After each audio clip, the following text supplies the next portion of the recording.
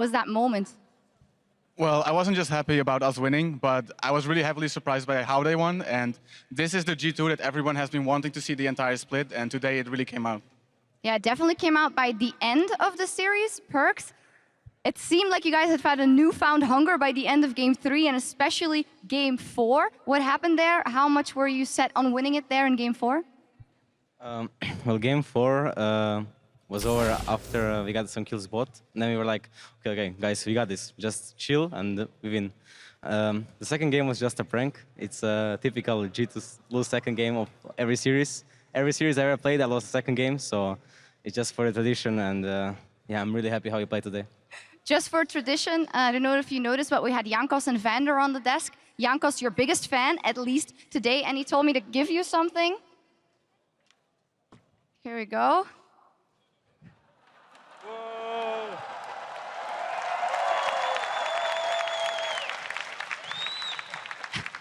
Does it hurt to do that right now? You guys did send H2K to Worlds on championship points, so.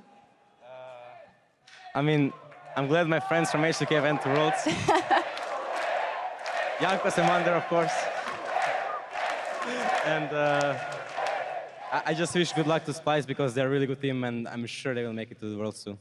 Yeah, we can talk about that regional qualifier in a bit. Just about this match, Trick, you came into this as being the two-time MVP. How do you think you played today? Oh, today, I think my play is so good. So I'm, yeah. Cocky.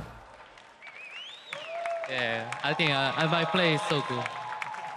I agree. You agree? Same. Well, same question for you, Expect. How do you think it went today? How did you do today?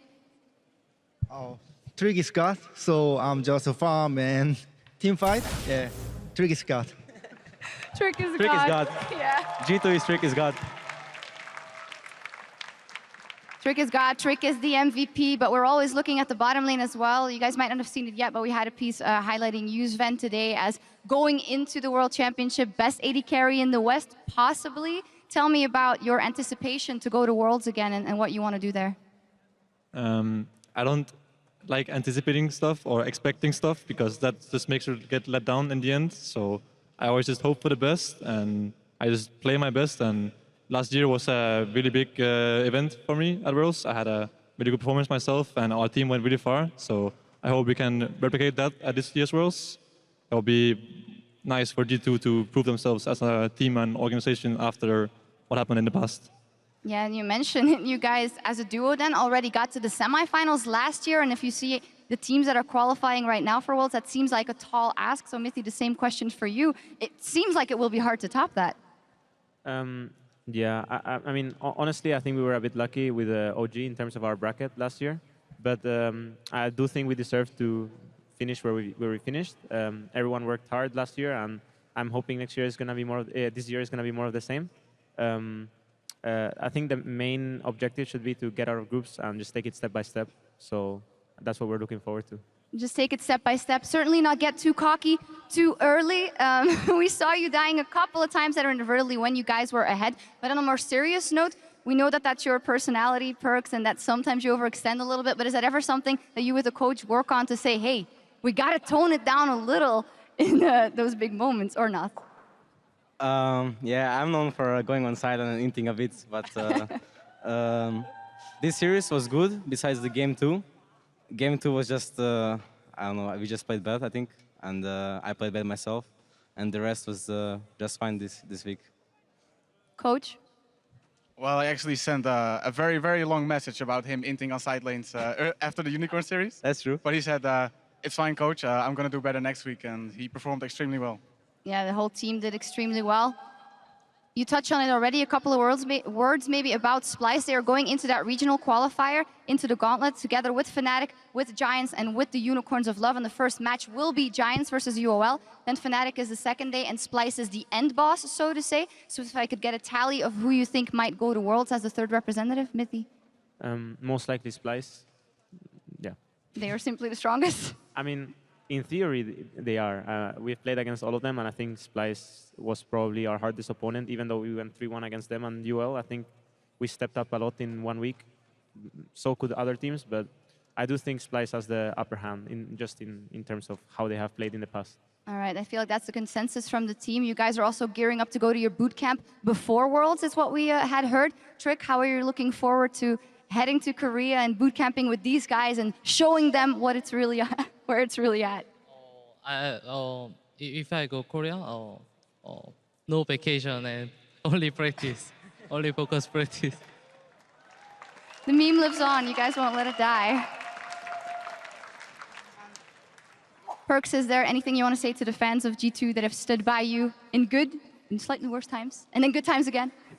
Well, thanks to all the fans that were supporting us since ever Challenger Series and since we won the first split and after the change of roster and after the MSI. And thanks to all the haters for MSI because I'm just gonna show everyone at Worlds, hopefully. If not, it's gonna bite me back again. Also, kocham Polskę. Haters make me famous, that's what they say anyway. Final note, Mythy, you are the MVP of the series as well. I almost forgot to tell you that, but congratulations. Nice. Deserved or not, Jankos was very, very happy with your Tom Kench performance. Yeah, I guess, I think it was probably between me and Trick. Everyone else just got And carried. everyone else? Yeah, they just got carried. Oh. All the rest got carried. That's about it from us. One thing I do want to ask you before we go over to Toronto. TSM C9, the final over there is about to kick off. Can I get a prediction from everyone? Maybe starting, with Mythy on my left. I'm a TSM fan. You're a TSM fan? Well, the crowd is for TSM, no big surprise there. Sven? Yeah, I also think TSM is gonna win, for sure. So. TSM, yeah. Bjergsen is God. Bjergsen is God. Trick? Yeah, TSM. I think so too. Expect TSM or C9? TSM. Wow, I can only imagine the crowd cheers over there right now. Joey? 3-1 TSM. 3-1 TSM. Wow, that settles it then for here.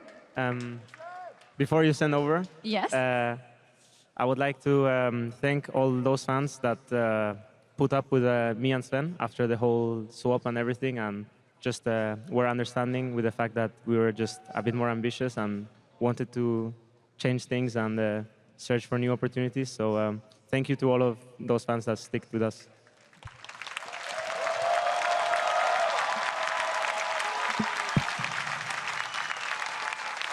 Fantastic message. I'm sure they all appreciate that and also appreciate the fact that you guys crushed it here today and are the champions once again. Now show it at Worlds as well, as we see a couple of your fans over there.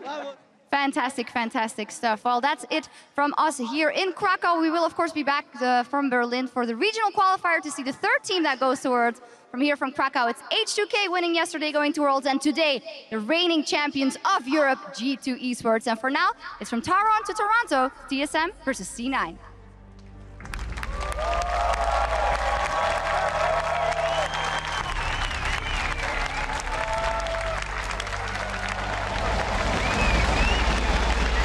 The defending Spring Split champions G2 taking on Splice. Stand United's gonna deliver wonder. Not gonna be a kill, but the flash towards Chrono break backwards. Perks makes it out alive. Caretaker bounces. Okay, nice. Go mid.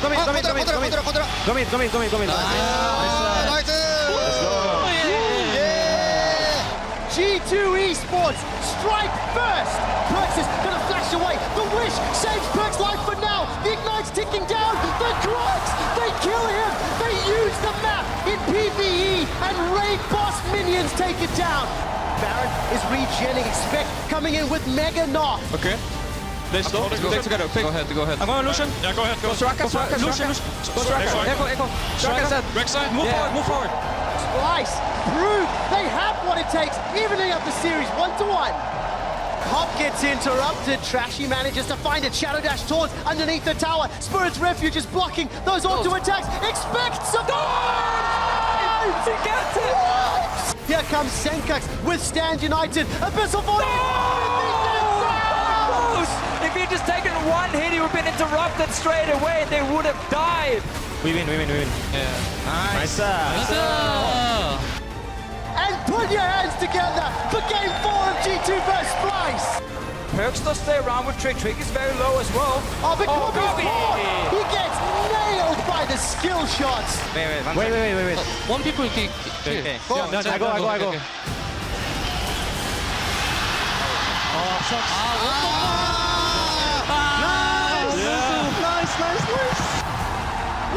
to the G2 era! They are your summer split champions!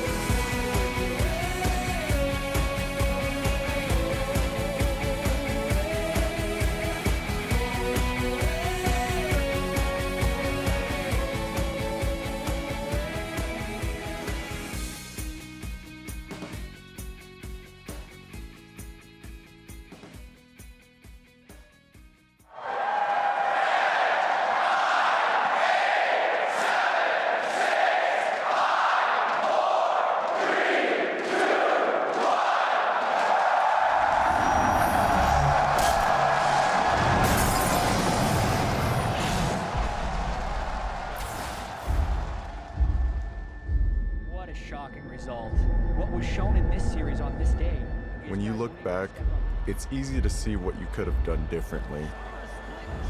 But when you're on that journey, putting one foot in front of the other, there's no looking back.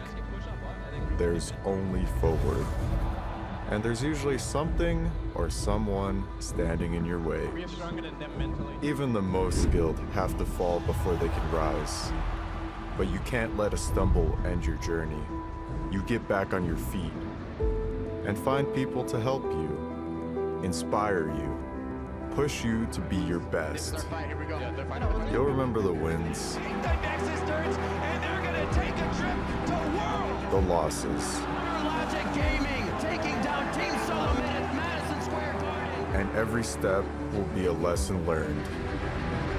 But if you leave everything you have in that arena, you might leave your legacy too. He's going in for the reset. When you look back, you'll see that success is a journey, not a destination. Because you never know where that next step will take you.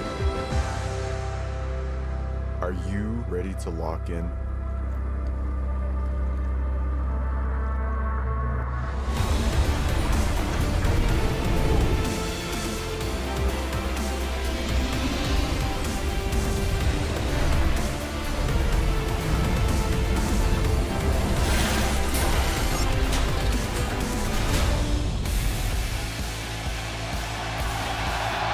Welcome, ladies and gentlemen, to the North American Summer Finals. We're coming to you live from the Air Canada Centre in Toronto, Ontario. We've been long overdue for a Canadian Finals, and the fans here are amped up, ready to cheer on Cloud9 and TSM, who battle today for the title of the North American Champions. Amazing cosplay scene in the house as Dunkmaster Darius, TSM fans, and Twisted Fate has eyes on the wrist as TSM gets that weld in effect one more time before hitting the rift. Cloud9 fans as well showing up in droves.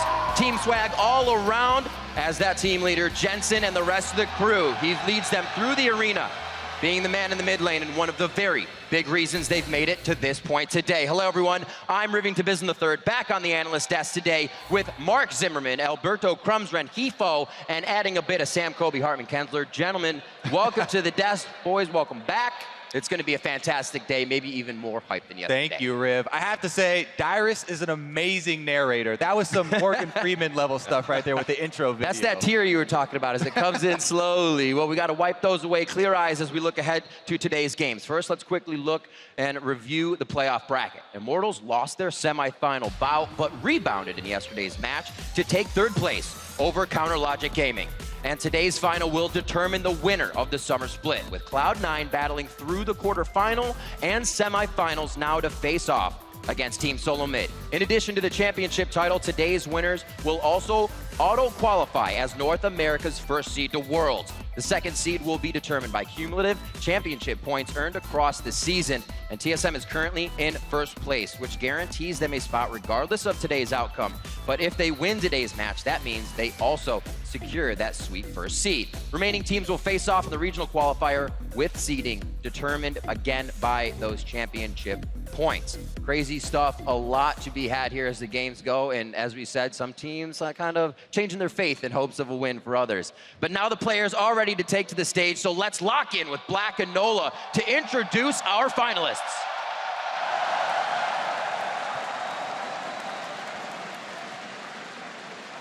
The North American Summer Split is about to come to a close.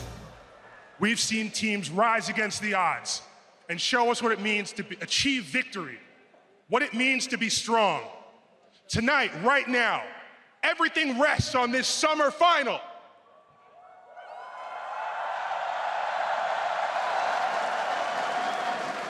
And so I say to you, to the thousands in attendance tonight, and to the millions watching across the world,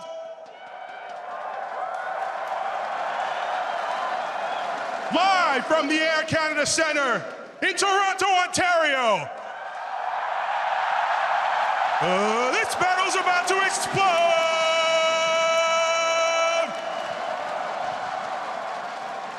Introducing first, making their 5th appearance in the LCS Finals, and vying for their 3rd championship title, it's perennial powerhouse, Cloud9!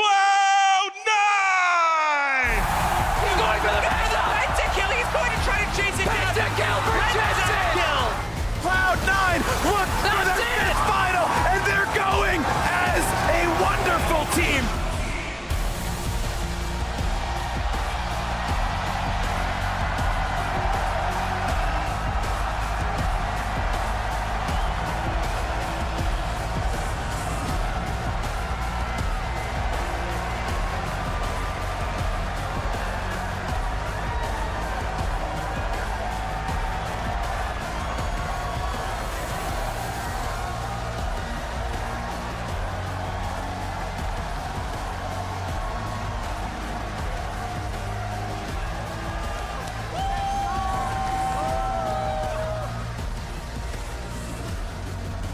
In the top lane, it's Season 3 World Champion, Impact!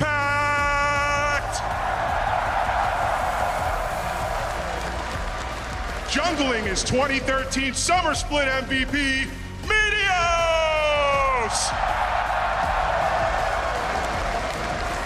Making his finals debut in the mid lane, Jensen!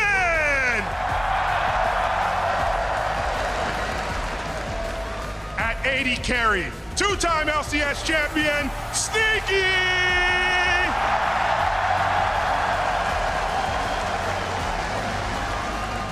Also, making his finals debut, it's supporter Smoothie!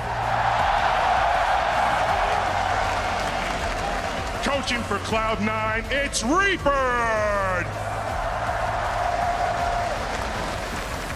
Toronto, make some noise! This is Cloud9!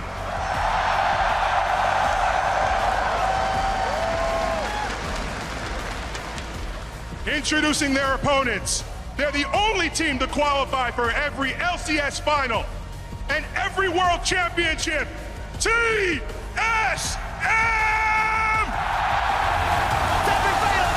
Rooney diving back in, but the damage is massive. TSM will take it, and they will challenge C9 for the finals of the NALCS Summer Split.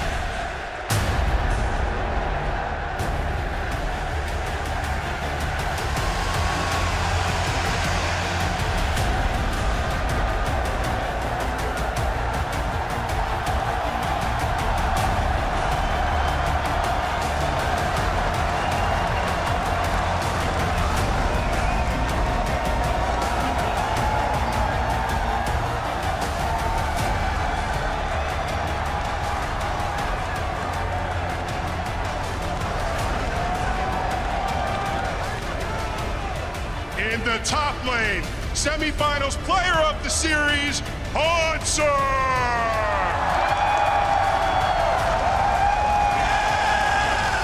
In the jungle, three-time LCS finalist, Sven Skaren! It's three-time LCS split MVP in the mid lane, Bjergsen!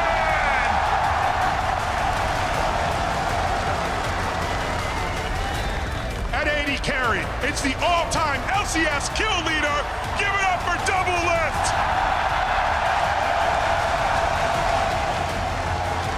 At support, it's the rookie of the split, Biofrost.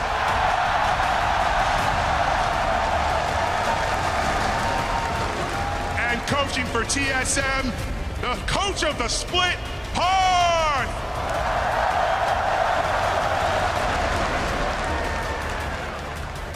Ladies and gentlemen, let's hear one more time for TSM.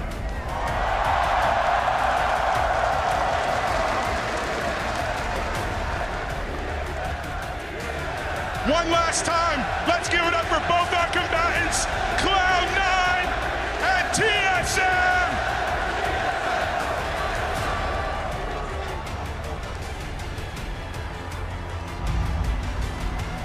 Well, last play we got on the biggest stage and we lost by inches. So this time I think we're just out to get redemption. TSM will take it. They will head to Toronto for the finals. We didn't even go to playoffs at all summer last year. Only went to the first round, Ring Split, but now I'm here again, finally back in the finals. Cloud9's 5th appearance in the finals. This is two teams that have been fighting for the final spot a lot of times. I think it's a really awesome final to get to play. Claiming the championship and becoming like the team with the most number of LCS titles, it's a pretty historic thing. It would mean a lot to me, getting another title. 이번 저희가 우승을 해야지 롤드컵 직행 갈 수 있고 저희가 준우승하면 갈 가능성이 떨어져요. 그래서 꼭 우승해야 돼요. If we end up losing this final, everyone's going to be questioning how strong we'll be going into Worlds. If we dominate and beat C9, everyone's going to be looking at us.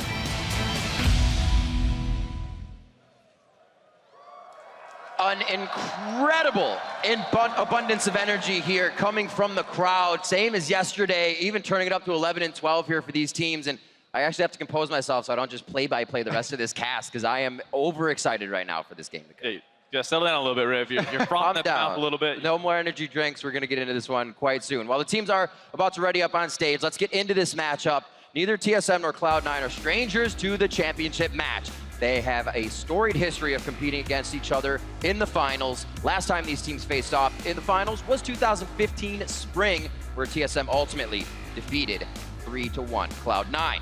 And in that time, both organizations have seen some roster changes, with only Bjergsen returning to TSM and Meteos and Sneaky coming back to Cloud9. And the crazy thing to me is it almost feels like Cloud9, despite having more members, has overgone more of a change in how their team works, because Bjergsen has always been the focus for TSM, whereas C9 was kind of defined by High, and it's a great story for C9 to get back in there without him. Yeah, and that's exactly what they're trying to do. Make sure that they can actually play without that leader that they've relied on for so much, and now that they brought in that addition of the coaching staff, that they're able to actually do it, and we see just how scary they are. Even from the beginning of this split, TSM, their #1 concern has been Cloud9 is really good. Especially Cloud9 releasing Meteos, having an off time, and then coming back. Anytime you bring a player back, you have to be very worried about how they're going to remesh with the team and work with the new guys, and it is working out very well for them. Yeah, we really wondered, because Meteos had taken a step back saying, you know, that drive wasn't there, I need to find it. And plays like this, it reminded you why he was called King of the Jungle. And the big thing was, too, he said he went through a bit of a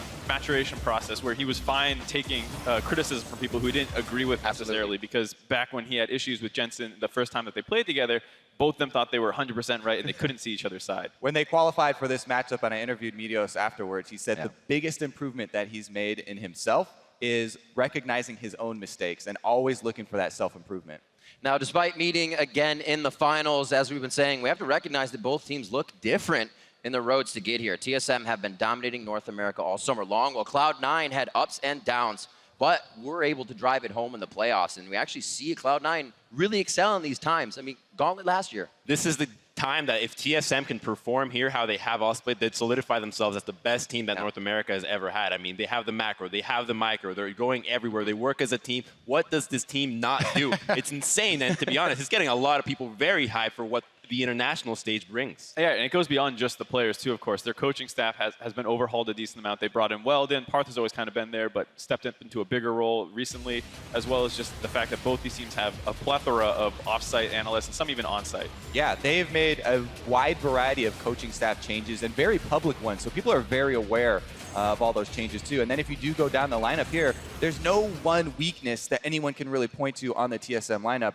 and that's what's giving fans the most hope. Well, they play so patient. They look for just the tiny little advantages, wait for the perfect time to exploit them, and then they just explode and just take over a game out of seemingly nowhere, which is what we saw from multiple World Championship teams for the previous years, and that's where the hype is coming from this team. Right, but the good thing is when you pair them up against C9, the fact is that C9 doesn't really have anyone you point to like, oh, that guy's a liability a little bit. He can't do these certain things. Their team is also extremely well-rounded and has been just slowly getting better throughout the course of the split with like a small hiccup in the middle.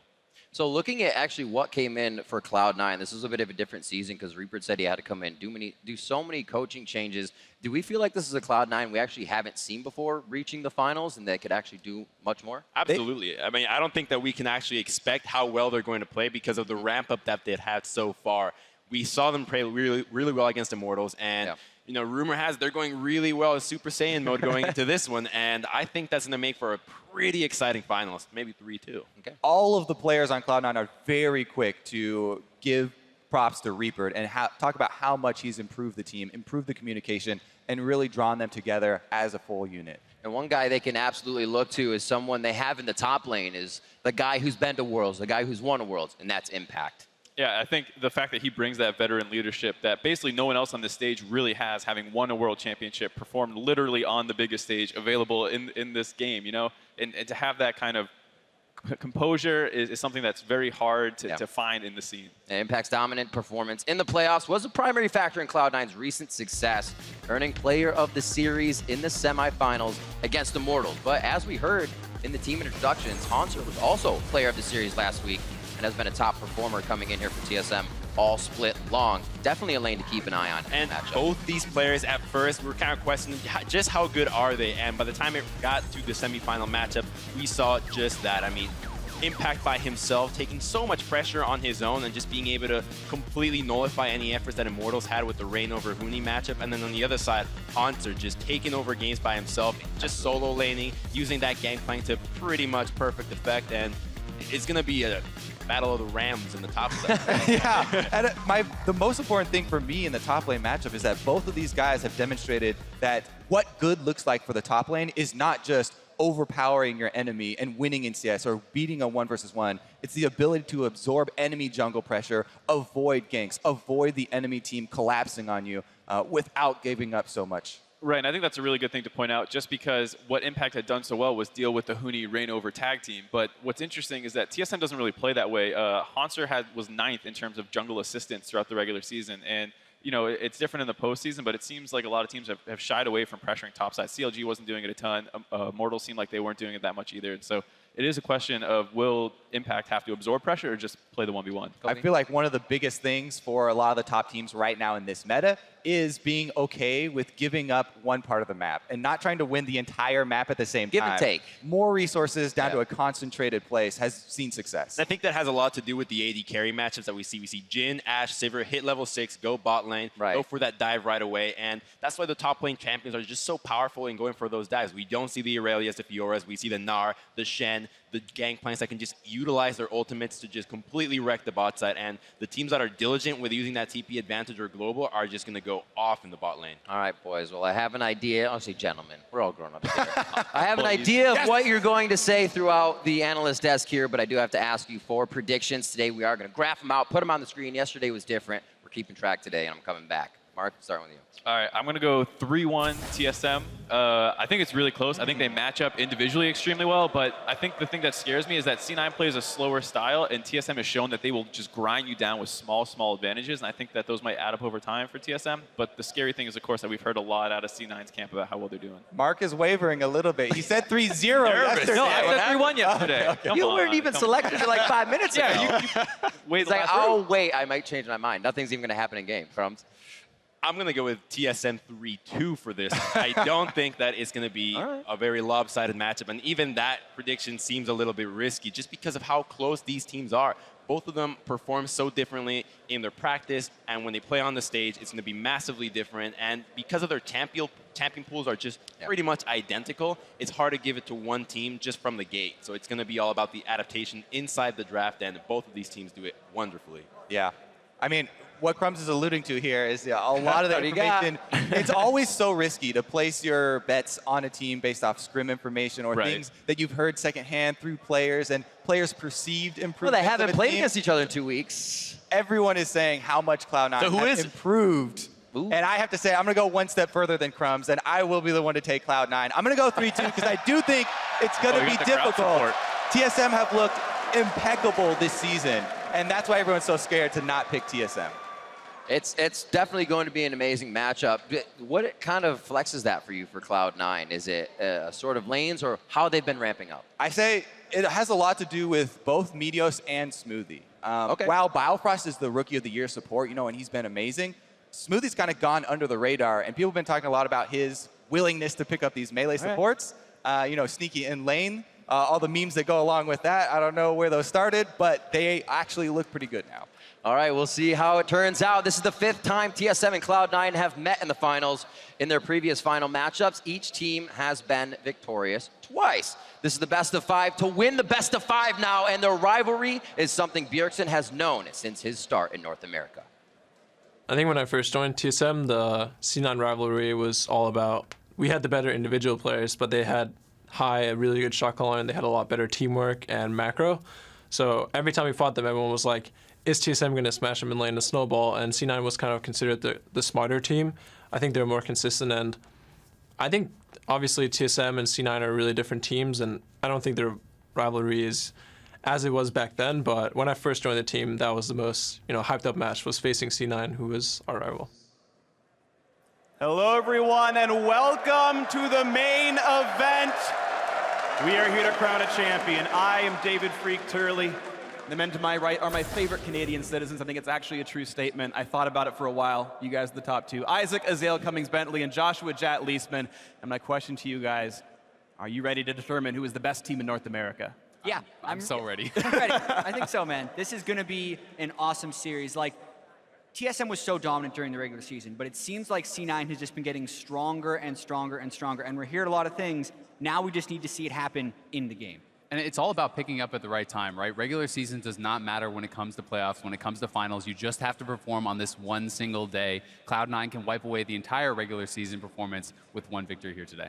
And you'd seen they had done that last week when they took on Immortals. They were the underdogs, had not beaten them in any of the matches for the last year, actually. 0-4 in matches throughout the spring and summer split, and then they came in there and the 3-2 victory in the semifinals. Said, okay, well, now we're into the finals, the first time in a year and a half since C9's been there. And the funny thing is these organizations are so incredibly dominant. In my opinion, the two most dominant organizations in North American League of Legends. TSM, every World Championship, every North American final, only squad to win 3 North American championships, but Cloud9 right behind them with 2 victories, and now they're 5th finals. It's actually pretty important to emphasize. Every single North American finals. Yeah. That is ridiculous that they have had this level of consistency, this level of top performance. If TSM doesn't make a finals, if they don't win finals, it's a disappointment, period. Yeah. Yeah, it's something that one of their players had talked about, saying that you can no longer pleasantly surprise TSM fans. Excellence is expected of you. And here they are being excellent once again into Game 1 of the North American Summer Finals. Top seed for Worlds on the line. Syndra, Gnar banned away by TSM. No karma allowed from a C9 ban. As far as TSM is concerned, they've only had 3 games within the last month where you can scout their picks and bans. And when they played CLG, they were very targeted with those bans. So the Syndra and the Gnar being taken out very early are the 2 champions that Jensen and Impact have been the most dominant on. So it does look like they're still going with target bans. I really like the GP ban here. This was critical for both these teams in their semifinals appearances, and it's something that both teams are very comfortable first picking as well. So taking 2 of those first pick top laners off the table does make people a little bit less comfortable up there. And this is interesting, actually. Yeah, TSM adding in an Olaf ban into champion we haven't seen played, but TSM banned that last week as well when they played CLG. Exactly, all 3 games, and that was off of one Xmithy game that Xmithy had on Olaf in the quarterfinals. But there's a lot of information we don't actually have access to. TSM probably wants to run some type of low mobility champion that can get beaten pretty badly by Olaf, so since I think it could also be a throwaway ban, and there's a lot of power picks still up that TSM can take. Well, smiles on the faces of Honster. Hovers Zach and goes, yeah, Vladimir's the one for us. First pick, and really no surprise if you watch yesterday's series, Vladimir, incredibly high priority champion. And Vladimir is something that, I was going to say with Olaf, people are talking about Taric-Olaf combo. That's a champion that has been rising a lot in popularity as far as supports go. And Vladimir Taric is very strong as well. It's something that is a little bit more situational, obviously. You want to have that matchup into melee supports, but a very strong option. Of course, some of the synergies that normally are there with Vladimir, movement speed being a primary one. Karma and Sever not allowed to tag team, although you talk about Vlad and Taric being a nice popular combo. Other teammates there around as well, but now it's C9's choice to make their own options, and the question is what style do they want to play? We've seen teams like CLG go for more lane dominance and play Sorakas and Karmas in the bottom lane, or of course there's the perennial tanks here with the early showing of Trundle support with a Shenton. Yeah, and that doesn't really leave that much wiggle room either, because a lot of times an early Trundle pick can be flexed between the support and the top lane role, especially considering that Impact had so much success absorbing ganks and still being a carry threat. That is a little bit harder to do on Shen, and it also allows whatever pick TSM wants against it. With that being said, GP and Gnar are 2 of the best picks against Shen, and those are already off the board because of bans. Definitely does work well. One of the difficult things about Shen, as far as avoiding that aggression, is the way to be aggressive is also your way to be defensive. You have to use that Shadow Dash, your taunt, to actually go in and get those good trades, and without that, you really cannot bully people out of lane at all. But if you ever do that, if you ever go aggressive, you can really be punished heavily by these enemy junglers. And even though these 2 teams don't typically camp for top lane very much, if you start learning tendencies, right, these teams have had a week to watch the tape to see how does C9 play, how does TSM play. Oh, we found some openings, and you can always change up the style if it makes sense against your opponents. And Jhin and Echo locked in here. Echo, something that has been extremely popular in top lane of late. Huni playing it non-stop yesterday, even putting his own twist on the build, going for that Titanic Hydra. And we also have to consider the type of playoff meta that's going to be developing in North America. The two teams in the finals were scrimming both CLG and Immortals, so they're going to share a lot of the power picks that were strong in those scrims that are going to be happening on the stage. So that's why we're saying if you watch the games yesterday, you're going to understand these power picks. Vladimir and Echo were huge for Immortals, as was Jin. I know that's happening pretty globally as well, but those are 3 power picks really for TSM, and we're not seeing counter picking happening yet. It's just the power picks. I also really like the Jin pick here, specifically because Sneaky is known for his Jhin, right? He's so good. So not only is this a power pick, it's also a takeaway. Take Sneaky off of one of his very best champions and put him on something else. What's interesting here is the fact that Rek'Sai has gone so late in the draft. You talk about power picks. Rek'Sai has been the queen of the jungle in a certain sense here, most popular jungler by far. And C9 kind of gets it at a bargain very late on. Now at this point, the teams are only counter-picking back and forth. We've already seen 5 unique roles picked in the first 5 champions, so now it's just what's your matchup going to look like? Yeah, I also think in the first game, since it's a long 5-game series, there is a little bit of feeling out and trying to get the other team to reveal their hand. You don't necessarily know if a team prioritizes Rek'Sai or Gragas, so when you see that Cloud9 will immediately go with the Rek'Sai, it means they have a very tanky team. TSM still has the chance to take some type of shredding champion if they want to, and we're going to get to see if they do go for the Gragas or if they try and mix up that jungle match. Also really excited to see what Jensen's going to go for here, because he does have that last pick, counter pick, and going into that Vladimir, a lot of people have been struggling with these lanes, but Jensen has showed us a lot of different champions. Yeah, and his counter picks have been super high value. The Syndra has been his most played throughout the playoffs, and it's also fairly tricky to play assassin-type champions against a Tahm Kench, which has been banned by a lot of teams against TSM and played consistently by Smoothie. It's another one of those picks that has been taken away. Can't wait to see what Jensen has because they're targeting this counter pick. 2 of the most common ones are Cassiopeia and Malzahar. And you mentioned playing assassin types is hard into Tahm Kench. Well, with that Tahm Kench picked up, I would not expect Malzahar. We know that Jensen's had somewhat of a unique champion pool. He's brought out things like Vel'Koz when it was uncommon for other mid laners to do so. He's been hovering this Xerath for a very long time. As the 10 seconds tick down, they're using this time for Reaper to talk to the team and tell them, here's what we need from you, here's how we're going to play the game. He knows the team comp already, and Cassiopeia, I think, the unsurprising last pick here, as Jensen will bring it out. And he's going to go Ignite, which really speaks to his confidence about winning this lane. He wants to be able to go aggressive. He's not playing Ghost, more that kind of utility that a lot of people like to take on Cassiopeia, but going to be going Ignite. And if Bjergsen is going to take Combat Summoners, not take TP or anything like that too, the lane is going to be very explosive, and a lot can be decided by these early minutes of the game.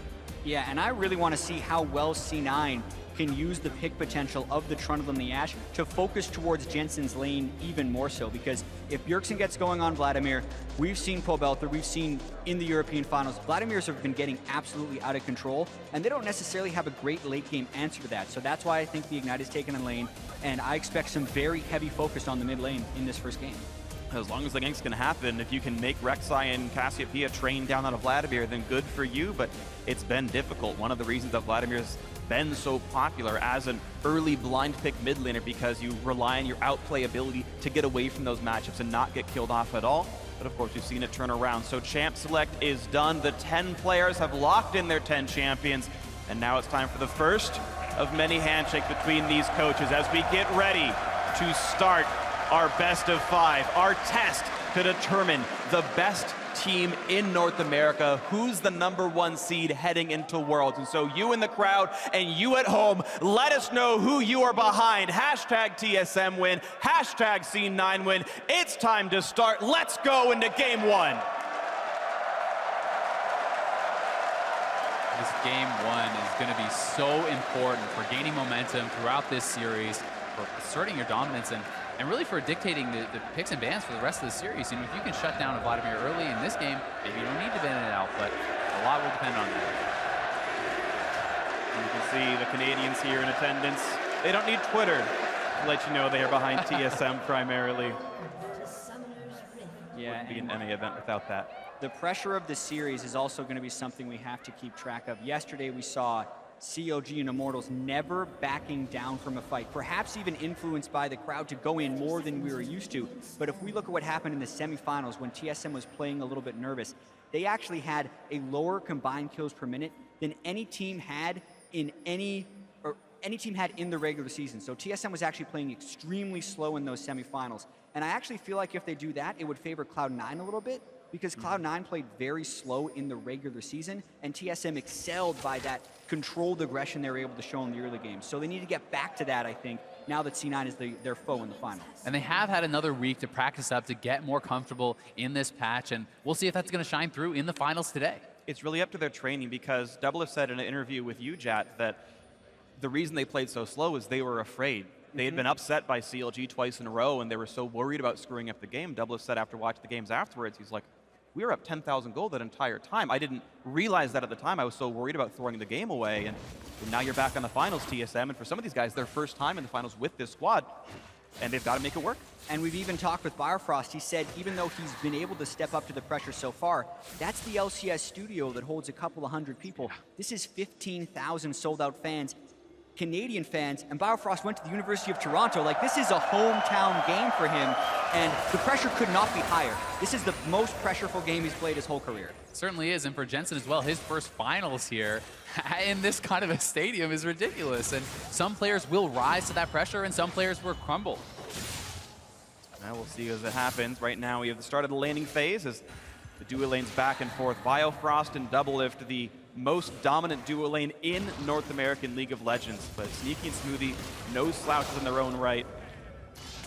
Doublelift, though he's still new to Jhin competitively, did win the game he played on it as they trade back and forth, get some damage onto Sneaky. Yeah, and to me, his Jhin looked incredibly clean. Like, he's put in a ton of games on this champion. So even though Sneaky was the first one to pick up Jhin, by no means do I feel like Doublelift is a slouch. And just based on this lane matchup, I feel like the Tahm Kench is a little bit better than the Trundle here, and I'm expecting TSM to have a little bit of lane pressure at the start. I also think it's pretty interesting because Sneaky is so known for his Jhin, and Smoothie has made a name for himself on Tahm Kench, so they're extremely familiar with the champions that they're going up against. And you have at times seen people kind of get caught off guard, you feel, by playing against Tahm Kench, and this is not something that should happen whatsoever here.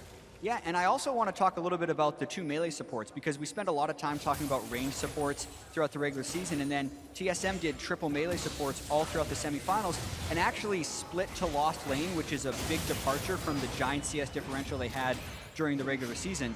Ooh. Oh, really Last nice attack by trade. Hanser not worth. Yeah, he let Impact get the grass pit off, which is just worth more than a phase dive. Corruption Potion might be able to sustain him up, but that's great for Impact. But here we go. That's the exact thing you can do with Tahm Kench if you ever get pillared off. But basically, if they do try and get too aggressive in the bottom lane, the junglers could very well punish, which is one of the reasons we're seeing fewer duo lanes try to get that CS lead via a ranged support matchup, because the melees are better at gank follow-up, and the junglers are just super strong at ganking in this current meta.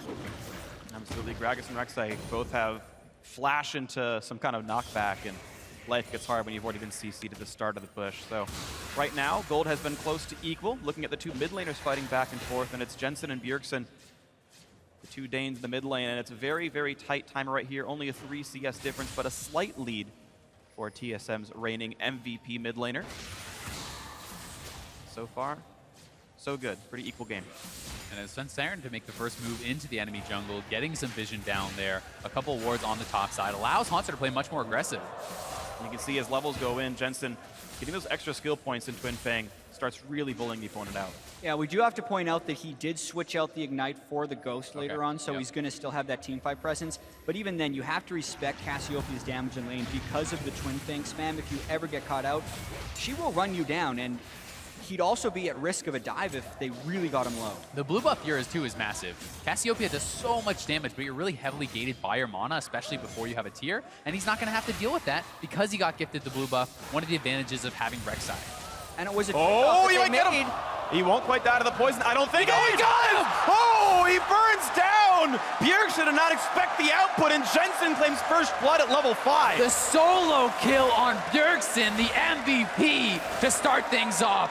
What a play by Jensen. And we were kept talking about the danger of the early Cassiopeia and the sacrifice Meteos made to give that blue buff early. They also gave away vision in their red buff jungle to make that power play in mid happen, but it's just an outplay at the end of the day by Jensen. He gets just enough damage down to Bjergsen. Bjergsen wasn't burning his summoners to dodge it because he thought he'd be able to leave, but it was that minor miscalculation on a huge stage. Yeah, and he's moving forward, and Jensen with no fear pushing in, gets the last tick off. I really feel like Bjergsen was hoping to be able to get a Q off there because it was empowered and he could heal, but he just was between two decisions of saying, Jensen, you have to sit in turret. He realized he wouldn't be able to get the Q off and it was too late by the time he ran away. And it's a hard choice because that W, yeah, you avoid any additional damage, but you actually deal damage to yourself when you do use it, so that actually caused him to burn down, and really big deal there for Jensen. He needs a big start here on the Cassiopeia.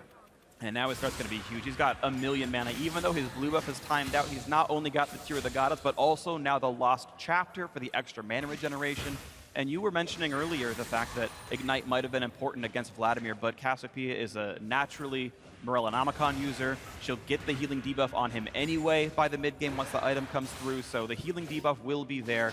And C9, in one of the best starts they could possibly have, getting these items in early for their star mid laner, their carry. Certainly, especially when you consider the fact that C9 is running such a tank-heavy setup. There's a lot of onus on Cassiopeia, on Ashe, to actually get that damage out. And it's such a huge boon for Jensen to get that kill on a Bjergsen, because we've been talking about so much pressure and momentum that goes into this. Not even having to burn a summoner for that solo kill. In this two-threat composition with a strong tank line, we see teams completely trying to funnel kills into those damage dealers. Yeah. And when Jensen gets one on his own, boy, it's nice to have a mid laner like that. Full mana, Lost Chapter, thank you very much. It's really just been a difficult road ahead. Bjergsen doing the best he can to keep up in farm, but once again, gets the pain train down. If you land the Noxious Blast, the Q from Cassiopeia, you get a move speed buff and you chase him right in. Yeah, and it's so tricky right now because FLICKR, you really want to visit that lane, but the vision control is being pushed up into their jungle, so TSM is a little bit restricted from being able to gank there. During the regular season, FLICKR had a really high jungle proximity percentage towards mid lane. 27% of his pre-50-minute time was spent within 2,000 units of Bjergsen. That's dropped off in the playoffs because they have different focus. C9's has gone up, and it's more evident than ever that they kind of need that in this game after the solo kill, but it would be incredibly dangerous. Speaking of danger right now, trade back and forth in the bottom lane, but Biofrost just shepherds double lift to safe. Here he is. Here comes the attempt. He's going to get the knockback in. A lot of damage. Jensen flashed the way. He's running for dear life with the Ghost and can turn it back around on Bjergsen. Decent damage. And now Meteos in the fray as well. 2-on-2. Shenalty comes in, and suddenly TSM in a 2v3. They don't like this one. The flash. Oh, he doesn't quite land it, but the arrow from downtown. Sneaky secures it. However, the trade kill comes back through. Nicely done by Bjergsen, picking up Jensen, making it a 1-for-1. And as Hanser walks down, actually a decent trade. Beautiful team coordination by C9. We talked about the mid lane focus, and every lane assists in that kill on the turnaround gank. That was the danger FLICKR was going to undertake by going for that gank, and it backfires. It definitely did, but it's at least a 1-for-1 trade. You know, Bjergsen's able to actually get that kill onto Jensen, so not too bad, all things considered, and here we are going to have that gank once more. Actually thought Jensen could have flashed that, but maybe he wanted to try to bait it in a little bit, and he is going to be able to trade a lot of damage out here as that Shen ulti comes in. It feels like they're springing the trap, and watch this here from Jensen. The flash is actually, I think he actually body slammed him out of his taunt flash. Yeah. He taunt flashed into a body slam. That's and he, so well done. Actually watching that again, it does appear to be just the smallest bits of nerves for C9, like not flashing the ultimate from FLICKR either speaks to some overconfidence or some nerves, and that could have been avoided from the death for Jensen on a couple of different areas there. And like you said, it was a 1-for-1, so despite C9 using all those ultimates and pitching in so much, being able to trade the kill is actually pretty huge for TSM. And the recipient of the kill, I think, more important as well. Both these teams, actually, I guess Hanser is a threat in himself, but Vladimir got a kill, but the tank Shen did on the other side here. So only a split two ways assist for Jensen means Bjergsen gained more on a comparative level. And mid lane back to dead even now, and you can see just by the way these guys are positioning themselves in lane, Bjergsen was getting a lot more confidence because of this. He's picking up a lot of MR. He's very close to his Spirit Visage now, which is going to be massive for him. We walk back into this game as Impact just trades blows with Hanser, but you can see sort of the payout that's been happening. TSM, the gold deficit only 3 to 400 despite being down a kill. They're farming quite nicely for themselves. These two tanks battling back and forth. They don't quite have the damage to kill each other off, but they attempt to sustain through each other's damage output. FLICKR hoping to upset the balance here. Shen wouldn't like that, but it's going to go for it anyway. Doesn't quite land the stun.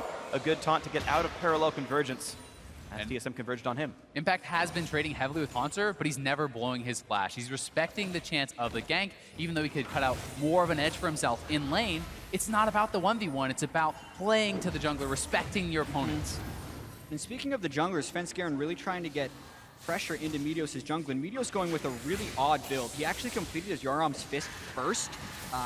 I've almost never seen that in pro play here, and then the Cinderhulk component. I think it's actually just about stacking up the passive for additional HP with the Bomby Cinder. You want to be super tanky, Strength of Ages as well, and trading happening in the top lane. Bit of damage coming through. Impact getting the better of it so far as Haunter puts in the slow, runs away, and says, yeah, all right, Time Water hits you. I'm going to back out of this one. Yeah, I think as you talk about Meteos' build, I've seen him build that item specifically several times, and it's not just as a necessarily a component of Titanic Hydra. He just sits on it quite a while. It was his first item after his jungle starter, so a lot of times you'll see the Sightstone or the Cinderhulk, but I understand the stacking component and fights are happening. Hawks in a bad spot, but also a nice fight in the bot lane. The pillar catches Biofrost, who doesn't have a way out and just dies. Doesn't even pop the gray health, and now Doublelift's in danger. He's gonna go down. A double kill for Sneaky. C9 2v2 outplay in the bot lane. They don't get one, they get two. And that is such a huge swing right there, because we've now seen 3 essentially solo deaths from C9 over TSM. TSM's greatest asset throughout so much of the year, they've been saying, is their skill in the solo lanes. But if any team was going to match them, it was going to be C9. And right now, C9 is surpassing them. And at the same time in the top lane, Impact actually forced out Haunter's flash. They're getting advantages all across the map. What a game so far by C9 as we watch this 2-on-2 again. Yeah, and Biofrost gets caught by the pillar, doesn't use his stick skin in time. Doublelift was sticking around thinking that fight was going to extend. Doublelift didn't heal either. That was just a miscommunication and lack of using the skills properly, and then he just gets hit by the arrow, so everything goes wrong for TSM in that duo. One thing you actually really have to be worried about as well on Tahm Kench, when you use your W defensively, you essentially have no power in that actual all-in. So if you eat someone out, your AD carry, they can all-in on the Tahm Kench, and he can't really fight back whatsoever against that Trundle. And it's Grasp the Undying on Trundle. He's actually a better fighter. The keystone usage by Smoothie makes him really, really strong at the 2-on-2. Got an extra chunk down on a double lift. Help guarantee the kill came through. Sneaky still has his heal up. Double lift the same. Biofrost has his exhaust in case another fight does happen, but that cooldown's not terribly long, so Smoothies is up pretty quickly.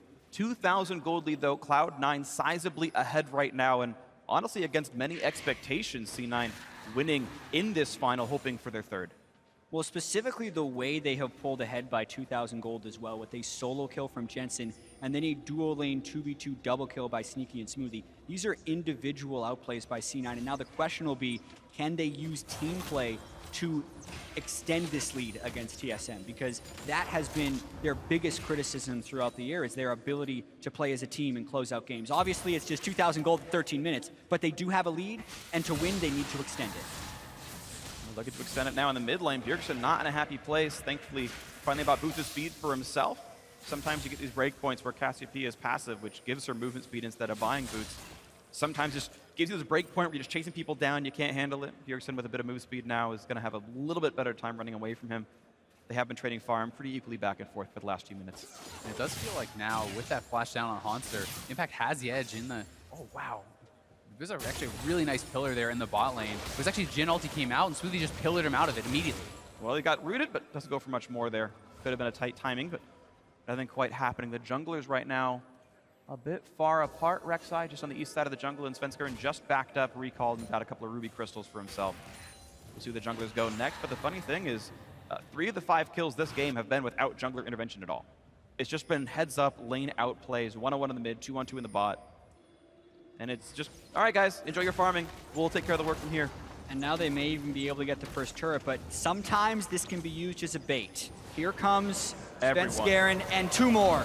Here we go, the pillar and the exhaust. Sneaky gets the Shen ulti. Here comes the body slam. Could be an easy explosive cast. Knocks him back in. Bad days ahead for Sneaky. 1 kill. The root and the Smoothie could make it a second, but Impact here to hold him up for a little bit longer. Flashes away, stays alive. Just the 1 for 0, but still advantage TSM. Bjergsen's coming in. Flanking under the turret pillar to keep him away. How much does he want this dive? They want the first blood turret gold, I think. I think they're just going to try to zone them off. Every one of TSM is down in this lane, and C9 be a bit foolish to defend, here but too.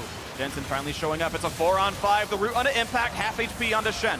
Barrow does a bit more damage, but now, yes, Bjergsen having to... Oh, Hanser, watch out, taking a lot of damage. The flash knockup. Oh, bit off more than he can chew, but Biofrost takes a bite out of Crime and takes him back out. They re-engage. The Snipes had a double lift. It's going to be a shared tank, and Smoothie eats the last bullet, and C9 able to just barely walk away with their lives. Sneaky has respawned. He's here to join the team once again, but TSM with a health bar lead. Even without getting an extra kill, this could still be mission accomplished for TSM if they could get that bottom turret. Otherwise, C9 is going to sneak away with an incredibly close fight. They've actually recalled a few people, and here comes Meteos. They're probably going to stop that turret. Yeah, they defend. What a close fight there. C9 holds on. So much tension in these games towards the first turret blood, and that's really what started this whole fight in the bottom lane. Biofrost goes in with Jin. Sneaky has no flasher in the previous fight, and Sven Karen beats them to the punch. Just the power of Tom Tench getting right in there, delivering the AD carry, 3 men out of nowhere. TSM faster on those TPs, and Jensen, he has to roam down so far. It's just a really well executed play there from TSM, but it looks like C9 may get that first turret anyway. Sneaky back on the lane with full health, goes for the damage, gets it down. 1,100 gold to C9 for getting the first turret of the game. And you can see Cloud9's gold lead now over 2,000 because of this. Meteos lurking around to the side. He knew Sven Skaren was recalling on that brush. He pops the sweeper and gets rid of it. You had both junglers there in case something did happen. Meteos once again spots the enemy jungler and just jumps out towards the Drake pit.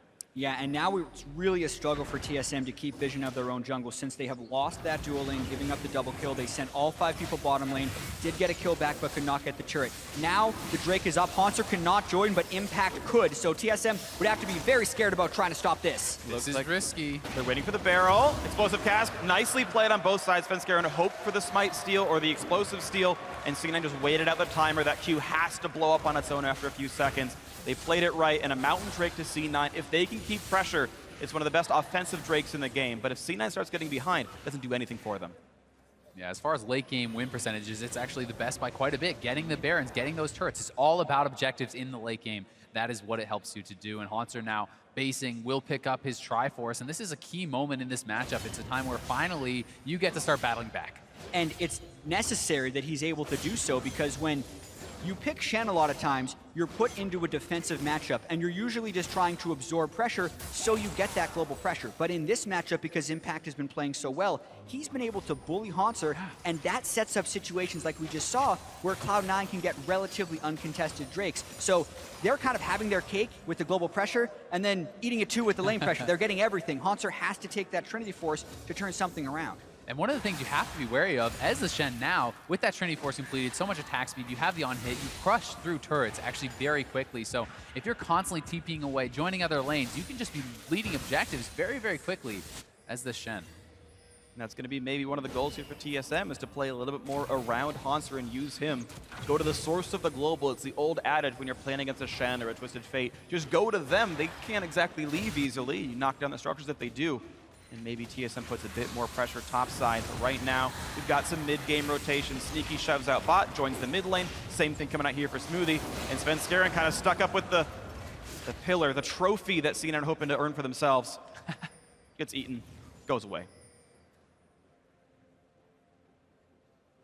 It's becoming a pretty tense game here. C9 did jump up to those early lane kills, but it hasn't necessarily snowballed ahead in CS. And I feel like TSM is trying to control this game a little bit. The pace had been getting away from them, even though they were a fast-playing team in the regular season. They haven't been able to get control early, and you do have to slow the game down a lot of times if you are behind to hope that you can manufacture some kills.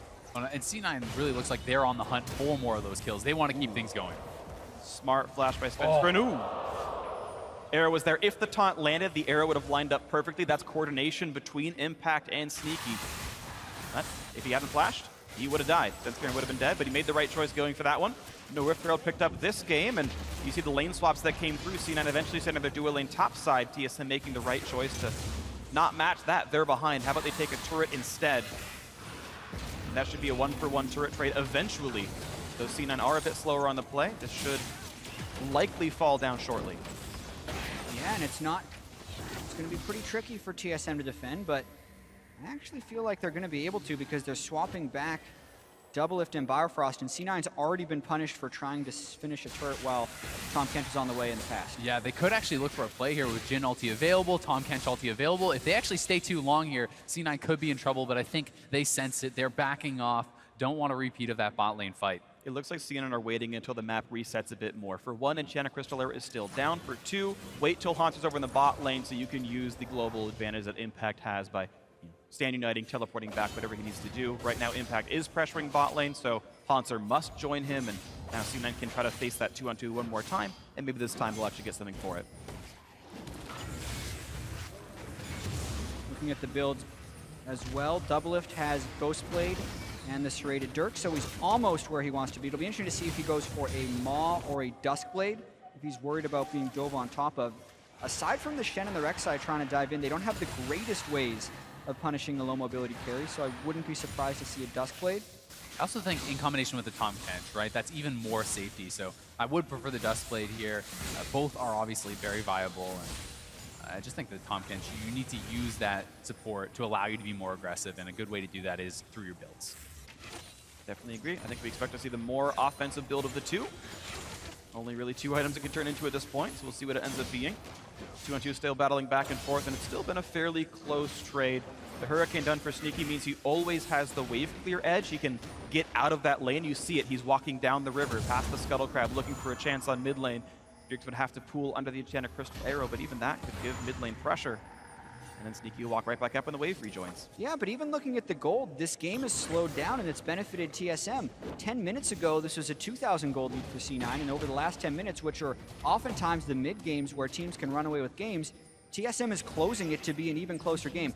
However, they have been losing tempo while doing this. C9 just needs to make sure they can keep following those turrets to extend their lead. And the Dragons, right? The next one is going to be an Infernal. If C9 can continue to pick up those objectives, they're fine with this game going slowly. An Infernal would be a huge one for them. You see both AD carries kind of gonna have to consider their recall timing soon enough. They're both sitting on over 1,000 gold and will need to cash in on their next major item by the time this happens. Sneaky has more than enough for Essence Reaver, and Doublelift has more than enough for a BF sword at this point to push their build forward when that Drake does spawn. Yeah, and I also want to talk about Cloud9 just a little bit as a team, because a lot of people were criticizing their macro play throughout the regular season, which they have shown some weaknesses in. But whenever the game is actually very slow and drawn out, can be when C9 is at their best. With the weakness in the macro game, if they have a long time to set up plays and make decisions, it's actually good for them. It's when the macro decisions accelerate and they have to make the decisions instantaneously is when they struggle. So the pace of this game is actually strong for C9 throughout the split. And they've talked a lot about how they're improving on that throughout the split because of Reaper coming in, turning them from essentially this solo queue squad, as they like to say, into a more coordinated team that has made it all the way to the finals.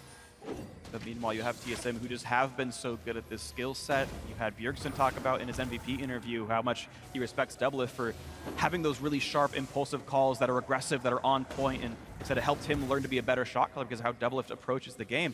And here we have them squaring off for a Drake. Yeah, and we know C9 has a small advantage. They've been battling over wards. This is where TSM has been able to excel for most of it, but Doublelift just recalled to finish his Duskblade, and they're probably losing this Drake. He's not at the right time, and the Drake does go down. Svenskeren down to half as well. Pillar helped with that, but arrow the arrow is in this one. But a nice chomp by Biofrost. Says, yeah, what's Ash going to do when I eat your prey away? But now here comes the attempt on a turn. A lot of hits come through. Shenalty to join this one. Stand United going to be there, and here's the 5-on-5. Bjergsen exhausted, has to kite away. Maybe there's going to be a bit of a re-engage as the Dancing Grenade comes through. Hits a few members of C9. A taunt comes back in, looking for damage on a Biofrost. Pops the Grey Hell. Impact's going to take the Duskblade. He's going to be alright with this one. Svenskeren now low, under 1,000. Smoothie, dangerous as well. The flash in, but he hits the wrong target. Doublelift does not click the right champion. Could have gotten a kill. Instead, they all walk away. Only the Drake losing its life, but now suddenly Haunter back in this one on the front line. He's all alone. He's out of health. Oath back in. He can't quite kill off Smoothie, and another huge mistake. TSM overstepping. And for once, we don't see TSM acting as a team. Haunter thinks the fight's still happening. The rest of TSM goes to push mid. They get the turret, but they lose on the hero play. Coming back in from Impact. They want to chase. And he's got flash. Bjergsen's got a flash way to stay alive, and he's going to get out. But he almost overcommitted himself to knock down that mid turret. They did get the objective, but C9 got a kill and a Drake. And now it's what can C9 get on the back end of this play? Can they push down mid? Can they get anything back? Because it's TSM with low health bars, and C9 is back out on the field. One of the biggest criticisms for C9 was their really poor Dragon control rate. Well, that's actually been able to change this game thanks to their solo lane superiority. And as long as they can continue to control these Drakes and have somewhat favorable fights, they're in a pretty good position with the strength that Jensen and Sneaky are starting to accumulate. Definitely are getting pretty big. 2 kills on each of them, so 80% of C9's kills are on their 2 carries. That is a good sign for the team as they grow on. Infernal Drake, the best Drake to have if you have a gold lead, generally speaking. If you're ahead by much, it really cements your stat advantage. C9 in a good spot. Titanic Hydra already completed here on Meteos as well, and at level 13, that's a really big power spike with the Titanic Hydra. You actually have a lot of backline threat on someone like Jhin. It kind of peters out towards the end of the game, but at this point, if he gets on top of the Jhin, he can solo kill him. And I think that's one of the big things here. It's all about hitting that break point where they can kill the Jhin by getting the tunnel in. Specifically a level 13 Rek'Sai, like this is a point in the game where it's actually a joke. I think Rek'Sai just crushes the Jhin in a 1v1 with that Titanic Hydra. But later in the game, they're still going to be able to push that break point deeper by adding the Shen into the mix as well. Then it all becomes about whether or not Tom Kent can devour at the right time, and there's going to be a ton of mechanics in these team fights to decide this game because we're still only 1,000 gold different 26 minutes in. A tight game could definitely be decided by one good team fight. We've seen that back and forth. If you watched the finals over in Europe, Splice were winning fights with a 10,000 gold deficit. Sure, they still lost the game, but this chance happened. CLG known for their comeback wins as well. The best teams can still make it work, and we know TSM are one of the very best teams here in North America. As they look to make this comeback happen in game 1. The opening up. Gonna hit Smoothie, slow down. There's a nice body slam in. Looks for Jensen, but the explosive cast does not put him into the team. So far, so good for Cassiopeia. Flashes out, stays alive, dodges the snipe, and the fight is in. Sneaky with a Hurricane, looking for damage. There's a flash knockup. They're gonna go for Biofrost. That will be TSM's Canadian support. Going down, they find one. They're looking for 2. Bjergsen's caught up. There's 2 for C9. 7-2 on the scoreboard right now, looking towards Baron. Would be very risky still to go for that Baron. Can they actually do it this early in the game? And some bases are happening. Meteos could ult back. They do have Cassiopeia and a Mountain Drake, so the threat is very real. They want it. Full health. They can start it, and they're going to force Double If, Svenskeren, and Hauser to stop them. Here comes the attempt. Void Rush back in the mix. Impact full HP. Looks for a knockup. Can't quite get on Svenskeren, but it's still TSM low on health. Baron didn't reset. 3,000 health. Svenskeren's not in range to steal. They got it. C9 gets the Baron. They've got a 4,000 gold lead and a catch on Hauser. They force his flash. Debilitating Poison wasn't there quite in time. Massive swing there for C9 as they pick up the Baron, all those kills. This is absolutely huge for him. And it was Jensen, they wanted it. TSM picked this fight. They thought they could take down the Cassiopeia, but they were just short. Yeah, they tried to dump everything onto him here. They start up, they don't hit him with the Jhin. Double It didn't quite have the right angle, and that's key. Not to mention the pillar in the wall blocking the knockback from the ultimate. Then the Shen all comes in, Double It misses another skill shot on him, and that allows him to maintain damage throughout this fight, and it also allows the rest of C9 to pile in. And his positioning was so good over the wall, and then Sneaky, he sees the opportunity, flashing forward to pick up kills. And I'm pretty sure Smoothie just made the sickest play I've seen all day. I think he intentionally pillared to stop Jensen from flying into his own team. I think that was an intentional timing to knock back his own Cassiopeia through the explosive cast. Super sick by Smoothie. Happened either way, intentional or not. Kept his mid laner alive to make them win the fight, to make them get the Baron. Mid lane outers down as well. 4,500 gold lead for C9. And now it's about how quickly they can act. They will have teleport up as well as ultimate on impact very shortly. They have Baron and powered minions, and TSM, while they do have wave clear, it's not incredible, and C9 does have the ability to just push down these turrets with brute force. Down to half HP already. Smoothie tanks the snipe, doesn't care. Deadly Flourish, not able to do a trundle right now. This turret down to 15%. Bot lane slowly getting worked on by impact. And one thing C9 has to be careful about, it's a 2-carry comp. Their comp is so revolving around Sneaky, around Jensen. They don't have their flash up on either of these guys. They need to be super careful because if they go down, gold lead or not, Baron buff or not. Yeah, the initiation could be womboed between Svenskeren and Hauser if they can get onto the damage dealers. If not, it could actually mean the end of the game with a Baron buff up. If TSM engages and fails a team fight, it's over. So that's why I think they're being pretty conservative. They know the game is still within reach, and they're just trying to mitigate the damage this Baron power play does. And meanwhile, Cloud9, I think, playing the proper amount of reserve. They've gotten some significant turret chip down, but they also know this Mountain Drake spawns in 3 seconds. They peel off a little bit early to make sure the wards are there. This entire jungle, you can see the red health bars from wards. C9, one last stab at this mid turret because they found the rotation, but there's a Mountain Drake waiting for them now, number 2 to be picked up.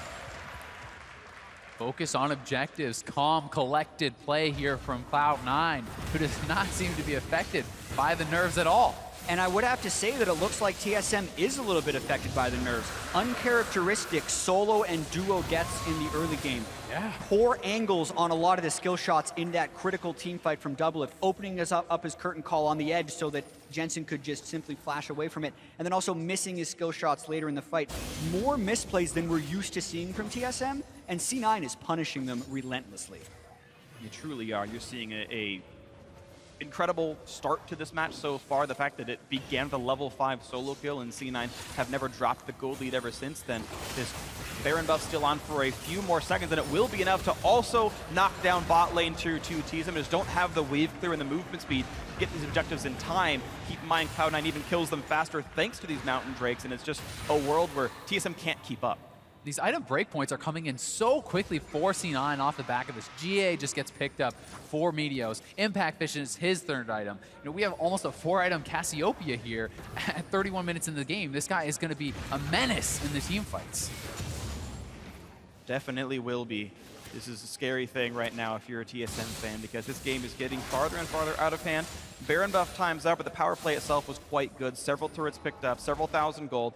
And as the map resets, there won't be any more objectives for quite a while. It's 3 minutes on Baron, 6 on the Drake, so it's going to be basically contestable objectives, these turrets that TSM can hide under and defend themselves. And it'll be a question of how much C9 wants to try and push the tempo. With double Mountain Drake, they have such pressure innately around Baron because they can kill it in under 10 seconds very easily with double Mountain Drake Cassiopeia. But they still have Ash Arrow and Trundle Pillar, so if they really wanted to, they could try and aggress and catch TSM while they're waiting for this Baron setup to happen. And so much of it is just going to be about the vision around Baron. They must maintain full vision control to look for those picks, to look for the sneaky Barons, and really force TSM in a situation where they have to make kind of that lose-lose decision. Do you face check in? Do you just let it go? There's only so many vision tools for TSM. You can throw some barrels from Gragas over the wall. You can snipe with Jhin. The shots reveal as they go through the distance. You've got one blue trinket, but only one on TSM right now. It is honestly a bit hard to see what's going on. In situations like this, when you're the losing team, you often see 2, in rare situations 3 blue trinkets because you need to be able to cycle your vision towards Baron. You look at what TSM sees right now. Nothing in the river. TSM was setting up beautiful Baron baits against CLG last weekend. Well, C9 is in a position to do the same to them. Yeah, and we'll be interested to see if they do make that swap as Baron does spawn. Still a minute 30 before it is up, and you know, if C9 is still looking in that area, we may see TSM make a swap. Sure. Any pro will tell you can start this early if you want to. Wards last 2.5 minutes, pink wards last forever, and they're playing it so well. Like, now look at where C9's vision is. TSM to go past their own jungle, then to the river, then to Baron, and the 3 phases in a minute and a half probably not going to be successful here for TSM. They may take option number 2, push straight up mid and try to force the team off of Baron, try to force the team come to you, which is also very risky when you're at this much of a deficit.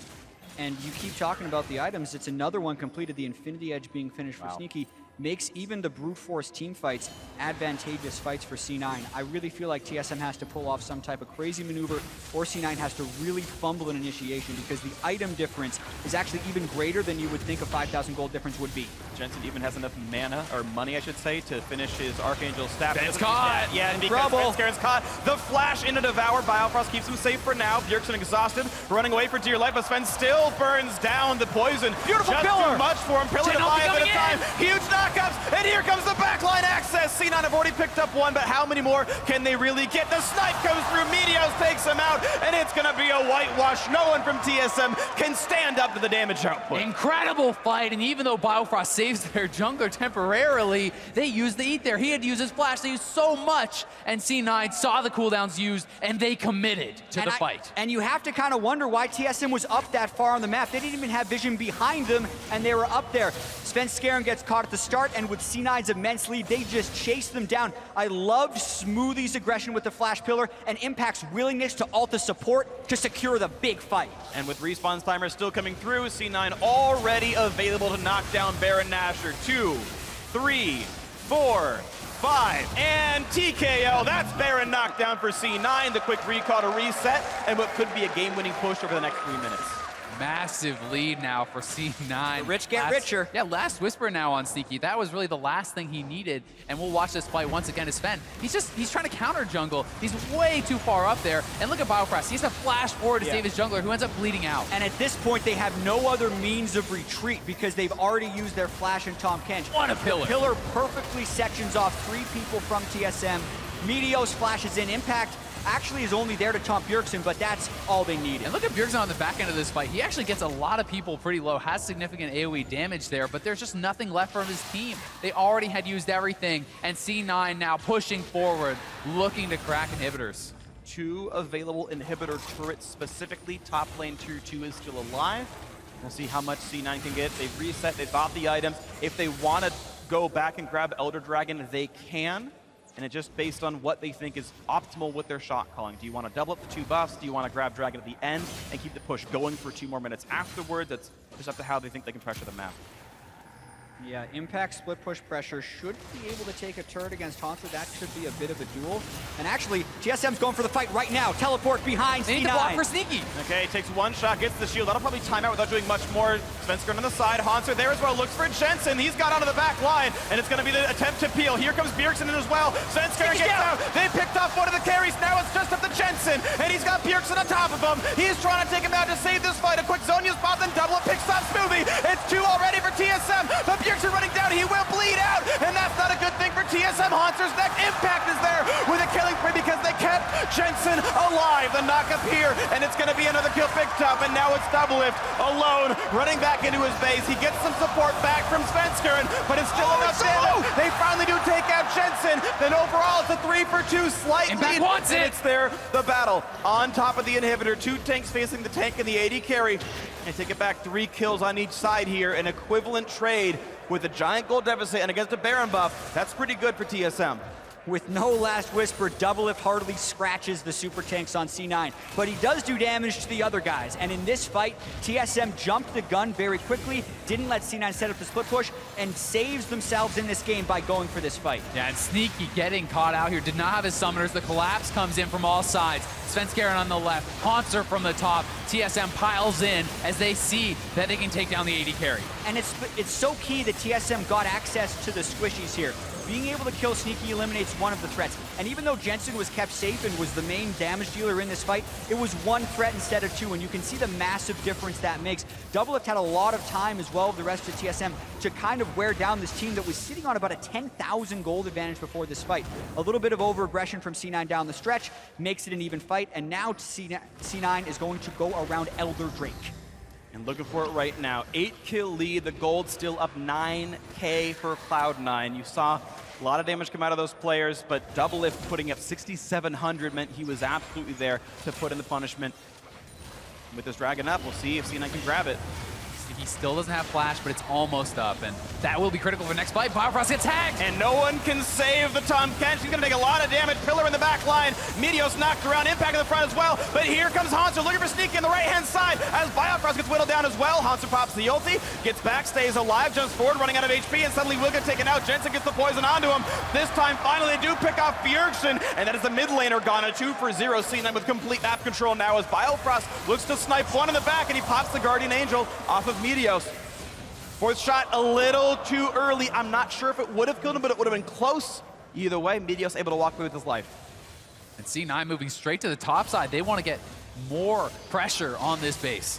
Fights that start with Biofrost having to devour Svenskeren are not good fights for TSM to be having. He's trying to get vision, C9 is punishing it, and now instead of going for Elder with the double mountain, they're opening up the inhibitors. It's going to be inhibitor number 1, absolutely. Still 20 seconds on the solo laners of TSM. Cloud9 gonna go for Nexus turrets here. They don't want a dragon. They want game 1 right now. On to Nexus turret number 1. 3 going down fast. 5. Damage on a Sneaky. Double mount, Drake certainly helps. Turret number 2. 5 seconds on Haunter. Here comes the engage. And just barely Doublelift stays alive. But look at the damage up. He's already picked up Tom Kench. Here comes Haunter. Nexus turret still alive. Damage on a Smoothie. They've already picked up 3. And suddenly C9 taking a little bit too slowly. Smoothie burning down. Haunter stays alive as well. Merlin helping certainly a little bit here. It's a 5 versus 2. The solos trying to keep it up. Bjergsen burning down. He's going to lose his life. That's on it! the Nexus they go. And game 1 goes to Cloud9.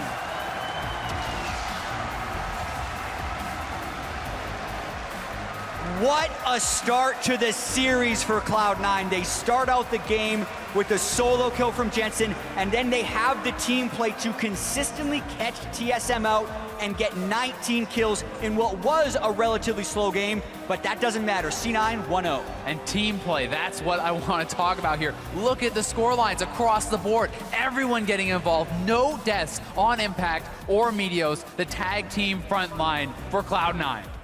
And even at the very end, the clutch call to say, it's only -2, the minion wave's kind of small, do we really go for the Nexus here? And C9 made the right one. They played the fight properly. No one died in the final Nexus push. They got 4 kills consecutively and got the Nexus at the end of the day. And they had a nice tempting Drake to fall back to that they said, no, no, no, this is the fight we can win the game on. And they were right. And we saw pretty mixed predictions on the analyst desk there. 3-1, 3-2, and then a 3-2 the other way. And the people that were thinking it was going to be a 3-0 for TSM were thinking, oh man, they have the macro play and they have the best players. But that can be put into question when they're getting solo killed in the lanes. And if C9 can win the individual lane matchups, it is anyone's series. And the margins, if there are even any for TSM, are very small in these individual matchups. These guys can be winning either way. And if you let Jensen get a lead like that, it doesn't matter. You know, he's on the level of Bjergsen. He can compete, he can carry the games, and they proved it here in game 1, making the Vladimir look pretty ineffective. Yeah, and we saw in some of those fights, like Bjergsen was trying to get in, but the deficit was too large. Yeah. The Cassiopeia and the Ashe damage was very high from a sustained perspective, and that's kind of what you need against Vladimir is like sustained burst, but that's what Cassiopeia and Ashe can do, and they were just eliminating him in the midst of the fights. The numbers were high enough there for C9. A beautiful game from them. The 2-on-2 victory, definitely amazing. Everything from that squad looked super wonderful here. The solo kills that you guys were mentioning, the 2-on-2 wins were awesome. And yeah, the jungler's kind of sitting around farming because very rarely in pro play do you actually see yourselves accrue your own advantages without jungle intervention. That is almost never happening. Yeah. And there were 3 such kills just in the first 50 minutes of game 1. So we might see more craziness. It's going to be an awesome series. We've got more games, of course, to play. So now let's send it back over to the analyst desk. Riv, take it away. Thank you very much, and what a first game. Outstanding performance coming in from Cloud9, and out of champion select, we thought both teams were looking very good, and it would have been a much closer game. Yeah, it did look actually like both the teams got a lot of the stuff that they wanted to use. Something that was very important, though, was the Cassiopeia coming in for Cloud9. Something we talked about a lot yesterday in the CLG match. Cassiopeia into Vlad does have the possibility of those chase down kills when she starts to get the speed boost. And we saw it on display there. That being said, it was also some nerves. And that just shows the importance of Rek'Sai right now. She's so good in standard lane. She can go everywhere on the map, the global ultimate, and more importantly, when you gave up the Vladimir and you know what you're trying to counter, Cassiopeia is known to be a really good matchup into this. Because you have Rek'Sai, you're able to do a nice little path to hand off blue buff, and that allows Jensen to get that first blood. Had that blue buff not happened, I don't think C9 would have been able to snowball nearly as well. On top of the fact that so much of their vision in the early game was focused for mid lane. Pinks in both tries, making sure that nobody's going to surprise Jensen. And you saw that the only angle they had to actually gank him was through the Raptors. Yeah, but I think like Kobe was saying, it's just the fact that the nerves definitely played a part in it. It's one thing to say like they got a lot of pressure and attention, but it's one thing to die under your turret. This wasn't like you know Meteos came and forced a gank. It was 1v1, and it's tough to play Vlad versus Cassie. I'm not saying it's easy, but that's not what you expect out of Bjergsen, the MVP. I don't know how much nerves happen when you losing lane to a weak laner in Sneaky. Oh, okay. Whoa! Bringing up the bottom. That's a meme. He's obviously referring to the bottom lane double kill, which was huge in this game. As they talked about it on the desk with the casters, double lift and Biofrost dying 2v2 double kill like that has not happened. Like, we have not seen TSM die in multiple lanes at almost the same time without jungle pressure. I mean, even outside of it, Sneaky was so good at Ashe. The arrows for the mid lane fights, the arrows setting up on the taunts when you're rotating around the map, just playing him so well with Hawk. It was so impressive to see that this Ashe pick might become a way more contested pick than that Jhin. Absolutely. We saw the early kills. Kobe talked about that first blood. Our first replay is going to be at 8 minutes. This includes the fact that TSM's trying to get back in. Those jitters we were talking about because summoners weren't used to save Jensen. Right. There were some mistakes on both sides, right? See, here is some mistakes from Cloud9's side as well. I feel like this they could have baited and got out of it with just a kill for themselves. But Jensen, you can path around this corner and not take that turret shot. Because he took that turret shot, allows Bjergsen to get the counter kill. And that kind of boosted TSM's morale, you know, so they didn't, you know, go full, you know, off the end of the world right there. But it just shows game number 1 in the finals, both teams are kind of working through some issues. Right, and I think TSM clearly had the bigger ones because they fell behind. And the thing about the Jin pick is it's one where if you kind of fall behind the state of the game, you seem very low impact because you can't get through a triple tank lineup that C9 has. Whereas when we saw it being picked a lot yesterday by Stixxay, he was always crushing lane phase with it, so he was coming out kind of ahead of the game state. And once you fall behind through these jittery mistakes, perhaps, it's so hard for a Jin to get through a Shen, a Trundle, and a Rek'Sai and try and melt through that front line. He just is basically an ult bot, hoping that his team can set him up. The drawbacks of these flat armor penetration builds that are so good at snowballing, and so prevalent, not going to be able to get through those tanks. Right. Well, when you don't have the snowball, you're kind of forced to find the fights you can. 27 minutes in, we had pretty much our first 5v5. But this is where C9 already had a few leads on those mistakes, and when they butted heads, Cloud9 was just able to take over. This is going to show the example of what it happens when you have a two-threat composition. This was an unfortunate cast, but maybe a really good pillar, and the Cassiopeia ultimate is going to be really great here setting it up. And remember that they're all in the miasma, so they're not able to really get out of this situation. And C9 recognizes they're winning this fight, and they're all willing to commit, particularly Sneaky. Anytime an AD carry flashes in and it goes well, it's so incredible to see that they understand, hey, I am the threat here. They cannot turn on me. And immediately that play is Netsama Baron, and that's a huge swing that you see right there. And not just any AD carry, an Ashe flashing forward. Like, that is your one tool to save your life as well. So if you're willing to use that and go forward, it definitely needs to be worth it. And it was there for Cloud9. And I think the thing to look forward to kind of looking in the other series is just the fact that Jin didn't look great from Doublelift. Obviously, the laning phase mistake, but there, that replay starts out with the Jin opening up and just not being on target on the Cassiopeia, they're clearly going for it. He just walked out of range of it, and he was never really, even if the cast hit, he's probably not going to die. It was just not It's the second game of Jin through not only regular playoffs, basically. So he has not just shown. see the first one. Exactly. And it doesn't look that great. We have seen him on Ashe before. We have seen him on the Sivir, which is an unlikely pick in this series because of just how much priority there is on that. But maybe open themselves up to more tools in the early game as opposed to having such limited places to go with the matchups that they currently have. And speaking of those bold moves, I just want to reiterate the smoothie point that I had at the beginning of the show again, because the pillars were critical for Cloud9 getting a bunch of these kills. Freak thought so as well. So Cloud9 have chosen blue side as they come into the next game. They're going to switch things up, obviously keep TSM on their toes as well. So we'll see how that comes into play. Yeah, I think the thing too was like TSM didn't look like awful. They had that really good series of plays on the bot side where they potentially could have picked up a number of kills and bottom turret. It was just out of range of them being able to do that, and I think it was good to see them moving around the map like that.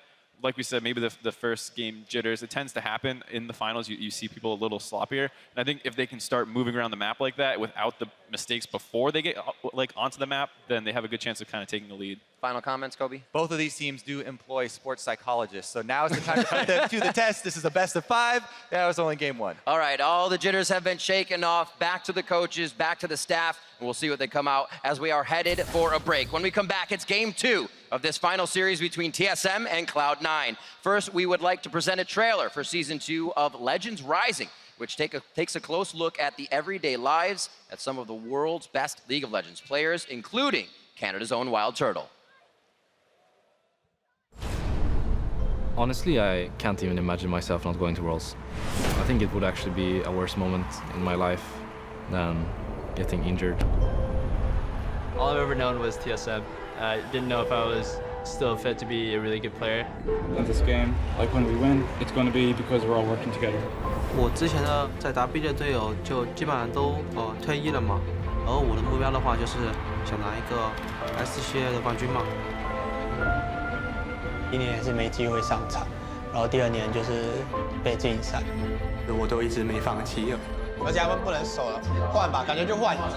Decidi que eu queria voltar a jogar. A minha mãe, ela chegou pra mim e falou que eu devia realmente lutar pelo que eu queria, que era melhor eu fazer algo. 너무 많이 당했잖아요, SKT한테. 그래서 가장 큰 무대에서 저희가 복수하고 싶어요.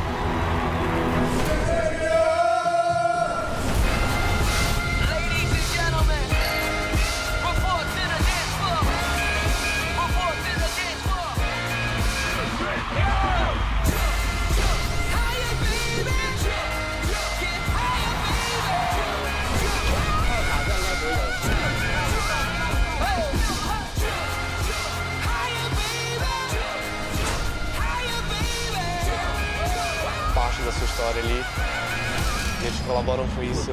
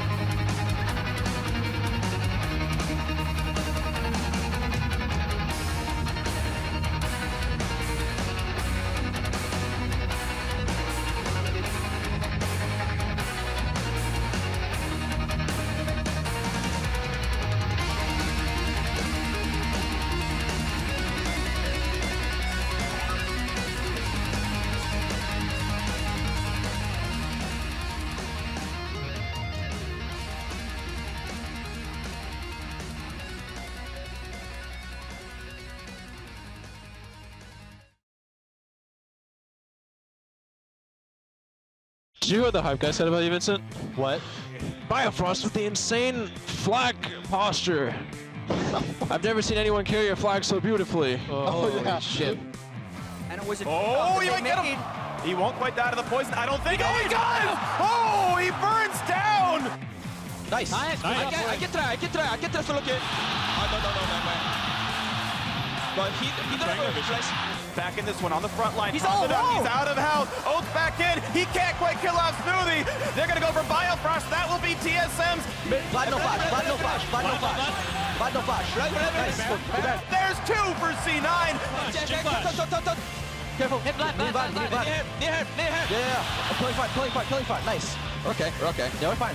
Don't worry. We got it. End the game. Okay, good job. Good shit, guys. Good shit.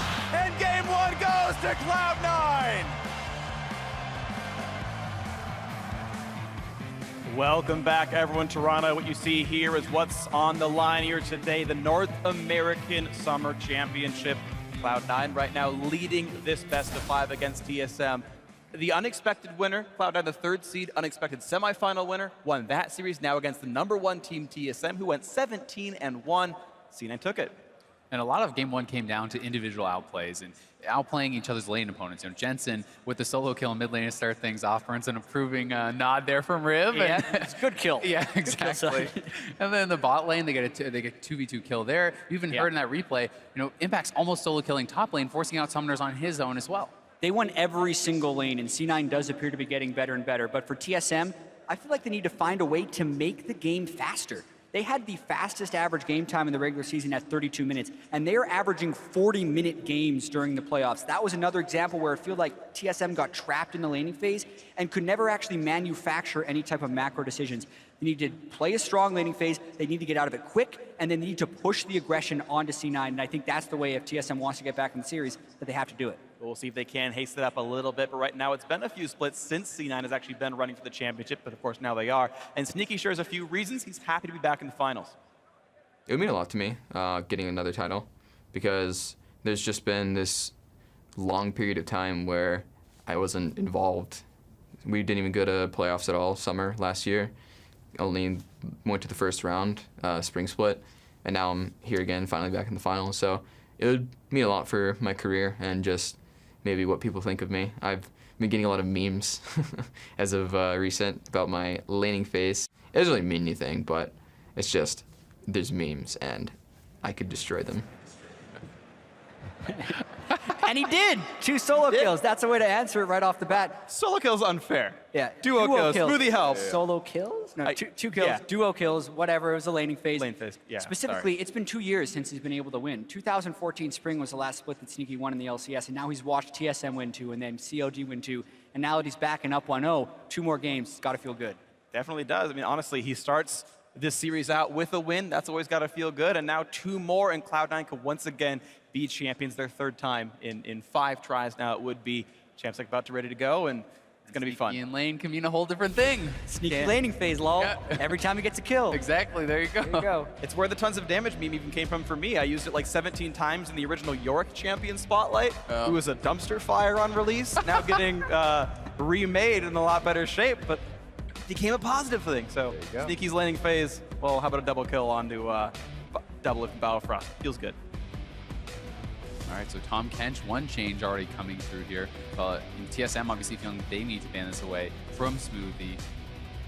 What's the funny thing is, TSM had actually received 3 straight Tom Kench bans in their series against CLG, and C9 was like, yeah, go ahead and play the champion. We don't care. Pick it up whenever you want. And then, you know, come back with it. And it's also very interesting to see that C9 is willing to give Vladimir over as a first pick to get kind of 2 OPs in his answer, but they're not willing to give it away in the second part of the draft. So this to me tells me that they don't want to get the champion for Jensen. They don't actually care about it enough to first pick it, so they're not willing to give it away. Yeah, and there's actually rumors that it's not a real part of Jensen's champion pool. They have not been prioritizing it in playoffs. They've been banning it a lot in playoffs as well. And it's one thing that maybe TSM can use to work around them, but like, basically this means if TSM is blue side again, maybe they don't first pick Vladimir and they force him to ban it away. But for now, Cinder ban, Gnar first pick has a lot of value. Gnar first pick for Impact. No one's really surprised here. It's been one of his very best champions. We know Shen was on the table as well for him, but with all the top lane bans pretty much gone here aside from Gangplank, he says, Gnar, the cream of the crop, he's who I want to play, he's good against the rest of the matchups, we'll wait for the rest of these picks. And flashback to the semifinals against Huni, he was getting solo kills and even 1v2 kills against them on this Gnar. He was doing so incredibly well, and people had to respect that and had to potentially ban it away from him. This time it gets through the draft. We'll see if Impact can make TSM fear it, like they made Immortals fear it. Now TSM only really taking away one pick right here. You can see they've realized that there's no early obvious picks in the mid lane. They weren't willing to go for the early trundle that C9 had gone for in the earlier game this series. Instead, they put the Jhin back on a double to say this time we get the Rek'Sai. It's going to be better for us this time. Yeah, very early in the draft as well. If we think about the last draft, it was actually in the 3rd and 4th pick slots on the red side that the Rek'Sai ended up going. Yeah. TSM doesn't really show too much. They're just making sure they're still keeping Jhin away from Sneaky. They're decently happy about doubleless play, and it's mainly the jungle priority. The question will be whether or not they put any attention towards Impact, who has been such an asset for Cloud9, creating pressure with absolutely no help. And I think it's a question for both teams, right? As Meteos, do you help to actually snowball that? Because it's something that they have not put on priority either. They've been very willing to just let Impact play by himself, create his own advantages, survive on his own, even when he's getting focused. And, you know, Meteos going top lane could be a bit of a surprise for some of these teams. Also add on top of this, whatever Hauntzer picks in the top lane will also be vulnerable to support Trundle's ult in the late game. So he's going to have struggling times in the laning phase, and then maybe even struggling times in team fights. So even though C9 isn't directly helping Impact in game, they are actually helping him fairly substantially through the draft. Right, giving him the safest blind pick to go for. Let him get that one, make the matchup look good. And this time around, Bjergsen to grab the Cassiopeia, which is interesting in that C9 would have had to blind pick their mid laner, but now TSM give them the chance to counter pick it. And with how much they were delaying the mid lane pick before, I find that kind of interesting. I actually really like taking away the Cassiopeia, specifically because you have this 3-man tanky squad. And I think that the mid laner that fits that best is the Cassiopeia, because you need a massive amount of damage coming out, consistent damage from both mid laners. Someone else who can do that, though, is Vel'Koz, and he's going to lock it in. More backline, more range. Vel'Koz for Jensen. I was just pulling up my tier list of like what are really high DPS damage mid laners you could throw in. Maybe you could have been seeing something like a Malzahar, but the Vel'Koz has been a pick that he's been able to pull out in the past. We saw it yesterday. We talked about the small meta these guys will have been developing through scrims. Vel'Koz worked real well for Huhi yesterday. Now we get to see it from Jensen. One thing, I had a chance to talk to Jensen about the Vel'Koz, and one of his concerns with this champion is he thinks the laning phase is great, but he always feels like because you cannot build defensively on this character, Abyssal does not work well, Roa does not work well, you're always susceptible to these ganks, and your jungler has to pay a lot of attention to you, to babysit you a bit because of that. And luckily, because they already saw the Cassiopeia, he's not up against an assassin in which Abyssal Scepter will benefit him. So that is the counter pick value that they're able to get. So yes, TSM does deny him Cassiopeia, but they also pick him into one of the more favorable matchups because he doesn't have to worry about being hit by an assassin. And definitely the case here. So Jensen finding a mid laner for himself, but of course we have seen how good Cassiopeia Rek'Sai can be from game 1 here. Different matchup, of course, but we'll see how it plays out. Another echo through for Hauntzer. There's a different tank for Biofrost with Tahm Kench banned away.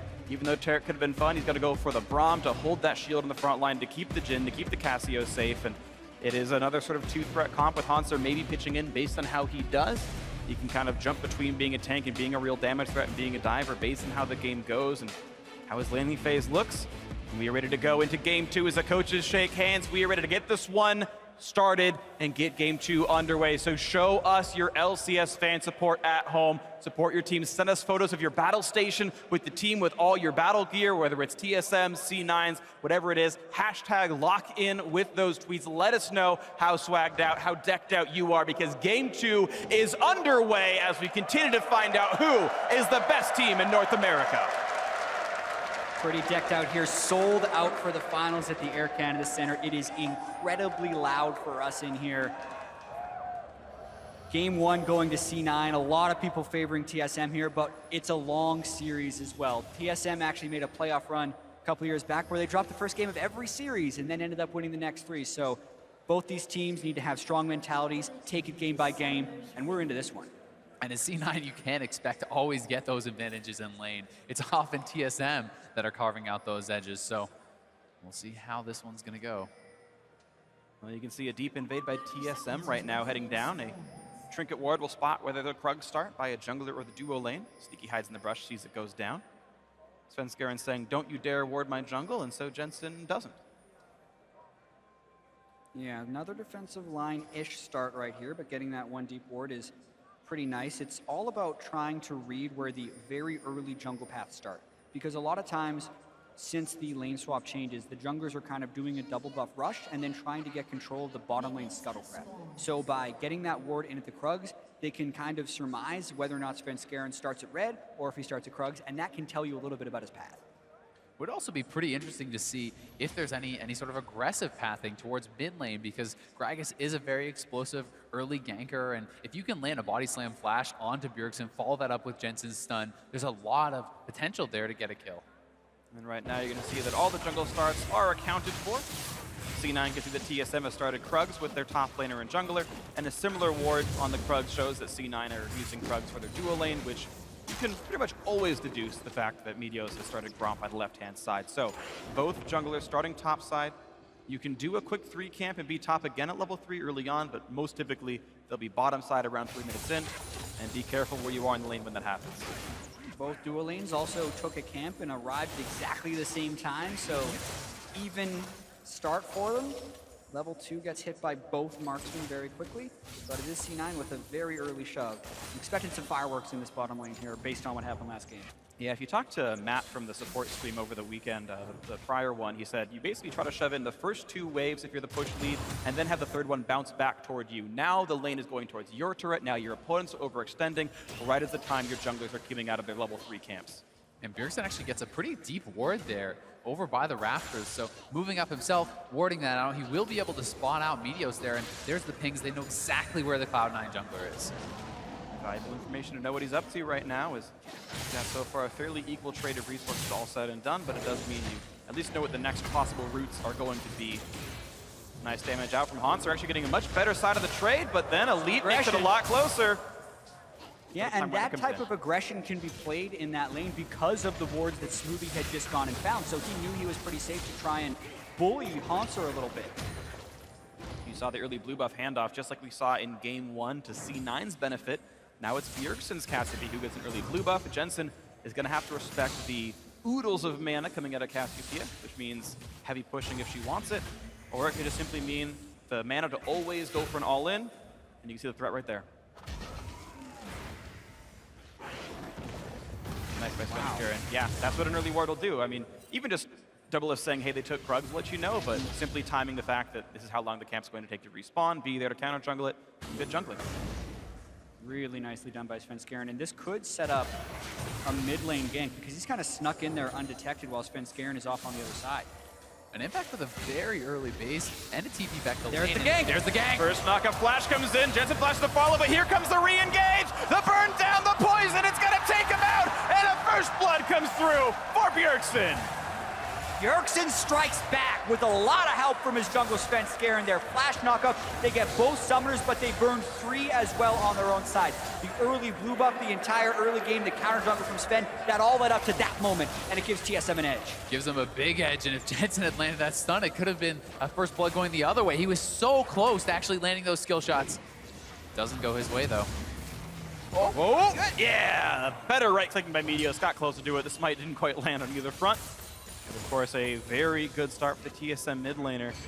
So far, so good. The Cassiopeia blind pick paying out nicely. Just a great flash knockup, and the debilitating poison, of course, guaranteeing Jetson couldn't flash out early. And here it is again. Svenskeren with such nice pathing, full commitment to that. And look at those skill shots, just barely missing. The turret was on him. If he lands that stun, he gets the kill. And I also do think it's critical that Bjergsen ghosted during that. It gave him more move speed with which to sidestep the skill shot at the end. It was a nice try by Jensen, but at the end of the day, he's in the reverse of the matchup he just got to play. It's an early tier for the Cassiopeia and potentially a lot of bullying in this lane for Bjergsen. He's level 5 to 4. For a second, I thought he's level 6. My angle was wrong. I was like, oh my god, 2 levels. But just the 1. He will hit 6 first, and that'll be big. It's also, the wave is pushing slowly towards Bjergsen, and Svenskeren down here again could look to return. Low on HP, though. Probably has to base first. Oh. Sven, of course, knew Meteos is coming. Tremor Sense helping with that. Meteos says there's a ward. Give me that money. Give me that experience. Push them back out of the jungle. TSM have managed to find a faster-paced game. Their dual lane actually up farm right now, +5. Hans's actually losing his lane, but you've seen him able to trade aggressively against Impact. And of course, that kill by Bjergsen, hey, 2 out of 3 lanes winning is a good thing for TSM. And Hansar got a better buy as well with his TP. He gets more items, more power here, has that kind of triple early game item start, and this should be able to help him get through this lane very well. Yeah, and he also has to kind of infer a playstyle against C9. Like, how long do you have to watch Meteos not be top lane before you go aggressive? Because there's always in the back of your head, maybe Impact's playing so aggressive because he actually has his jungler here this time. But it hasn't seemed to happen over and over again. And as we say it, both junglers are actually pathing up towards the top side. Svenskeren sees that level 6s are here, and it's a nice time to all in. Oftentimes, 6 minutes in, the ultimates come in for the solo laners. Jensen, of course, missing his until just now, as he was pushed out of lane by the earlier death. These two junglers have been tracking each other so well, battling back and forth, always having the confidence to get in their opponent's faces, to get the counter jungling and that deep vision. And it really is a lot of this kind of mental duel back and forth between these guys. And I will say, Svenskeren put a lot of resources into that first gank. His CS is very low for 7 minutes into the game on the rec side. He has the TM out, so he'll want to power farm a little bit. But with the level disadvantage, if Meteos keeps tracking him, he can kind of make it so that Tiamat doesn't give the farm advantage you normally see on a rec side. Right, individually, Svenskeren and Meteos have the exact same gold, but Svenskeren had a 200 gold first blood, right? The assist there, worth a lot of money. And it's been, as you mentioned, a kind of a difference in farms. So Svenskeren might be able to catch up. He goes for his red buff. Look at this extremely defensive buy here from Bjergsen. He knows he was summerless, he didn't want to risk getting taken out, and he actually picks up a giant spell here. So he's really just having the confidence that he can scale later and doesn't need the power now, just wants to make sure he doesn't give over any kills. And a lot of that is he doesn't need Morel and Amakan fighting up against a Vladimir or anything, so he's gonna go Riley's second item, and didn't have 1250 for the full needlessly large rods. So he's like, well, best item I can get. But certainly does help the fact that a Gragas flash body slam is probably going to mean death if he doesn't have any extra HP. TSM actually playing, again, a bit more aggressively. The two of them together going into Cloud9's jungle. Svenskeren looking for a deep ward or two. His Trinket's now on cooldown. In fact, he should have known that Meteos is around, so Jensen comes in to help. Prey Seeker won't find much, and this should be Meteos without smite, but without a worry, grabs the red buff. Yeah, and TSM is also starting to win these mid and bottom lanes by a non-trivial amount, but the dueling will just continue on the top side. With Infernal Drake being the first one up, I think that's pretty critical, but Impact, he wants Hansar. Looking pretty good. The passive stacks come off, and now it's Hansar forced to run away, and TSM making an early push towards this Infernal Drake. Right now, Gragas had just recalled. I think that was a track that TSM had, knowing that Meteos is not around. That's going to mean an easy fourth shot. 1,000 damage, last hit, better than smite. Who needs a Callista when you've got Jhin? Double if knocks down the Drake. Nice Drake for them, and it's going to be a question here if it really hurts C9, because even though C9 had great control in the first game, throughout the season they haven't. And when asked about it, Reaper does say, like, oftentimes C9 likes to trade that for a tempo event. Meteos went back and got a good buy. What can they get now? Well, they can get a little bit of damage back and forth with Biofrost shielding up the volley. We do have to kind of track Meteos here, who has his ultimate available, still has that flash, and that first gank can be a very explosive one from Gragas, has a lot of playmaking potential, especially in combination with Sneaky, this Ash Arrow, if they want to try to move him around and pile in on Bjergsen, who's not playing Cleanse, which sometimes can be really punished by Ashes. Again, you always got to worry about that one. It's not like he wants to buy a Quicksilver Sash anywhere in this build, of course, so always something to keep in mind. Anytime you have those playmaking tools, gold leads sometimes don't matter. Right now it's only 1,000 anyway, but TSM definitely looking good. That early gank was a very big deal from Svenskeren, and they continue to have priority on the mid lane. I remember one of the things when hosting the mid lane stream way back with Skara and Mark, they were comparing Bjergsen to Jensen, and one of the big things that was so good for Bjergsen is he almost always had priority in the mid lane. He was always roaming first, and he was just there for the side lane pressure, that if they ever had some kind of advantage to pull, which, well, Curtain Call's a pretty good one for that, he's there, ready to make it a 3-on-2, ready to make the gank happen. One nice thing for Jensen, though, playing Vel'Koz, you have such high amounts of wave clear that even if you are a little bit behind, you can safely sit back, you can clear out those waves with the double W, and it is not a champion that's easy to really kind of bully out. Yeah, especially with the Giant spell, where Bjergsen's mainly trying to get resilience to ganks. Exactly. Meteos walking through a pink board, this could be his flash gank. Body slam, not gonna flash. he was trying to play a mind game. He actually wanted Bjergsen to flash, expecting the body slam flash, and yeah, a lot of That's respect. a dangerous game not to flash if you're Bjergsen right there, but he saves his flash because he was willing to call Meteos on his bluff. And maybe he has the confidence he can just reactively flash that one. It's just pretty crazy. Flash is instant. You can't reactively flash a flash. I think Bjergsen knew the exact range body slam flash could reach because he saw him on the pink board, says I'm going to be exactly this range away, and just holds that line and says, if you flash, you're not going to catch me. I know the range is better than you do. If I'm playing in Bjergsen's mind, that's what I'm thinking, is to play at the range where you aren't even available for that option. Either way, though, he makes the right call, does not get flashed on, does not lose his own summoners either. Didn't even ghost, which would have been the safer option if you were afraid and caught unaware. So all summoners up, and the first time Meteos actually walks into a lane, nothing happens. Very true, and the CS is starting to equalize between him and FLICKR as well. You speak about the Ash Arrow that could be influencing the rest of the map, but in order for that to happen, I do feel like C9 would need to get some type of priority on the bottom side, because right now I think they have to save the Ash Arrow in case of TSM aggression, since with the Braum and the Jhin, they can get quite aggressive in that dual lane if they get a gank. Certainly can. Both junglers actually down here on the bot side. Jensen's starting to roam as well.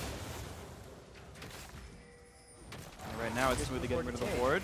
Here comes FLICKR, and this could be a fight. The support's very low on health. Smoothie's got to run back, and a great flash by Double gets away from Enchanted Crystal Arrow, and FLICKR knocked into Smoothie, and here comes the teleport. Haunter's part of this engagement, and Sneaky's getting low. He flashes to stay alive. Impact's in the tray as well, and suddenly Sven's out of health. There's the first kill coming through. Suddenly it's going to be a lot of kills coming through, but here comes the re-engage.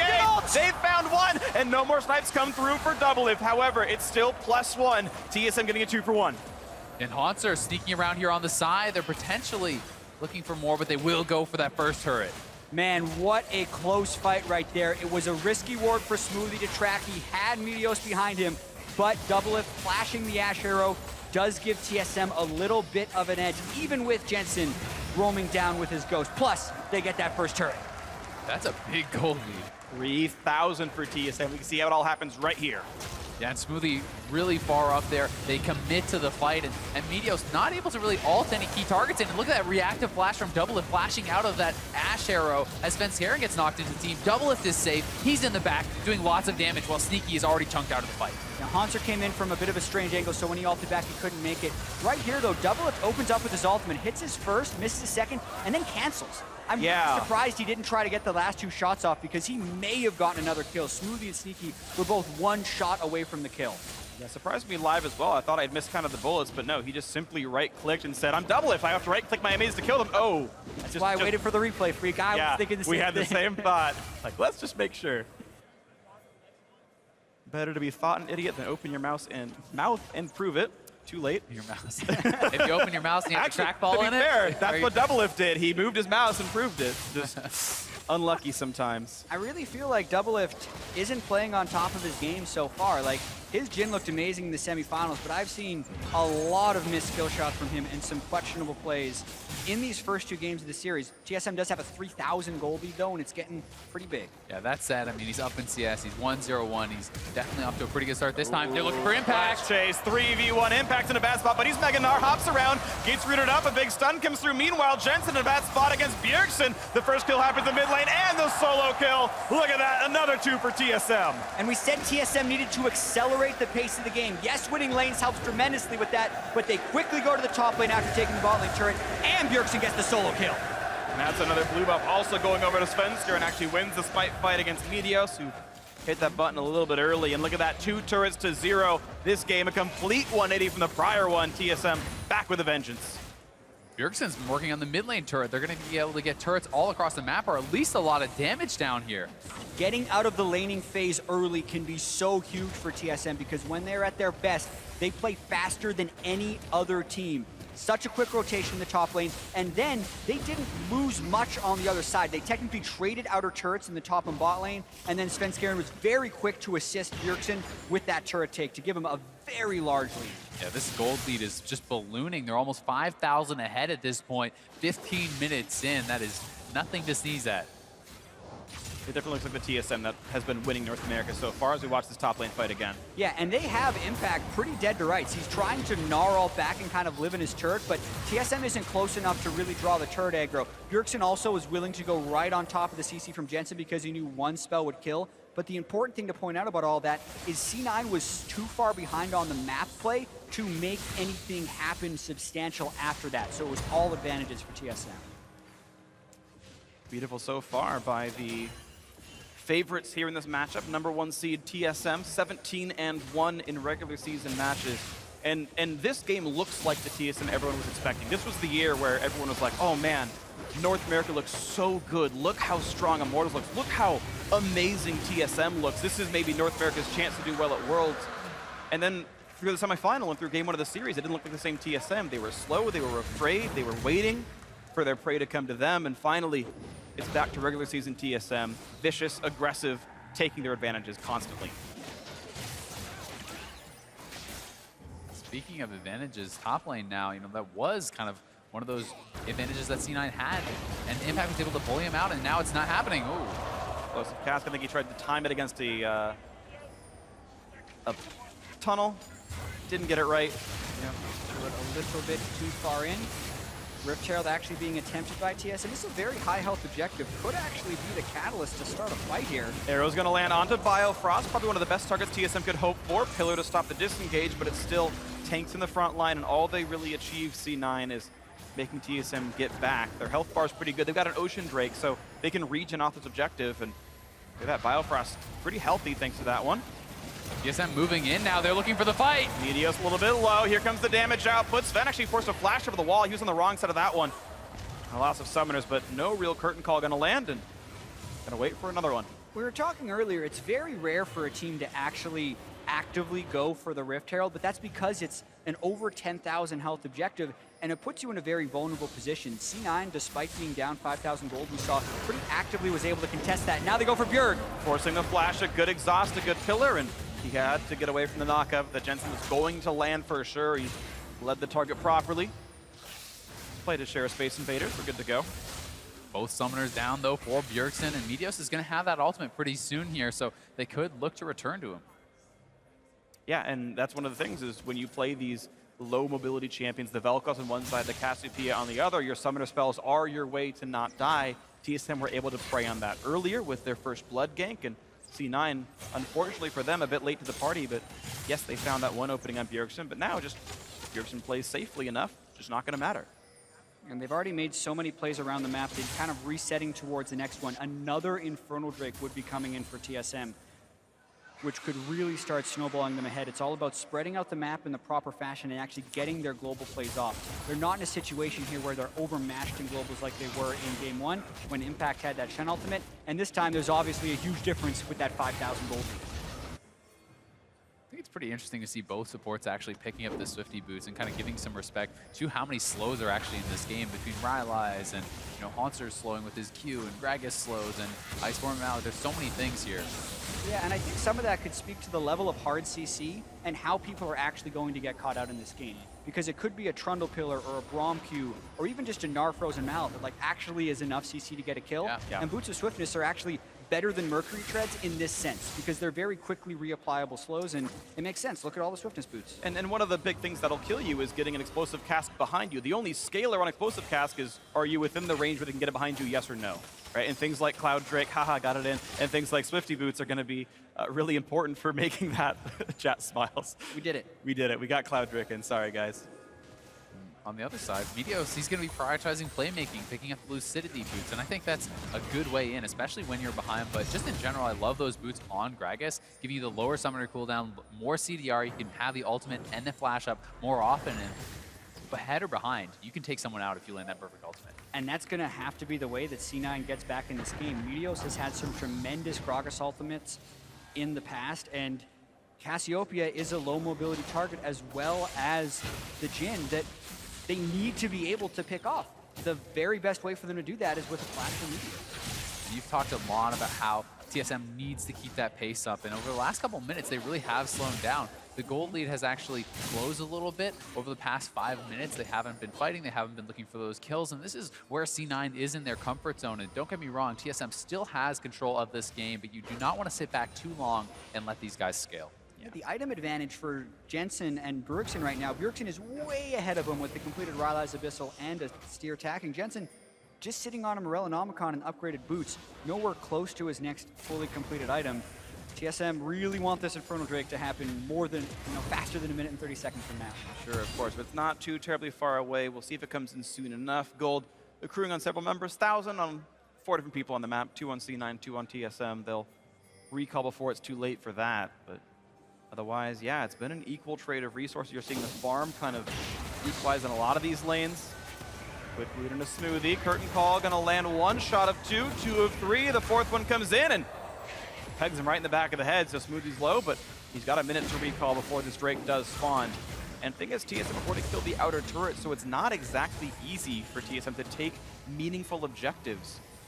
Yeah, it really felt like they pretty much just used that Curtain Call to get wards. It never really had a substantial kill threat. They did get the wards, and that could prep the Drake, but now they're down a Curtain Call for when Drake comes up. Yeah, about a minute and a half on that cooldown, so if they play it quickly, it won't be there for the Drake team fight, but that's just based on how the game goes. Of course, 5,000 goldie might be enough to dissuade C9 from standing up to it. One thing to track too here, Impact is going for that kind of more 1v1 split push type build, building towards the Black Cleaver, and he's looking to get an edge here over Haunster, and if he can do that, that is a way to slow down the game, to spread out the map and try to have C9 just kind of farm their way back into this, because if the goldie stays the same, the more time passes, the better it is for C9. And it seems fairly unrealistic that C9 could win a fight at this Drake down 5,000 gold. Impact just popped Meganar as well, so he's going to be mini most likely for this fight. It would be immensely dangerous for C9 to do this. The best case scenario is if C9 can get the mid lane turret while the Drake is happening. But they're dragging Impact down the map. They could have said, let's go 5-man top and knock down the outer turret so no one's around, but instead they are positioning for this one. Fight. Smoothie's at half, runs through the poison. Drake getting lower and lower. Meteos walking forward, can't land the smite. That's going to go over to TSM. They've now got extra stats for this battle. C9 got to walk back out towards the mid lane. They did not find the way in. They couldn't get the steal either. Nothing gained in this trade for C9. There's a sea of Jhin traps in the way, and they know about the gold discrepancy. I'm very surprised that Impact didn't just immediately turn to that mid lane turret and have the rest of C9 try to get TSM to come through a funnel where they'd be vulnerable to Vel'Koz. It almost felt like they were just trying to have the team there as an insurance policy for Meteos stealing the dragon. If he steals it, if the other team commits to a fight, they can maybe get a return fight, get an advantageous engage, but was not meant to be there for C9. TSM gets the dragon, extending their global advantage. Yeah, you just have to wonder if a 20-80 chance that Drake is better than just getting, 80% of a mid lane turret's health, or even all of top lane by leaving Impact there and maybe just sending Sneaky for the rest of the damage and, hold the mid lane 3v5. But C9 get nothing for the effort. TSM dedicate 5 people to the river, walk over the Drake, and walk back with control. Yeah, the Duskblade gets completed by Doublelift as well, so they're at a big power spike. Only get so many shots if you're Meteos, and that's another miss. And I feel like you maybe should have committed, right? Maybe you should have gone for the flash there, and had he actually knocked Bjergsen in, it's probably worth even just the summoner trade. If Bjergsen flashes out, you flash in, you have lucidity boots, you have that playmaking ability, and you need to have the confidence to commit to those plays if you're going to get back in. Bjergsen couldn't build lucidity boots even if he wanted to. Yeah? No way he can match Snakes don't wear boots, cooldown. Jet. Snakes don't wear boots. Maybe on your head, I've seen that image, but not the case here. Sometimes a snake is in your boot. I've heard that adage as well. Also not in this game. Thankfully. Yeah, just no snakes in our boots. We're good here. We're safe. That is a very early Guardian Angel for Meteos. Wow, that is Runic Echo's GA. Yeah, I do not necessarily agree with that. A lot of times Guardian Angel is better on tanks, but he's not a tank yet, actually. He has his Runic Echoes and a GA. Yeah, he has like barely 1,000 health. 2,000 health, I take it back. Yeah. Still not crazy. Maybe he just wants to kind of jump into the middle of the team and die to get a good ultimate off. That's pretty much the only thing that will be good for. Exactly. I think it's kind of just saying, hey, we need to win one big fight. What is a powerful item for the one fight? And he's saying it's the GA, giving him that playmaking ability, maybe the confidence to actually fly in there and sacrifice to try to get a trade with one of TSM's carries. Yeah, and the thing with that is the team will have to fully commit for those fights because one of the most useless things is when a tank is by himself, dies, and then the whole team waits around him to just revive because then it's a completely wasted item. The team needs to be fighting around him when he goes for that engage. Definitely agree. Nearly gets the knockup, but a good dodge by Svensker. Meteos did win the smite battle for the blue buff, so he has that himself. Success. I know Jensen would have liked it, but not going to be the case here. TSM now looking to siege on this mid lane. Baron is up, but they don't really feel like they can go for it. Instead, they're playing the siege. Pillar does not quite catch the targets he wants. Doublelift a little bit low. You imagine if the Pillar were on the other side, it would have forced the flash. And now Meteos can't quite find his way in either. He's got CDR, but he doesn't quite have the move speed for it. And TSM regen up. Impact was actually looking for a TP in the base there, but there were no wards deep enough to finish off that kill. TSM didn't go for a fight because that ultimate was so effective by Jensen. And Jensen kind of flexing his muscle a little bit there. That's just 2 items, and this guy has a lot of room to scale. Vel'Koz can really turn around team fights and can turn around games if you get that perfect ultimate. We saw it happening yesterday as well, he had a massive Vel'Koz game, was able to solo kill 80 carries and stuff in some of these team fights, just camping out of the bush, getting the proper ultimate. You can take them down from full. Well, if that happens, it'll be nice for C9, but they're going to need a while to go. Jensen does not have much money in the account right now. It's going to be several minutes till something like a Void Staff or a Death Cap comes in. So a slow road is the one that C9 hopes TSM are taking, but it looks like the curtain call coming in, missing 2 shots. And then he just canceled. Yeah. He realized it was Dunzo. He missed the other 2 as well. You miss the shots you don't take, guys. If you're Jin, though, you get some of them back. So until 618. Yeah, until the next 17. Yeah. Until Worlds. Okay, that's not where we are. We're at the trip to Worlds. TSM, while they know they're going to that tournament, they can get the #1 seed from North America if they win this one. C9 have nothing secured in their future. They're either waiting for Final Boss Immortals or CLG, or they just take down TSM and get the spot themselves. But C9 have to win a best-of-5 either here or next week. And make that trip. That first seed is so important. Being able to dodge some of these top-tier teams can get you an easier road out of groups into the later stages of the tournament. And building that confidence throughout a tournament can be massive. Yeah, and that's what TSM's ultimate goal is. They keep saying that throughout the whole year, is to have success at Worlds. But let me tell you, when they're here and they realize they lost in 5 games in the spring for the North American title, and they realize in the Summer Split Finals last year, they also lost. Like, they really want to win North America as well to get that momentum in Worlds. And also, just to win North America, that's very important. If they don't win this, C9 would tie the organization with 3 NALCS split titles. But if TSM wins, they really solidify themselves as the most dominant organization in North American history. And it would have meant this could mean 3 straight finals losses for TSM as well, where you get so close and then not quite there. Get close again, not quite there. Get close again, down 1 game in the series, hoping to make it a final, a victory, the 4th for TSM.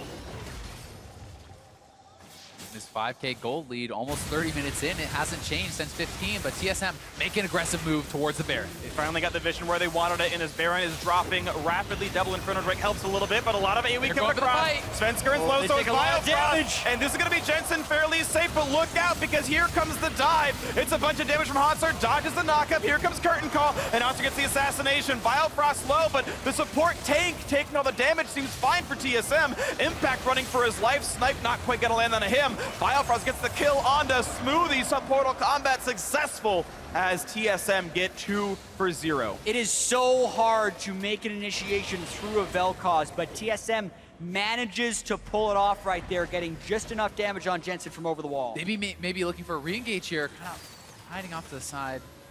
Are gonna Very pull it off. low. Yeah, they decided their tanks were low enough. They had to recall, but still, it means 2 kills. That's a nice 900 gold for TSM for their troubles. Mid lane might fall as a response. Yeah, it's the mid lane tier 1 for C9, and they do stop the Baron, so not too bad. Gold leaves staying about the same still, and I have to give a lot of credit to Haunter for that fight, though. You talked about how hard it is to engage into Vel'Koz. He was the only reason this fight was successful. He was massive in it, and we'll watch this one again. Yeah, he's on the other side of the map when this starts, so Svenskeren actually walks through the Vel'Koz, has to flash out, and then the interesting thing here is so many times when Echoes come into the fight, when they ult, they go back to their location, but he just was there long enough so that he was able to ult back for the heal and then go in for the assassination. Exactly, and it's that flash forward that lands it. And Impact missing a couple skill shots on the other side there. Had to get healed, had to get that movement speed to get out, but C9 looking to chase down for kills. The battle, Impact in the front line, stunned up several times in a row. He needs Mega Node, he's not got it. He's gonna get chopped up, and Double Up is on a killing spree. Haunter's still on the chase, ult's back, he's totally fine. And no one's really gonna die to the life destruction ray. Now the curtain call looking for a little bit more. Smoothie to take a couple bullets, but one more might kill him, and it does. 936 knocks him out. TSM, another 2 for 0, another objective. They've got a Mountain Drake. TSM are playing these fights so well to a nice edge, barely able to survive, always knowing their limits, and they are moving straight to the Baron. The in and out play by TSM, and specifically Haunter, to take damage, disengage, re-engage with the ultimate from Jin has been so clean. But even then, they're pretty low. They just have that one Mountain Drake, and C9 want to stop it. Haunter's flanking. Well, it's going to be Medius looking for the smite steal. He's trying to try. He's close. 9,000, not going to happen. 900, I should say. And another Baron Nashor secured now for TSM. Jensen, nice kite away from the chair, but it's not enough for him. Haunter's in range, and he takes him out. 10-1 TSM, another kill, and 5 men with Baron are running down mid. Haunter wants to make up for that Echo performance he had in game 1 where he was getting bullied by Shen. Well, he is making a huge impact in this game with his zoning on the Echo. And with Jensen down, their wave clear tools are very limited here. How are they going to be able to hold these waves against TSM, who's pushing straight for the inhibitor turret? Looking a lot of damage. The turret's going to go down. Another 4th shot by Doublelift deals roughly 1.5 million damage without much hyperbole there. 9,000 the lead for TSM, almost 10 as they look for top lane. That's going to actually make it now. Yes, a 5-digit gold lead. TSM up over 10K as they recall and reset and look to tie the series up. Yeah, watching this origin of the Baron, so to speak, was the extended fight after the Drake, and TSM really just kind of hoping to bait C9 in. Being able to finish off Impact was huge. It was also critical. Medios used his ult to try to steal the dragon, then didn't have it for the fight. They had no disengage tools to get Haunter off their backline, and that ult couldn't take him out. Yeah, the Vel'Koz ultimate also didn't really do much else aside from force his ultimate back, and the long-range re-engage there with the curtain call was huge. No one wanted to step in front of it because they were all also high-priority targets or even higher priority targets that can get killed. It's just disappointing. Jensen had full health, and I know you don't want to be slowed as the mid laner, but you're not going to die to that shot 100% of the time. I don't think he died to the shot, but I think he would have died to the team because Maybe it's going to slow him as well as taking half his health, which is, I think, why they ended up having to tank that up. Unlucky, smoothly unable to dodge that last shot, and Doublelift, much better aim than he's had before, takes out another kill. 4 for him, feels pretty good. TSM looking solid now. Bot lane gone as well. 7-2 in turrets. They are crushing this one by all possible metrics right now. They've extended the gold lead 6,000 in the past 2 or 3 minutes here, so they finally have made that move and been very successful with it, and C9 is really going to struggle to hold on here. Yeah, we're only 33 minutes in, and TSM have already won several fights, taken all the objectives, and all seen it as a show for themselves as they took 2 turrets that one time and after they lost a fight or lost a turret themselves, and it's just not nearly as good. So TSM looking to tie the series up. It's 95% chance it goes their way. We have seen comebacks, but it's going to require a lot out of Cloud9 to make this upset happen. Yeah, and I feel like they need to get an incredibly good Gnar ultimate in a fight, as well as getting access to both Bjergsen and Doublelift. But currently in these fights, they haven't been able to do that because Haunter has been keeping C9's damage dealers completely at bay and unavailable to follow. I wonder if we see Echo Bans later on in the series, because Haunter has done well, at least this game on the champion. He wasn't able to be stopped. Ashro hits the front line. Here comes the damage output. Gets stunned up, though. That was Haunter's doing, and it's going to be Jensen forced to run away. Quick ulti back to stay alive, a knock around. It's Haunter dueling up with Impact, and it's going to be a lot of damage back and forth. Nearly kills out the Echo, but he won't quite get him. Now it's Biofrost the front line. Doublelift re-engaged. Gets stunned up, though. That's a big deal. They get rid of the AD carry, and one of TSM's 3 threats is gone. Svenskeren tunnels over the wall, has to flash out. There could be more happening. Hotshot sees the team, and it's going to be, wow, the Deathfire touch of Doublelift takes down Impact. Haunter was able to recall and teleport in. He's got the shield. He's got the chase down. There's the debilitating poison. Doublelift almost drops out. I take it back. It was Biofrost who died, not Doublelift. My apologies for the misspeak, but still, 4v3 now on the map. Doublelift's flash in that fight was incredible. He flashes over the wall for that Gnar ult. That was so good. We just talked about the way they win is if they get a Gnar ult and Doublelift knocks it away. TSM wants to continue this push, but have they overstayed their welcome? Ooh, you gotta watch out for the poison. Haunter back in as well. He wants Sneaky. It's gonna be the first kill picked up, and he will not get away as Doublelift shuts him down from long range. You've still got 4 alive for TSM as Biofrost runs down the map. Jensen's ult is back, though. C9 survive it, but TSM up 12,000 now. 2 of the inhibitors are gone. It's getting better and better for TSM. Just a flurry of action there, but with the 2 inhibitors opening up, will be a boon for TSM since they already have 4 elemental drakes with the Elder on the way. That's super hard to defend now with 2 inhibitors down, but that fight was pretty crazy. Really was. Impact making a lot of difference there for C9, keeping it close, winning the duels on the top side of there.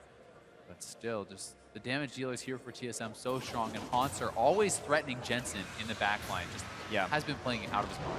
Definitely playing wonderfully. The Guardian Angel not far away from him as well. Just needs the combined cost at about 500 gold. And TSM saying the way we're going to close this game out is taking a nice, quick Elder Dragon, it looks like. They've had BioFrost sitting in this jungle for a while, making sure they have the wards. And it's interesting that C9 has been able to push out the bottom lane, so all they would need is Sneaky to push up the mid to have a chance of contesting this Elder Drake. Even with a Mountain, it doesn't necessarily disappear. Cassiope would be pretty good at it. They would have to go now if they want to stop this. I think C9 needs to take this risk to try to do it. They're falling too far behind. They can't afford to give it over. Meteos would have an angle to try a steal.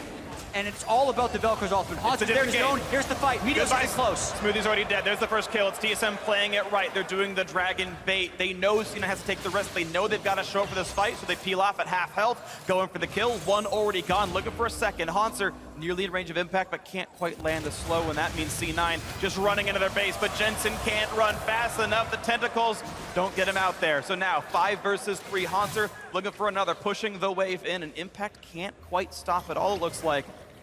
And this could actually be the final push. They've been able to kill enough people. They're keeping Impact away from the base. It's a 2-man defense attempt here for C9. 4v2 to close out the game. Meteos rooted up. Guardian Angel gonna go down, and he's been dropped already. Here comes the final Nexus turret. Here comes the series tying game win. Bjergsen tanks the arrow. Doublelift is legendary on this Jhin. When he got killed in lane last time, he's the carry in this one, and game 2 goes to TSM. 8-0-6 for Doublelift on the Jhin. An incredible performance as him and Bjergsen really were putting out so much damage, and Impact was just, Haunter rather, who had massive impact going on to Jensen in every single team fight. Yeah, and the resiliency of both of these teams is going to be tested. We clearly have a series on our hand. After being solo killed in mid lane and losing a 2v2, Bjergsen and Doublelift go unkilled in the entirety of game 2 to come and even up these series. That is how you answer back after a tough game 1. Absolutely agree, and TSM also just looking like the TSM we expected before playoffs ever happened. Doublelift saying nerves got to them and they won too slowly against CLG. It didn't look like that trademark TSM aggression. Game 1 also a bit shoddy, losing lanes. That's not typical for TSM, especially not for players of this caliber. But game 2 looked like they never missed a beat. That was standard 2016 summer TSM League of Legends, and it looks great. And I think it's also because they got out of lanes before 15 minutes. I really do feel like TSM has to capitalize on that advantage of having better macro play than C9. They have all native English speakers. They've been really quick around the map the whole time. They praise each other's shot calling constantly, and being able to maneuver like that and rush all the objectives and force C9 into decisions really worked well for them. So a beautiful game by TSM. They, of course, strike back now and tie up the series 1-1.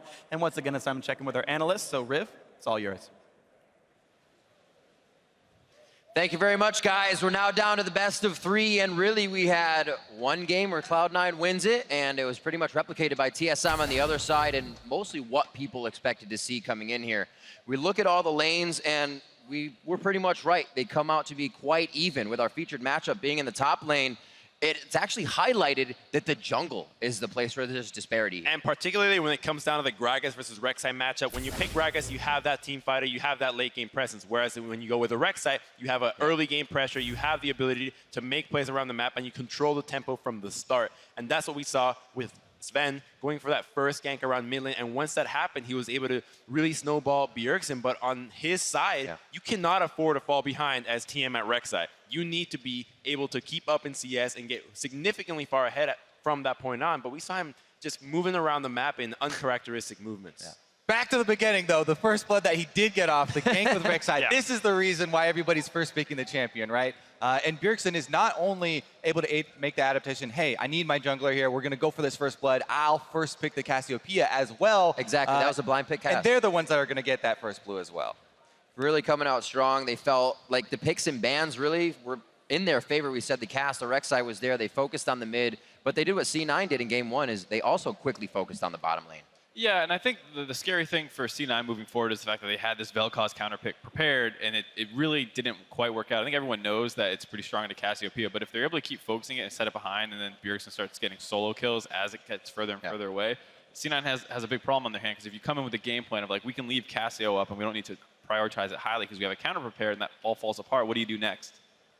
Well, we definitely want to get that first replay on. We've been talking about it so much. The first blood gank coming in from Svenskeren, and this is where we thought the jungle proximity would be. All over Jensen and all four. It's a great angle from the Rek'Sai to go in through that. Really hard to expect it as a mid laner, and then just sidestep from Bjergsen to make sure that he doesn't get hit by that knockup. Tanks the turret just perfectly, and similar to game one, that poison final tick getting that kill, which is always exciting to watch. Yeah, they've worked out the little kinks there, right? Because they were both fully dedicated to that play, and the slight sidestep with the extra speed from the Ghost, allowing him to get the first blood. And it really was, as we said, in TSM fashion coming into this one. There weren't too many huge replays to see because when TSM wins a game methodically like that, they win small skirmishes, they continue to keep the opponent team behind. Right, and what I like a lot about TSM is they're always trying something, even when it doesn't necessarily result in anything. There was that red buff contest where both Bjerg and Sven kind of moved in for it, and the fact that they're constantly looking for these little things that they can do is kind of what separates them from C9 for me, where like C9's really good at capitalizing on mistakes, they can punish you, they can get their advantages, but if it's not Meteos doing something, it seems like they don't have quite as many things prepared. And that kind of play style puts so much pressure on Cloud9. React every single time. So you have to constantly be thinking, okay, what are we doing next? Because they're making a move on our side of the map. We need to be ready to either defend it or answer with something else. And it kind of accelerates the shot calling that you have to use during that match. And if you're not comfortable playing a high tempo of pressure, then you're just going to get collapsed on and rolled over. And luckily, Cloud9 did not quite do that, but it was still a rather one-sided matchup for TSM. So we saw, as we said, the disparity in the jungle when it came to it. When the lanes did spread out, when they did break out into team fights, it was Haunter coming up big, stopping Jensen on that Vel'Koz. Other things happening, and then the base fight in the bottom side. I call it the big base brawl at 33 minutes in.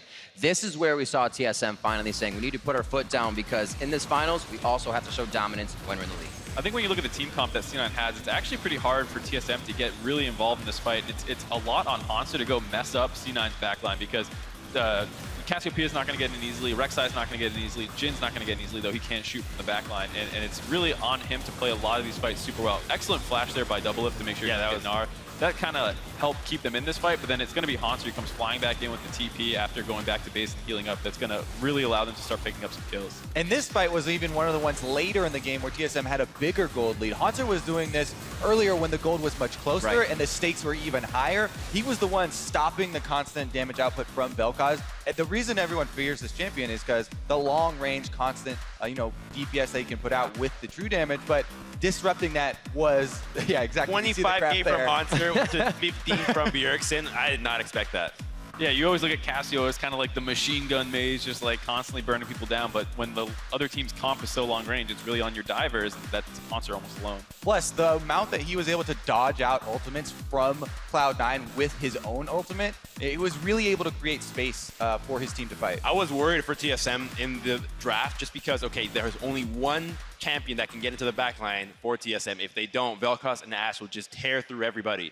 And to my surprise, Hanser actually pulled through and he was able to dish out so many nice stuns. Some of the early ones were a little bit questionable, but as he got used to it, time and time again, just zoning out the backline, and they have no answer. What does Ashe and Vel'Koz do to a Trinity Force Echo? There is a huge difference between a low-skill Echo and a very high-skill Echo. Even between medium and high, right? And I think it was Smeb last year at Worlds that first opened my eyes to how ridiculously much Echo can pressure in these team fights and really control them if you can actually get that parallel convergence in the right place and zone off the carries. And right before I throw to break, Mark, I want to hit you up is you were saying the takeaway of this Jhin, even though Doublelift hasn't played it, is TSM now going to blue side? Do they keep with that, taking it away from Sneaky?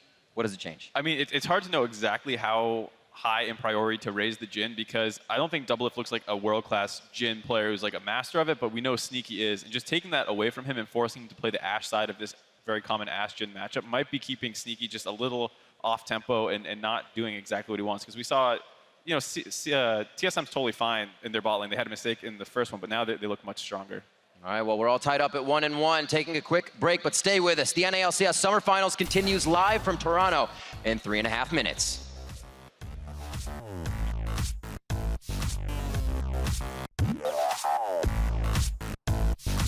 Remember to treat it like it's 0-0, guys. Yeah. Yes. Not over. Not even close. We're good, dude. We have a fucking bad game. Everyone has bad games. Jensen flashes the follow, but here comes the re-engage! The burn down, the poison, it's gonna take him out! No. Nice. Can we see? You have a wave. You have to sold us. You can turn the flank. Nar hops around, gets rooted up, a big stun comes through. Meanwhile, Jensen in a bad spot against Bjergsen. The first kill happens in mid lane and the solo kill. Sneaky. I'm an Ash. I killed Lucas. No. Look at that. Smoothie to take a couple bullets, but 1-4 might kill him, and it does. 936 knocks him out. It was just a warm-up game before. This is a warm-up game. And game 2 goes to TSM.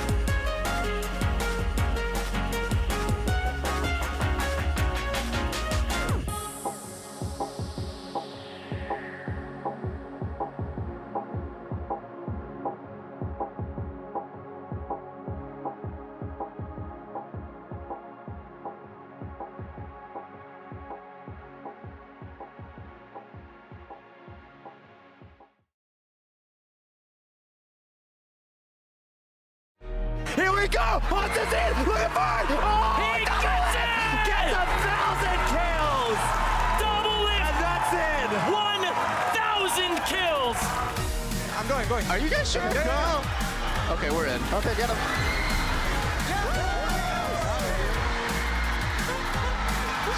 All right, I love you guys. And what a way to end your final game of this summer.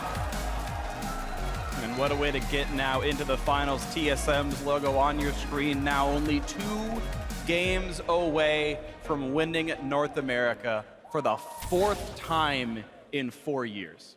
Yeah, and C9, though, would also be 2 games away from winning their 3rd title and tying TSM, so we got ourselves a great series on the way. Yes, we do. Of course, welcome back to the Air Canada Centre here in Toronto, home of a lot of great athletes. Now the ones on your screen are TSM and Cloud9, and TSM playing much better now in the 2nd game, playing more aggressively as you guys wanted from that first.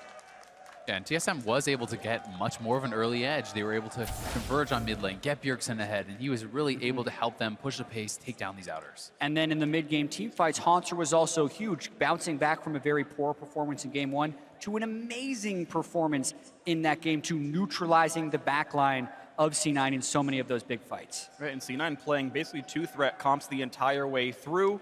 You know, it's always on Jensen and Sneaky, and if one of them gets basically solo killed by that TSM top laner, then it looks a whole hell of a lot better. Yeah, and every single one of these guys need to step up to the pressure. We saw some jitters in Game 1, a few jitters in Game 2, but it does seem like they're kind of starting to settle in a little bit, and now it's really anyone's series with the adaptations from the first 2 games pick and ban. So with this series all tied up, Doublelift shares what it means to be back in the finals. Summer Split is the one that means the most, and last Summer Split, I came into finals with CLG and we like smashed it. And I think this Summer Split, I feel kind of the same, like unstoppable force. Like our team is just so strong. We just play insane sometimes. So I think like claiming the championship and taking it away and becoming like the team with the most number of LCS titles, it's like a pretty historic thing. And especially in Summer Split where it matters the most. So I'm looking forward to it. Definitely think they did look amazing in that game there, and we'll see if they can continue that forward into game number 3 and get themselves an edge in the series. Yeah, and we've even seen like the way TSM respects each other as teammates. Like Bjergsen, he's been on TSM for a while and has had many different teammates, and he said this is the first time where if he's thinking about going internationally, he has no worries about someone not being able to hold their own. They trust each other to all be at the very top of their game, and that trust gets tested on a stage like this. And so far, it's been, I guess, some misses, but a lot of hits now for TSM. After Game 2 looked, I think there's a good chance they can keep that form heading into the back half of this series. No Syndra allowed. Tom Kench banned away as well. You're seeing them drop that off the table. TSM continuing their chain of Tom Kench bans. The question for me is, does C9 actually leave Vladimir up for that first pick as they did in game number 1?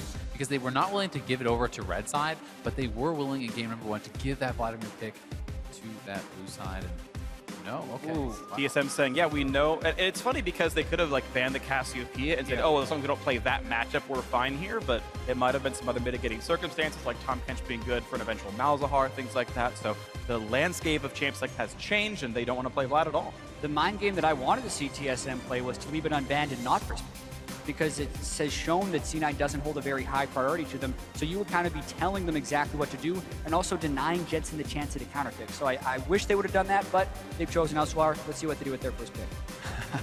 And now we get to find out, will it be the Jhin takeaway again? Because you have to feel maybe C9 will be willing to take it on this first rotation if Jhin goes unpicked as the first one. Gnar was the first pick for C9 when they were on blue side in the past game. Rek'Sai has been creeping up the priority list, and that's a little surprising to me. I actually think that Gnar Jhin would be a fantastic second round here for C9 if they're willing to make that pick this early on. And actually, wow, more priority on Trundle, and that has been pretty popular in both series here. They're just reading the fact that tanks are being picked up so frequently. They're assuming Biofrost continue to play melee champions, and Trundle, one of the best matchups to fight a tank while still being a tank yourself, and that's what they're going for. It is really good, but at the same time, look at Adrian's success on a champion like Taric, right? He was playing Trundle all throughout the series, and then the amount of things that Taric can do are very comparable to Trundle, and you can also have this amazing teamfight ultimate, so I don't really feel like the priority that is that warranted on it, but it may be that they're worried about Biofrost taking it away too.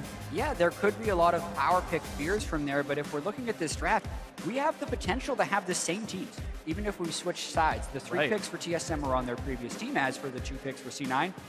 There's a chance we get a salty run back. Seems pretty likely here. We'll see what else comes through on this one. The Vel'Koz still comes in, knowing that C9 was susceptible to ganks earlier on with this matchup. Meteos unable to match pace with Svenskeren. Definitely feels like TSM is almost daring C9 to make a change. They very early pick the Rek'Sai. C9 doesn't bother to steal away anything from TSM. Here would be pretty much where I think you have to make the change. If we see the Vel'Koz and the Ashe lock in, then we're pretty sure we're going to be having that, but C9 should hide their hand a little bit. Well, it's forfeits. We're just a mid lane pick away. Say, will you play Echo again? If so, maybe I don't want to play Vel'Koz again. That might be the one mitigating factor here. But yeah, C9 locking in 80% of last game's team comp. And no, Zach. they change it up. Oh, baby. It's Meteos Zach. bringing out the Zach. It's the Meteos special. He used to be known for this champion. And a lot of people have been talking about how it has been creeping up in priority in solo queue, and as far as being this manaless, tanky jungler, has fantastic long-range initiation, can be very good against someone like Jhin and like Cassiopeia. Gives you that backline access. He was by far the most winningest Zach in North American LCS, Oh, yeah. but this was 2.5 years ago. He's always had an affinity for this champion. Azale just talked about the ways he's been creeping back up, and we talked about like finding a way to mix things up and be the ones that change. Well, after TSM locks in 2 of the lower mobility damage dealers, how about a guy who can slingshot 2,000 range into the team? It's actually a great pick if he doesn't fall behind. And this is something that he is actively still playing consistently in solo queue. He's staying practiced on this champion, and now to bust it out on the biggest stage here at the North American Finals, the Bard. And so TSM changes it up. This is a consideration I had, is when you show your pocket pick earlier on in the draft, like what exactly is Jensen hiding for the mid lane pick? Now TSM says, oh, you are playing Zach. That's different. Let's change the texture a little bit here. Now let's get a Bard in for support. Let's change what this all looks like. We can get away from the slingshots. We can ult you if we really need to. New looks now for TSM with Biofrost Bard, as they've changed one champion in the lineup. One thing as well to keep in mind for Zach is this is one of the best, if not the best, at doing these unseen mid lane ganks. You can jump over from the Wraith Pit. It's very hard to ward out all the angles that this guy can engage on you from, and maybe this gives them the confidence to actually go back to the Vel'Koz or to do something different. And oh, it is the Vel'Koz again, so it's the run back. Jensen says, close. Fool me once, shame on me, fool me twice. Yeah, run back in the mid lane matchup, but maybe the jungle matchup will be different. Only one champion select tweak for both of these teams. The support switches from Braum to Bard. The jungler switches from Gragas to Zach. To be fair, it's a big change for Cloud9. We have not seen Zach in a long time, and I, for one, am super hyped. Yeah, just thinking about the early game, I think it's going to be so critical. Will he be able to keep pace with Svenskeren early? Because once Meteos gets level 5, level 7, level 9, and starts ranking up into max range elastic slingshot, that's when it becomes dangerous. But if he falls behind, he can become very useless very quickly. There's another minor point that helps as well, as it's a manaless jungler just like the Rek'Sai, with the mid lane matchup being so volatile. Giving the level 3 blue buff over has actually been a contributing factor to these two players winning their lanes. Meteos can now do the same thing for Jensen. Give him the blue buff. Zach doesn't need it. Might help the matchup a little bit more. And yeah, I think we do still expect to see a jungler come in around level 4, level 5, get that matchup tilted. The coaches shake their hands one more time. We're going into game 3. It's all tied up. We know we're going to have more to play, but match point basically on the line now here, as we are tied up 1-1. And the rights of best team in North America here will be proven in the next hour to 3. Yeah, 3 more games to play. The series continues to evolve. These teams continue to learn more about each other. They hadn't played in the last 2 weeks. They were very happy scrim partners prior to that, but ever since, you know, they've been trying to keep it locked down, and now we get to see what they've been hiding. We do, and one of the things they were hiding was Zach, the Zon Amorphous Construct, if you actually turn the acronym into its real name. A little bit of lore for you guys. We wait for the game to actually start here. And yeah, it's a battle of very similar styles. You do have one less tank on TSM, and the thing was, with their comp last time, it was 2.5 damage dealers, 2.5 tanks. Echo could go either side based on how he was doing, and he was a massive performer, solo killing members of the back line by himself. Haunter was huge on that Echo, and that was I think, very big tilting factor. But now TSM have one less tank. They've now got the Bard in here, and if Haunter doesn't do very well, then it's only one tank. It's just the Rek'Sai, and this changes the landscape of fights quite a lot. You're going to have to wonder, how is C9 going to keep Jensen safe on this Vel'Koz? We've seen how Haunter wants to play these team fights, how aggressively he wants to dive in on the Vel'Koz, pressure him out of these fights, and C9 must protect him. We'll see if they can do that, and they must protect their jungler in the early game. It's not just on Meteos, it's on his team to get him vision and to help him if he's getting invaded. And there's a couple of different ways I can see these fights evolving. We know that TSM has less of a tank line with the Bard instead of a Braum, but there's actually an incredible synergy between Echo and Bard.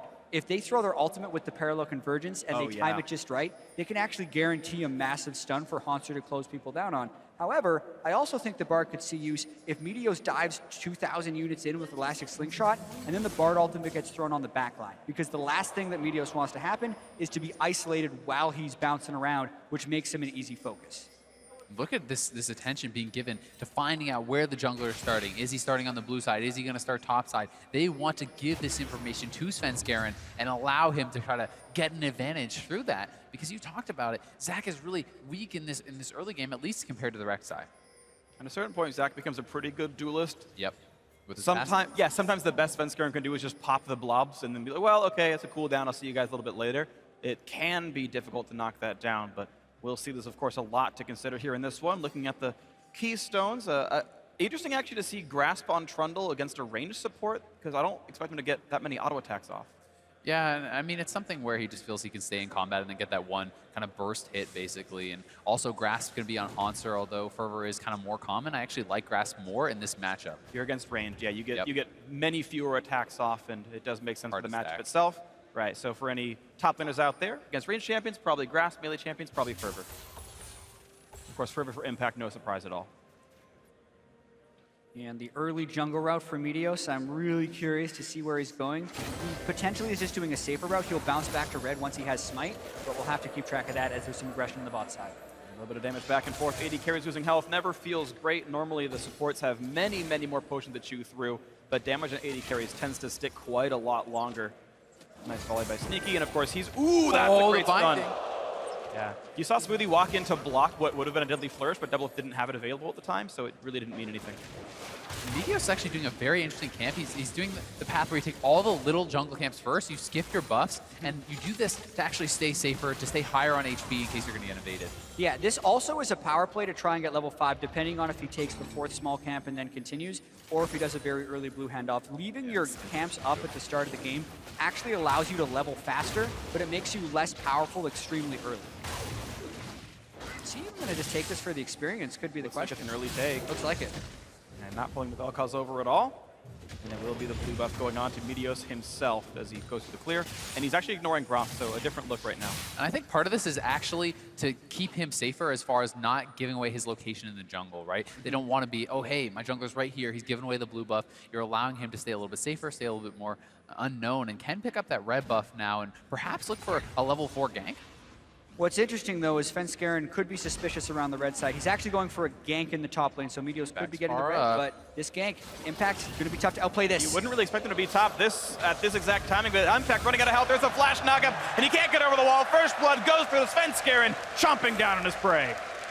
And just a nice path by Svenskeren there. So many of these games have been about bottom side jungling. Early top side gank surprises everyone, and Impact in particular. He used his hop to get away from Halser. It was such a weird path, too. It's 3 minutes 40 in, and he started top side. He started Gromp and somehow still got back up there after red buff, and Impact didn't see it coming. And a lot of competitive jungling is doing these weird paths. It's mixing it up. It's messing with timings because these players, they ward at specific timings. They play around specific timings. It's all very calculated. Exactly, and patterns are dangerous for these guys. When they see Meteos in the jungle, maybe they have been able to scout it a little bit because he does stream it a lot and he's pretty public about what he can do on the Zac. Both these guys just trying to mix it up as much as possible. Svenskeren wasn't expecting an early game from Meteos, so he does the weird path, gets the gank, and it pays off.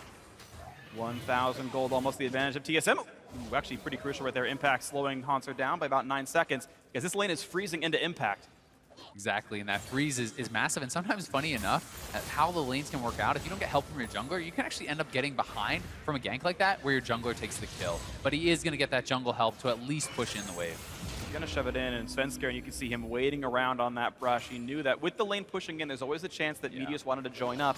But now this wave a bit too big to win a 2-on-1, and Haunter's going to be able to shove this one in pretty well. As these two minions die, the reinforcement wave will not stop it from reaching the turret, and this lane will reset eventually. And just even the fact that Svenskeren was there allowed him the confidence to push that in. Had his jungler not been there, it would be too risky, so he doesn't even have to show in the lane, just moves topside, allows Haunter to have that confidence. Nice little play from Svenskeren. Not to mention, he's able to get the deep ward in the jungle, and it's a nice start for TSM, but we were expecting an early pressure edge from the wreck side. The question will be whether or not Meteos can equalize that. He did his super clear of the jungle to hit level 5, get an early Kindle Gem and boots, and now he's tracking probably towards the mid lane. That is Zach's favorite place to gank. Yeah, he's in that side bush, but Svenskaren's on the side too. Hey, flash over to the right-hand side. Bjergsen gets away, still using a summoner spell. Haunter and Impact, meanwhile, doing battle. It's a flash away. Haunter was going to get chained down on this one. Impact saving his own flash, actually. Summoner advantage. And Haunter, keep in mind, no teleport, no summoner, and the lane is once again really close to the red side turret. Here's Meteos coming up, sensing blood in the water. Yeah, Double Thorns Blade Gnar is such an aggressive pick. Meteos pathing up, he's gonna get spotted. Haunter has no flash, can he get away? First Hyper, shield coming out, Here 3-second countdown, knockup is there, and they've got the damage! Top lane counter kill, and Haunter has no way to rejoin the lane. C9 can make this freeze if they want to, and completely shove him out. Instead, they're gonna shove the wave in, deny one more, and they'll reset the lane. They know he doesn't have the teleport, so they're very free about shoving up this lane because they know they're going to be able to deny a lot of minions to the turret. Not to mention, it always helps when you can net 6 on Zach at 6 minutes and 30 seconds. Very no kidding, and here it goes again. Impact fully commits to it. He sees that he has the kill. He knows he forced out the flash. Meteos flies in, able to help clean that up, and such a good start for him. He's actually up farm on this wreck side, hits the early level 6, and he's going to be a threat to gank anywhere now. Yeah, he's been able to get out of the early game.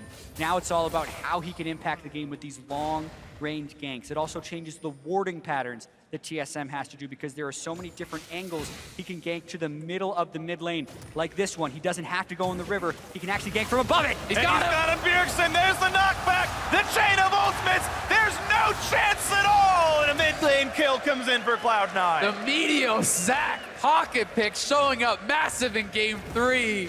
What a start.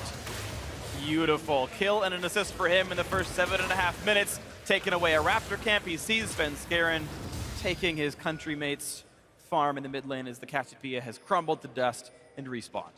It is just so cool to see Meteos playing Zach on this stage because he was crushing people on Zach before Bjergsen was even on TSM. Like, it's such a throwback pick, and it is so awesome. Watch this. He knows the range. Look at how deep Bjergsen is. He's on his side of the lane, and he gets hit without a flash from Meteos. That's what Zach can do. And that's why this guy is such a frightening jungler. You smite out the race, you move towards mid lane, you know you're not warded out, and you can engage from ridiculous ranges. Beautiful stuff. Level 7 Zach. The range gets longer from here. Be aware, TSM. Biofrost gets a bit of help, though. He's got Svenskeren around him, and it'll just be a trade of blows. Right now, TSM, again in contrast to game 1, but much like game 2, they're winning the 2-on-2 down here. You see a 10 farm lead for Doublelift. They're playing for the blue buff as well. Svenskeren here. Meteos, no! The early smite? No, it did go over. I take it back. He dealt enough damage. Yeah. Early smite or not. Great secure by Svenskeren somehow as Meteos tried to fly in for a steal. The last 10 health was dealt. TY red buff. One of those really funny things about Zach is you actually can smite while you're flying through the air. So you can even do crazy things where you fly over a dragon pit or over the Baron pit and smite as you're going over. And you can just go right through, steal it away. It's pretty cool. Yeah, notice the pink ward war, though, in this river, because that is so critical if Bjergsen wants to have anything to do with that mid lane, is being able to at least have a chance of spotting the Zach. And part of the story of this series so far has been so goes the mid lane, so goes the game. And Jensen is the one to get ahead here. Now, he's the one being gifted over that kill from his jungler's help, and it could be very, very big. And we know we've seen Impact dominate top lane one-on-one with a small lead. Haunter was the reason that Jensen didn't hard carry in game 2. Haunter's now being held down. Meteos has Wraith buff, and he's looking. Goes for it to land the knockup, flashes to knock him back in, though, and it's going to be dangerous. They're trading blows back and forth, and Svenskeren doing what he can to make it all happen. The poison, the heal, Meteos splits into 4. Jensen still chasing, but doesn't have the damage, and that's going to be 2 kills, you assume, coming in for TSM as Meteos will lose his life. Haunter gets a kill. And the gank backfires there for Meteos. He didn't land the damage on his elastic slingshot, and that was the difference as Svenskeren was able to arrive to turn that one around. Critical right there that Bjergsen was able to kite back and constantly heal as he ran away from Meteos, got the haste, got the damage, got the health back, and Bjergsen sustained through all of it. +2 for TSM. Mid lane turret gonna fall as well. That's a huge surge of money Plus 700 to plus 1700. Yeah, first turret as well, just a massive swing. And this game is displaying both why Zach can be good, but also why you often don't see him, because the margin for error is so slim. All of his damage is built up and towards that elastic slingshot, and when it doesn't do damage to Bjergsen right there, they do not have enough to finish the kill. And it wasn't just that. Actually, the E and the Q were both missed from Jensen. They missed way too many spells. That one missed again. Jensen saving his flash super late and then flashing into the wall there. A lot of mistakes here from C9. Had Jensen hit either of his initial skill shots, Bjergsen dies off regardless of that E not landing. So definitely some big mistakes, and the look of frustration on Meteos' face there. They know they messed up. It just threw away their lead. Exactly, because they lost so much after that one as well. The buff that he had, the mid lane turret, that's no longer a safe place to go because the deep wards can be placed now through the mid lane. Just a bunch of things they now have to battle back from, and that's where the mental strength will come into it. Certainly not an insurmountable disadvantage, but yes, you gotta say, TSM looking much better now. The great turnaround. Hanser managed to pick up a kill as well, which again, a really big deal because he's starting to lose his one-on-one matchup in the top lane. The farm difference is over 10. You can see this even, there was until just now, a level lead for Impact as well. He's probably half a XP bar up. We'll see if anything more can happen in this one as Hanser kind of just desperately fights for farm. Down 11. An arrow actually flew wide in the mid lane right there, so C9 had maneuvered to try and get a pick, but completely whiffed on it, and that actually allows Biofrost to move in for some very aggressive wards. He's completely safe to get his magical journey out. Meteos has to leave his own jungle even. He says, nah, I got this after all. And Nope, just kidding. took it. I've got smite still. JK, buddy. And look at that. Priority over this bot lane turret. Been able to tunnel out, but Sneaky can only fight for a few minions as this wave is thinning, and the turret's down to half. TSM trying to pull the team play in very quickly, already grouping in bottom lane, 3:15 minutes, trying to get out of the lanes, and they got a pick. Chain of ultimates, here comes the snipe. Smoothie takes 3, he'll survive the 4th and does so. Not nearly as painful as the prior game, it's much earlier on into the game. But an 1,800 gold lead still puts TSM ahead. They've got vision control over this Drake pit pretty well. Seen it have a couple of wards around, but certainly the tempo lead and almost everything really resides with TSM. Pressure is pretty heavy towards the bottom side and Drake right here. With no mid lane turret, deep wards in their jungle, C9 has to be very cautious about where they approach. They definitely do, but C9 is going to have that Ashe arrow available here pretty shortly and can look to make some of those plays. Ashe in combination with the Zac as well. Very long range initiation, and the follow-up can be there. Meteos clearing out some of these wards, trying to battle for vision and give them the ability to have some of this playmaking, because if you don't have the vision in the river, it's too easy to avoid that Ashe arrow when Sneaky moves up. Well, something to always keep in mind right now, of course, no Tom Kench, not nearly as much safety, but so far so good. TSM have not fallen prey to Sneaky's antics just yet. Filler means not much. Quick wave clear, Biofrost takes a CS, his 6th of the game. Farm like a monster. Gotta get that Ruby Sightstone, Freak. Yep, big deal. Gotta say, I'm really impressed with the fact that Bjergsen has been able to get picked on this much against teams with Ashe as well and not really fall victim to it hardly at all, because he's not playing cleanse. He's not actually respecting that Ashe, and he's getting away with it. And I think a lot of that has to do with the few attempts that C9 has actually gone for it. I think there's been a decent amount of pressure in the lane that's kept them tethered, so to speak, to the bottom side, because a lot of the times when you are punishing a mid laner for not having cleanse, it's because the mid lane and support after recall run down mid lane, fire a close range arrow from basically where Meteos was ganking on Zac, and they convert a kill. But in all 3 games of Ashe, I haven't seen that play once from C9. They're really just stuck in the laning phase.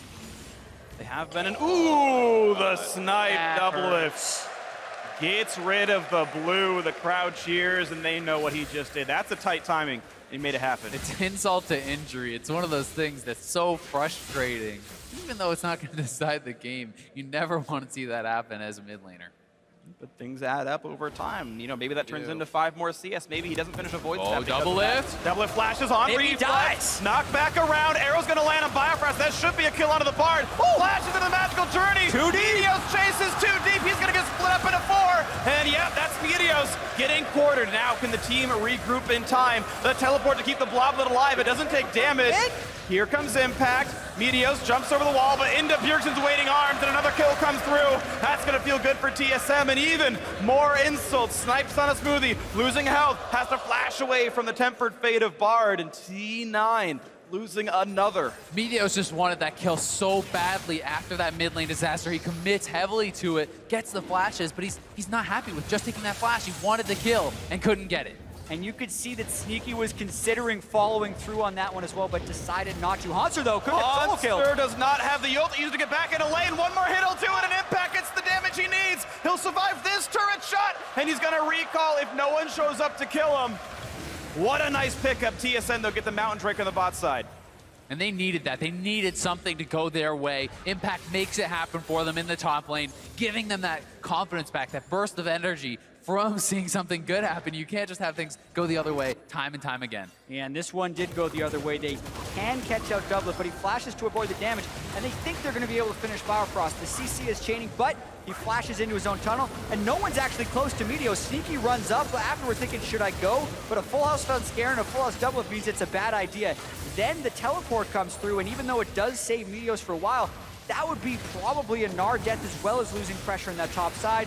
Meteos flies over. Hanser did complete his teleport, and it is a dead Zac. Certainly the right choice for Impact to cancel there and had no way to actually contribute. Meteos just overcommitted. Could have just taken, throw off the E, get double a flash, back off. Now siege that turret. Now try to get the advantages that way. Instead, they go for more, they get punished. And they do indeed. Right now, it's a 2,000 gold lead. It's actually stayed about the same. They've been trading resources reasonably close back and forth. And you talk about advantages of TSM. You've got 2 kills on Bjergsen in the mid lane. You've got a bot lane that's looking pretty nice. It's plus 20 right now in the top lane for Impact. He's the winning lane. You talk about things that C9 needs to turn this morale war around. A solo kill in a 20 minion lead feels pretty good. Yep, and as we've seen, Gnar, who's ahead, is really hard to deal with. It's just a matter of whether or not C9 can have the isolation from Impact and get him to draw multiple people up, which then can create playmaking opportunities for the Ashe and the Zac. The pick potential of the 4-man squad for C9 is still incredible, whether or not they're down in gold. And Jensen is really doing quite well for himself too. He has a kill, he has a CS advantage over Bjergsen, so he's not falling behind because of some of these things that haven't gone their way. And you know, really it's just about Meteos staying relevant, keeping up his farm, because you don't want to fall too far behind on that Zac. You have to build full tank and you have to be relevant. We'll see if it can happen. He's getting some level of farm. He's got himself the Cinder Hulk. I've seen some Zacs go Runic Echoes and use that as... Oh, geez. Oh, geez. Impact again, just finding the solo kill. Hanser didn't even get to cast the ultimate. He had it up and it didn't happen. Bjergsen's coming in, though. Well, the hop came in time and it bounced off of a minion, so Impact has a lot of time to buy. Teleport, it's going to be close. Can Spencer get the knockup? Okay. Force a couple summoners out, but Impact is now in a bad spot. He's going to get chained down. The kill comes through with the assist. But what is the cost? They send their mid laner, jungler, and top laner, so to speak, all the way to that side, and Jensen and Meteos might be able to take down that mid lane turret. Just like in the semifinals, it's Impact that the team can rally around. He is making so many big plays, back-to-back solo kills on Hanser. Just incredible, and they don't get the mid lane turret, but it's very low, and let's see it once again here. Impact pulls the trigger, nails the stun. Hanser, total disrespect, walking up. He had time to ult as well. You saw him cast the E right there, but big mistake. Didn't happen. Sneaky getting low. Thankfully able to win the duel himself. Has plenty of movement speed. Hurricane plus boots too. Yeah, and I think there was a couple layers to that mistake from Hanser there. He could have just sat back at his turret and waited. He stood next for the Gnar ultimate, and also he's gone with an aggressive build despite being behind. You do often see Echoes go armor early against Gnar, and then building the Trinity Force as a second item. It is a choice, but when you're doing that Trinity Force and you know you're behind, you have to give the respect to the Gnar. Exactly, it's a Sunfire Cave that people often kind of bail out into, but he's now down 2 levels against the Gnar who's building aggressive. This guy's going for a Black Cleaver. Impact is looking to try to carry the game from the top lane. And Sven, no fear, steals the blue away. You talk about carries, it has to be Impact. Jensen's not getting blue buffs. The bot lane's not looking good either. That turret already went down a second ago. TSM are massacring the bottom 2 lanes. Yeah, and it is the overall map pressure that's giving him this lead. While we were seeing the solo kills in the top lane, C9 couldn't finish the mid lane turret, and then the Jhin ultimate and the Bifrost harass gave them the pressure to take the bottom turret. So with the 2 turret to 0 lead, it's really important that Impact or Jensen can fell some of these turrets in the lanes just to keep the goal close. Yeah, and that mid lane turret should be going down relatively soon if they can get up to it. Top lane turret is at half HP from Impact's work, so there is gold out there on the map that they can start collecting, and this is going to be the first step towards that. There we go, 800 gold in the pockets. Here comes another battle on the top side. Meteos gets the 2-man knockup, but he's got to run away. A nice knockup by Svenskeren, but It will be Meteos walks away, a trade of his ultimate. Svenskeren just used his. Speaking of 2-level advantages, Meteos down 2 levels now here to Svenskeren, who has really been taking a lot away, but Hauntzer just getting punished here. Another hyper trigger, and the thing is, this actually looks better for the next time around because all the healing you would have got from the ultimate ticks down. All of TSM moving up here, they want to put an end to it. Well, Impact survived 1v2s against Immortals. He sees them now. Here's a 1v4. Send to the troops. Svenskeren jumping over. A nice ult to stop the knockup. The snipe's not going to land, and Impact survives a 1v4. And it's what he's been doing all playoffs. You send the team at him, and he just sends them right back because it is so difficult to kill this guy. He is so elusive on Gnar. 40 CS up, 2 solo kills against Hauntzer. Are you kidding me? Send 4 people, waste your time. Wow. Well, just like what TSM has in their hands, no impact. No impact at all to that gank. It means nothing. C9 got a bit of pressure down in the mid lane. The problem is TSM are still up 3K. For everything else, they're doing well. It's just Impact's lead is now 30 minions. It's getting bigger over time. He's doing amazingly. He's an outstanding player, but the other 4 TSM are winning on those matchups. They certainly are, but not by massive amounts. Sneaky very relevant, only down 10 CS, but Sneaky may get caught. That's a flash forced out. Biofrost getting another summoner spell burn, but here comes Curtain Call, and the teleport. Impact's gonna match a few seconds later, but here comes Hauntzer. Will they find much? He doesn't pull the trigger, and here comes Meteos right to the knockback, and also Impact canceled, so C9 will be missing their top laner for this fight. TSM have 5 up here, 5v4. Yeah. C9 cannot choose to defend this one. Run. A root on Meteos. There's a stun out from Bard. Here comes the Hauntzer, parallel convergence. Meteos ulti's running as fast as he can, but split into 4 one more time. Damage across on the Prophets. The turret trade. They're gonna knock him down. Meteos will lose his life. How much more is gonna happen? Snipes aren't gonna land. Bjergsen down to half HP. C9 still holding the line, but this is so risky. Top lane turret goes down. TSM have all 3 outers. And Impact now finally working on bot lane outer. Yes, it will be the eventual turret trade, but that is still 1 kill picked up for TSM that had no answer. Slight edge to TSM, but at the same time, Impact is already at a big advantage. And if you put Hauntzer even further behind, Impact's picking up all this farm, all this solo experience. C9 is putting all their eggs in the Impact basket. They're saying that this guy is going to be able to smash Hauntzer and make up for what they're losing elsewhere. Yeah, but the more they lose elsewhere, the farther ahead the other 4 people on TSM are going to get, and it's going to make it harder and harder to stall out as that squad. C9 was also dealing with imperfect information there. They should have all been backed off because it was 5 people for TSM and because Impact was in the bottom lane, but they didn't necessarily know that. And in the turret trade, it's not just a turret trade, it's a second Mountain Drake as well as a kill. So TSM overall wins that. Certainly do. Black Cleaver now done for Impact though. 2 items done to just really the Trinity Force and some small components here for Hauntzer, and Impact should be absolutely dominating in this 1v1 if they do meet up. Yeah, I even wonder how much really resists Hauntzer even grabs himself. He had to go for swiftness boots to deal with the frozen mallet and hyper pain train. Still probably means Impact gets him in the 1v1, but he bought a movement speed item, not a durability item. He's now going for Ruby Crystal, which could be anything. Yeah, it might be random, so it'll help in the matchup, but it could as easily be a Spirit Visage, which doesn't help him survive Impact, and it makes it even worse as he goes for another fight. I also do want to point out that Impact needs to stay in these 1v1s. He doesn't have any armor yet, so he'd be a little bit weak in an actual team fight. Doublelift with the Duskblade could kill Impact relatively easily, so really important that C9 is able to kind of find their way into a split push advantage here. They need to be able to stay safe, to wave clear, to disengage, and a lot of that is going to be down to Smoothie. How well can he use his pillars? How safe can the Ashe and the Vel'Koz stay? Because if they can be safe, if they can wave clear it out with the Hurricane, with the W spam from that Vel'Koz, I definitely think they could try to pull off this 4-1 split. We still maintain that clean 2-level lead for Svenskeren as well as for Impact right now. Doublelift. I mean, Doublelift is getting very ahead as far as the XP too. That's true. I didn't think about that one. Yeah, so aggregate like 4-something level lead right here for in total TSM. Impact once again dueling battle with Hauntzer. Takes a turret shot, takes a second. Impact's got to respect this a little bit. The stun could come out soon. Keep in mind the ulti is still down for a few more seconds.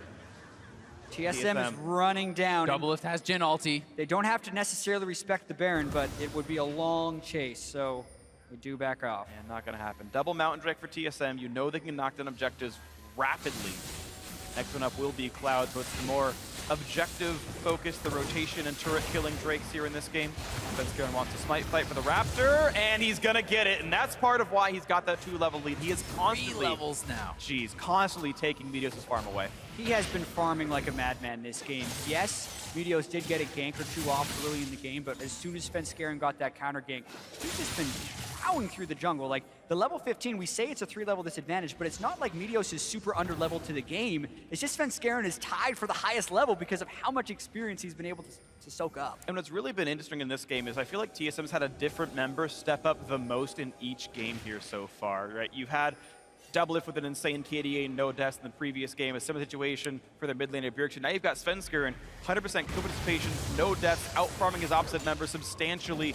Just everyone is pitching in a really huge way in different elements of the game.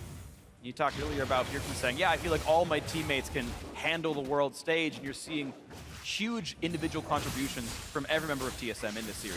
It'll be interesting to see if these top laners actually meet up in a team fight. There are heavy weaknesses as far as lack of resistances in armor for Impact, and there's a lack of MR for Hauntzer, right? So dealing with the Vel'Koz and dealing with those Jhin can be very problematic, and we'll see if that can be exploited, because if Jensen lands a proper combo on a Hauntzer, he could go down and likely go a big fight here. Going for the battle, knock up on a Meteos. Zach has to flash away, and a two-man Peppered Fate. It caught the back line. Here comes the dive. FLICKR finding a little bit. Meteos separates the team, but he's running out of health. Here comes the Disintegration Ray. Nearly does knock down FLICKR, and Ash gets the damage across, but Hauntzer managed to get the trade kill on the jungler. Now he's in the back line. Pops through the exhaust. Kills off Sneaky, and Smoothie himself running low on HP. He's got to run from this one. No slow's going to land for Jensen. Couple more hits will do it. Here comes Impact on the side, but gets sniped out. And Bjergsen gets the 4th kill of the fight. Only Jensen survives it. A 4-1 in favor of TSM. That was actually a Jhin ult pull that snuck through and killed off Sneaky, I believe, and they missed that block. It could have been a very different fight. Instead, TSM moved for the Baron. Yeah, 27 minutes in, double Mountain Drake. It would be rather difficult for Jensen to stop this one with no ultimate. He's sticking around and hoping for some poke, but it just doesn't seem like it's going to happen. Unlikely, and here comes the chase down. Double it. Oh, he doesn't have the damage. Snipe's not going to land. Deathfire touch wears out. Tight. Woo. Slim margins in a lot of these fights, but TSM is consistently coming out ahead, even with the early ganks that Meteos was trying that just turned back around. This time it's Meteos actually getting caught out at the start of the fight. Yeah, he does get caught out. He can't get that initiation at all, and it's C9 funneling, and a great ulti here, but it was actually Jensen, I believe, that knocks up FLICKR, preventing that knock up on a Sneaky, keeping him alive, and they get a lot of return damage, but they're not able to really finish off any key targets. Just FLICKR going down, and you can see the Impact is so late to join the fight, just now completing his TP, and then there is the Jhin ulti. Smoothie missed the block on it. Had he been able to keep Sneaky alive, it could have been much different with Impact coming in on the backside. Absolutely. Impact as well, though. We mentioned how his low armor build is going to leave him vulnerable. How about a 1,170 damage crit to finish him off? Painful stuff here. Impact once again in a battle against Hauntzer. Still should be holding a bit of a lead, but this might not mean enough. Only 1 level now, and suddenly there's reinforcements. Impact's running out of health. He's Mega Armor. Doesn't even matter. FLICKR's there to make it all happen, and the kill comes through for Hauntzer, getting revenge on his lane opponent. Peppered Fate hits Smoothie. That's going to be a blended Trundle. Double kill so far for Hauntzer. This might not quite going to land, but turret down. Arrow's going to hit. Going, but desperation! Yes, they catch up Doublelift, but into the back line they go. A double already for Bjergsen. He's just going to run everybody down. No one's left alive. It's the split of the blobs. And that's going to be Meteos completing the ace for TSM. 15-6, right on Cloud9's doorstep. They could end the game. The bear buff is there. The rest timers are so long. And TSM are looking to push for victory in Game 3. 15 seconds on Impact, 6 on Smoothie. No 80 carry for TSM. They have the Baron empowerment as they're looking to be 1 game away from the North American Championship, but it could be close. Looking to close it out in under 30 minutes. A fast one, the fastest of the series. Second Nexus turret is down. There's not enough respawns in time. TSM gonna take the lead in the series, and they are 1 game away from their 4th North American Championship. And it feels like TSM is getting their groove back. They played so fast in the regular season with the 32-minute average game time, but had been in quicksand, so to speak, just slowly wadding around. 40 minutes were their game times before, but sub 30 against C9 to put them 1 win away from the championship. And you have to feel like so much of it came down to the early game, to those ganks. That went sideways, that got turned around. C9 felt like they were in such a good spot, and then that missed elastic slingshot, the missed skill shots on Bjergsen. He turns it around, gets going for the team, and Sven Skaren from there just felt like he completely took over the jungle. Meteos ending the game 3 levels down, constantly being evaded by this guy. Yeah, being able to pick your fights is so critical in professional League of Legends. We kind of talked about why we're seeing the junglers we're seeing, and it's like all of those guys have a way in and a way out. Zach generally, he goes in, and if you miscalculate in any way, or if you're getting caught warding, you don't have that many options, and that's, I think, what really punished Meteos in that game. I loved the pick. It almost worked, but as soon as he made the mistake, he could never get control of the game back. And it was several times he's like, oh, we missed, but I'm going to chase anyway. I'm going to chase you. I'm going to chase you through the magical journey into 3 people. Oh, it didn't work that time either. And some of that was maybe nerves, maybe tilting from it not working, but they were deaths he did not have to give away by miscalculating the second half of the fight. Walking, not that hard, but Meteos didn't choose to do it. So TSM up 1 game, up 1 game, 2-1 so far in the series. 1 more will do it, but now it's time to send it over to the analyst desk. Thank you for the update, Freak. It is coming down to TSM's game point now, and Cloud9, it almost feels like there's something that's been figured out here, and TSM may have that number. Well, the draft in particular has been so critical for TSM. They pinpoint the rec side. They saw how important it was yesterday. The Jhin making waves in the bot lane, and particularly in the transition into the mid game, getting so many picks, and the crits are just massive. Absolutely. Definitely true. We did see those towards the end of the game. We talk about the Jhin making waves. We got to talk about Meteos' pool party. Zach making waves a little bit here. Let's bring up the first replays. The first one, I call these forget about Zach, because that's exactly what it looked like TSM had happened. And honestly, this replay is a lot about impact. Earning up that first kill right there, bullying Haunter. But here we go. This is the mid lane play. You know that you're going to look for when you do have Zach. Previously, he burned the summoners off Bjergsen. Yeah. So you're a sitting duck there on Cassiopeia. But this second one is where we start to see where they forced it a bit, right? Meteos is unable to keep a clear head as the match goes on, knowing that it kind of feels like he has something to prove with this Zach, and he's really trying to force those mid lane ganks.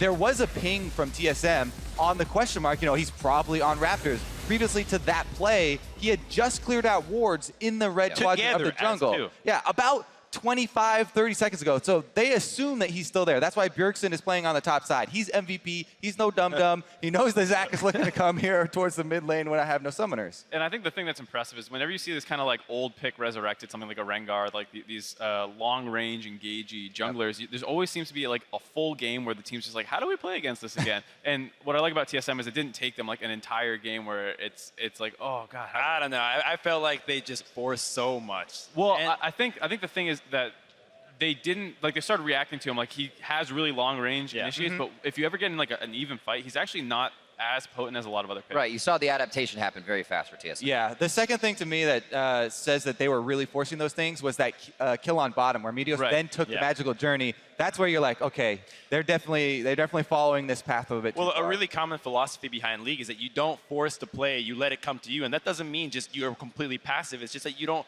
put yourself in a position where you have to wait, where you're wondering, can this work? What are the variables that need to make this work? Whereas that first gank onto the Cassiopeia, nice and easy, you show up and you do it right away, and it's right there in front of you. I think that's one thing that TSM does extremely well, is they take their small advantages. So like, if you look at that bot play where Doublelift had to flash and Biofrost had to flash, that's the kind of thing where you have so many tools, just wait a minute and a half, come back, reforce that play. Impact's winning top, you have an Asher, you have Zach, you can remake that play when they have no, like, summoners. And it kind of comes full circle to the thing we were talking about before, you know, best of 5. It's all about the poise and the long game here, the adaptations between them. And it feels like Cloud9 need to refocus after this.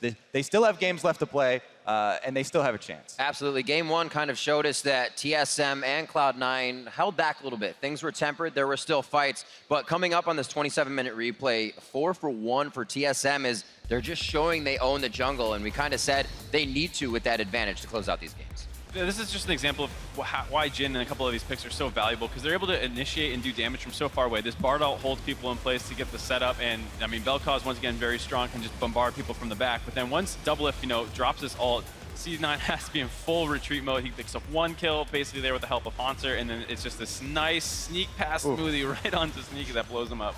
And there's just nothing that the carries can do. How do you deal with Hanser in your backline where even your tanks can't offer that much peel into the Velka, into the Gnar, into the fact that the Jhin is just free to do whatever he wants. And so crucial to that replay right there was the team play. That was all 5 members of TSM. Impact didn't join that till a good 5-6 seconds later when multiple Cloud9 members were already dead because he had to fully channel that teleport, and it was those extra few seconds always mean the big difference. I love the story that the damage to Delta Champions tells, where there's nobody that's really standing out in how much DPS they've been dealing. So it just shows that TSM was more focused onto the macro game, understanding, okay, where do we rotate and look to make the minute plays that will get us ahead and snowball a lead, as opposed to just looking for that one big team fight around Baron that will just blow the game wide open. How to act on those advantages. Moving into game 4, Cloud9 has selected blue side. What changes can they make here? It almost seems like they need to be able to get something that has an early game stronger than Rex, TSM. you gotta get Rek'Sai. This champion has been just devastating series after series. Junglers that are kind of struggling are unable to deal with the likes of the pressure that this champion puts. And even if she falls behind, you go Tiamat, you get ahead.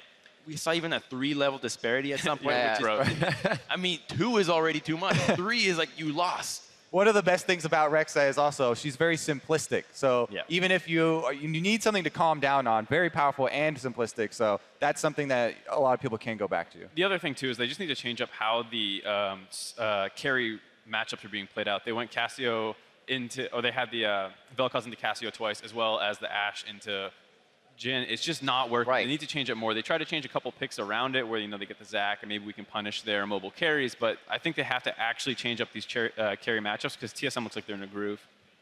All right, well, we do have one more game if TSM is able to win it. Cloud9, however, really need to pick things up. Looking at what has happened throughout this, they are exploring things. Champion select has been different for them from game to game, but like you guys said, focusing on that Ashe, focusing on a few other things may be hurting them. We'll see if both teams change things up, as TSM are just 1 win away from claiming the title of North American champion. Stay with us through the break to see if they can close out the series or if Cloud9 will strike back in game 4. You're watching the NALCS Finals.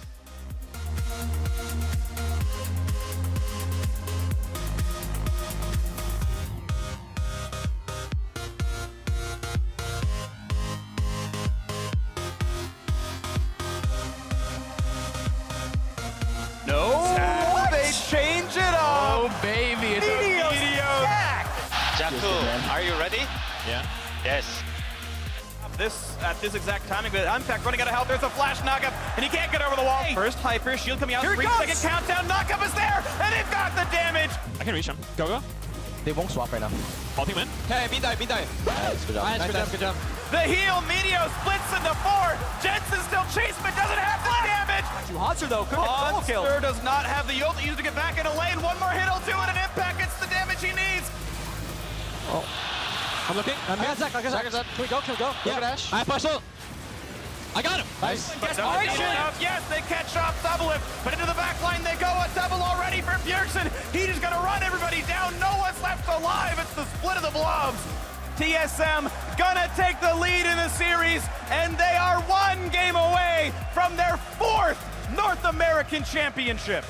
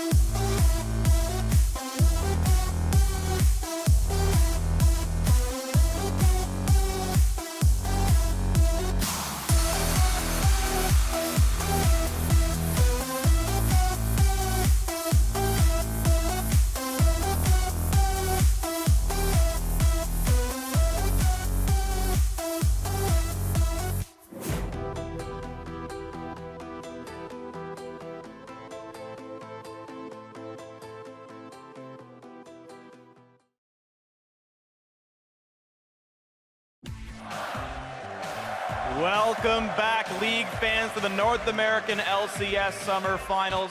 Game 3 TSM was a well-oiled machine. They crushed their matchup right there. Sub 30 minutes, the TSM we expected twice in a row now. Fast, hardcore, crushing it, and now they're heading back up to their stage to make it one last game. You know, one of the big things there for C9 in that game 3 was that it just felt like they were trying to force plays too hard. They get a flash, they get a cooldown, and they want more. They always want to go for more, especially Meteos, you know, forcing around mid lane, forcing around bot lane. They get both flashes, and they're not happy with that. They're trying to go for the big play. And it's so tricky because they're super close to working, and you don't want to be overcome by the pressure to not try, so they're going for it, but they're almost giving into the pressure and trying too hard. And that's why the momentum is so far in TSM's favor, just because so many of those close plays that seem like they could have gone either way have in a row gone to TSM. And you have to feel like when your top laner is doing so well in the 1v1, give him a chance to carry, give him a chance to make the plays on the top side of the map, to carve out his own advantages, play safe, wave clear, play 4v4, very standard, very safe, and let Impact do something. Let him draw pressure and then try to make a play. And unfortunately, that didn't quite happen. You saw glimmers of it. There was the three-man gank top side where C9 nearly killed the mid lane turret. It just took 7 seconds of solo time afterwards to knock it down. And there were elements, but it just wasn't quite enough. So here we go into what could be the final game of the series. C9, we know they can bounce back, but they've lost 2 in a row already. You have to wonder what the adaptations, if any, are going to be here for C9. Do they have the confidence to go back to something like Zach? Yeah, and there's so much they can do here, right? They don't need to necessarily ban Vladimir if they wanted the first picket. I would love to see them take Jhin away from Doublelift. Also, people are talking about separating the Cassiopeia and the Rek'Sai because that's given a lot of mid-lane control to Bjergsen and Svenskar in this whole game. There are a lot of things C9 could do. I'm just not sure what they're going to do.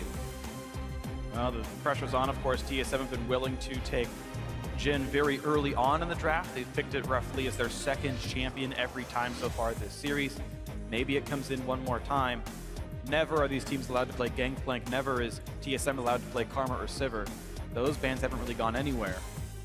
And I'm very surprised that Bjergsen has been able to play Cassiopeia blind into Jensen multiple times and not been meaningfully punished. Jensen should be able to crush a lot of people given the counter pick or even get advantages, but it's been Bjergsen actually carrying a lot of these team fights.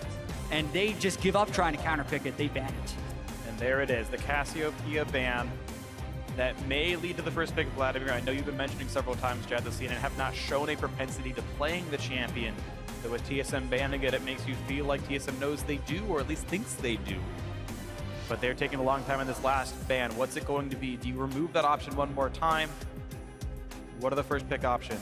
And it's Tahm Kench, so it could be the trade. Hey, if you take Gnar, we take Vladimir, or you take Vladimir, we take Gnar, and those are both champions that have been very key throughout the playoffs. So now it's time to find out how much priority does C9 really put on that Vladimir. Vladimir, Jhin, Rek'Sai, I feel like those 3 champs are grabbed. Well, and Gnar's actually the 4th, which is a little bit helpful to C9 that now you've got 4 really important champions that you get some back on the blue side, but where they go is honestly up to entirely the team's priority because any one of those 4 could be a first pick. It's also very scary. You know, Rek'Sai, we're talking about the importance of Rek'Sai, get Meteos on Rek'Sai on the analyst desk, but if you first pick Rek'Sai, you give away Gnar and Vladimir for the solo lanes, that's a scary world to live in. So it's a tough choice to make, and they're gonna make it. Rek'Sai gets first pick. We'll see what their response will be. Willing to go into that scary world. Yeah. And I do actually wonder if TSM will lock in both their solo lanes too early, because that says exactly the type of team composition they'd want to play. I actually think they could do something like Vladimir Jhin. Certainly. It really depends on what you think the priorities actually are, because when C9 was in this exact situation with the first pick Rek'Sai, they went for Gnar and Trundle. They thought Trundle was still a really important early pick support. They've continued to pick it early on for themselves, always in their second to third champion really here. And the question is, does TSM feel in a similar way? The Jhin, I think, does likely go away. It's been good for Doublelift so far. Vladimir alongside it can make sense. Actually, they think the Trundle is as important as C9 said it was.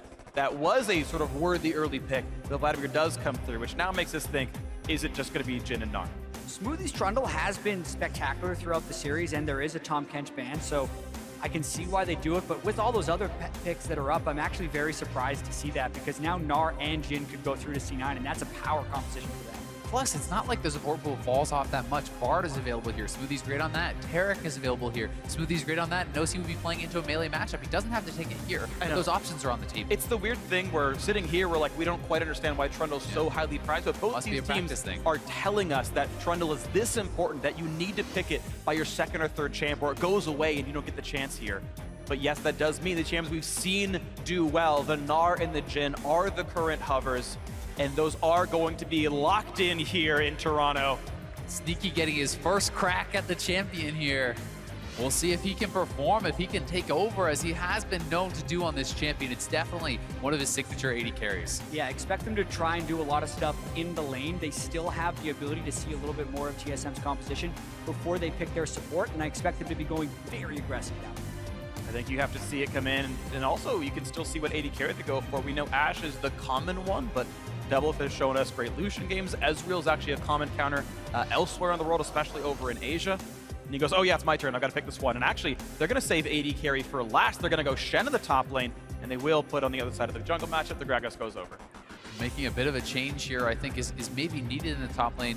We have seen Haunter struggle in that Echo versus Gnar matchup, so he's going to go to the Shen. He's going to go more to the team play, and we'll see how they're going to be able to deal with that, because I think that there's a lot of strong dive on TSM right now with the Shen, with the Vladimir, all the Gragas as well, just piling in on someone like a Jhin. Yeah, there's a couple of interesting situations here. I like what Gragas might do for this game, the Shen as well, because this seems like a setup for Malzahar mid. Normally, Tom Kent, I think, very good against Malzahar. You save whoever was going to be abducted by the Nether Grasp, and Malzahar has been the common counter pick to Vladimir when it wasn't Cassiopeia. We know Jensen plays the champion very well. Doesn't have to go that way, of course, but it's been common.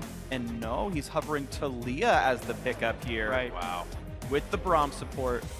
We have seen an absence of Talia in this series, despite it having a lot of priority throughout the playoffs. I think because there's been so much damage in the mid lane, but this means Jensen's going to be looking to be very mobile in this game and really try and play off having winning lanes to go and make some early game dives. C9 going to have to go all in with this composition. Talia is extremely high priority in a lot of other regions. You see in LPL, LMS, it's picked all the time, every single game in some of those series.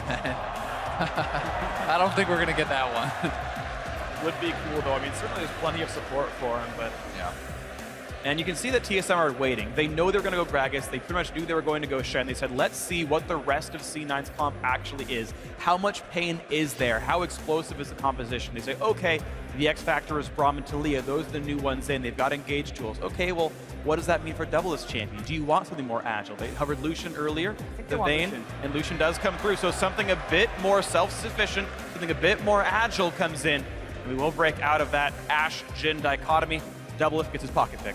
Yeah, he really loves playing Lucian. He played it so much during the regular season, and it makes sense in this context. If he was playing Ashe, he's a little bit more of a sitting duck if they do get in a situation where Talia is ulting them from the mid lane while Sneaky's opening up with a curtain call. Now he can at least have a chance of surviving in those scenarios, and there's also the sneaky chance of him being a hyper carry since they do have the Shen to give him some giant shields late game.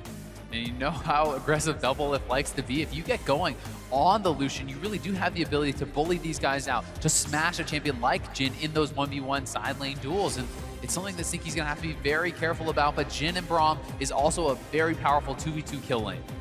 And you expect TSM to have some level of priority in the 2-on-2. I feel like Trundle's going to be good against any of these other tank supports, and Lucian known as a lane bully, but as you get into mid-game, it's really about how well you can play League of Legends, because you're in the face of everyone else. As Sneaky plays the sniper, it's going to be a much shorter distance here for Doublelift. So this might be the last time these two coaches shake hands here this season, as we might move on to this being the final game of the summer LCS. TSM 1 Nexus away from taking the crown yet again. So show us your support for your favorite team, whether here in Toronto or online elsewhere. Hashtag lock in, show your swag, show me what your team spirit looks like. Whether you've painted your cat black and white or blue, who knows what it is, let us see it. Yeah, do not paint your cat. Do not paint your cat. Just a disclaimer. I mean, I don't like cats, I'm down with that. They can be tormented as much as they want.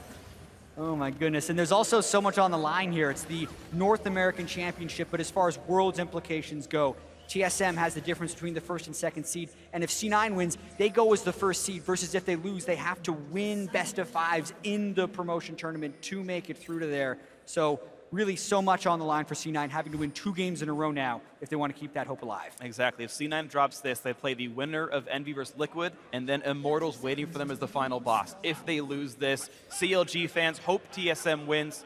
TSM would bring CLG with them to Worlds if they close this one out. So Jensen, last time he was up against Vladimir, did swap off the Ignite. This time he's going to stick with it, having that aggressive summoner into the Vladimir. We'll see if he can make use of it.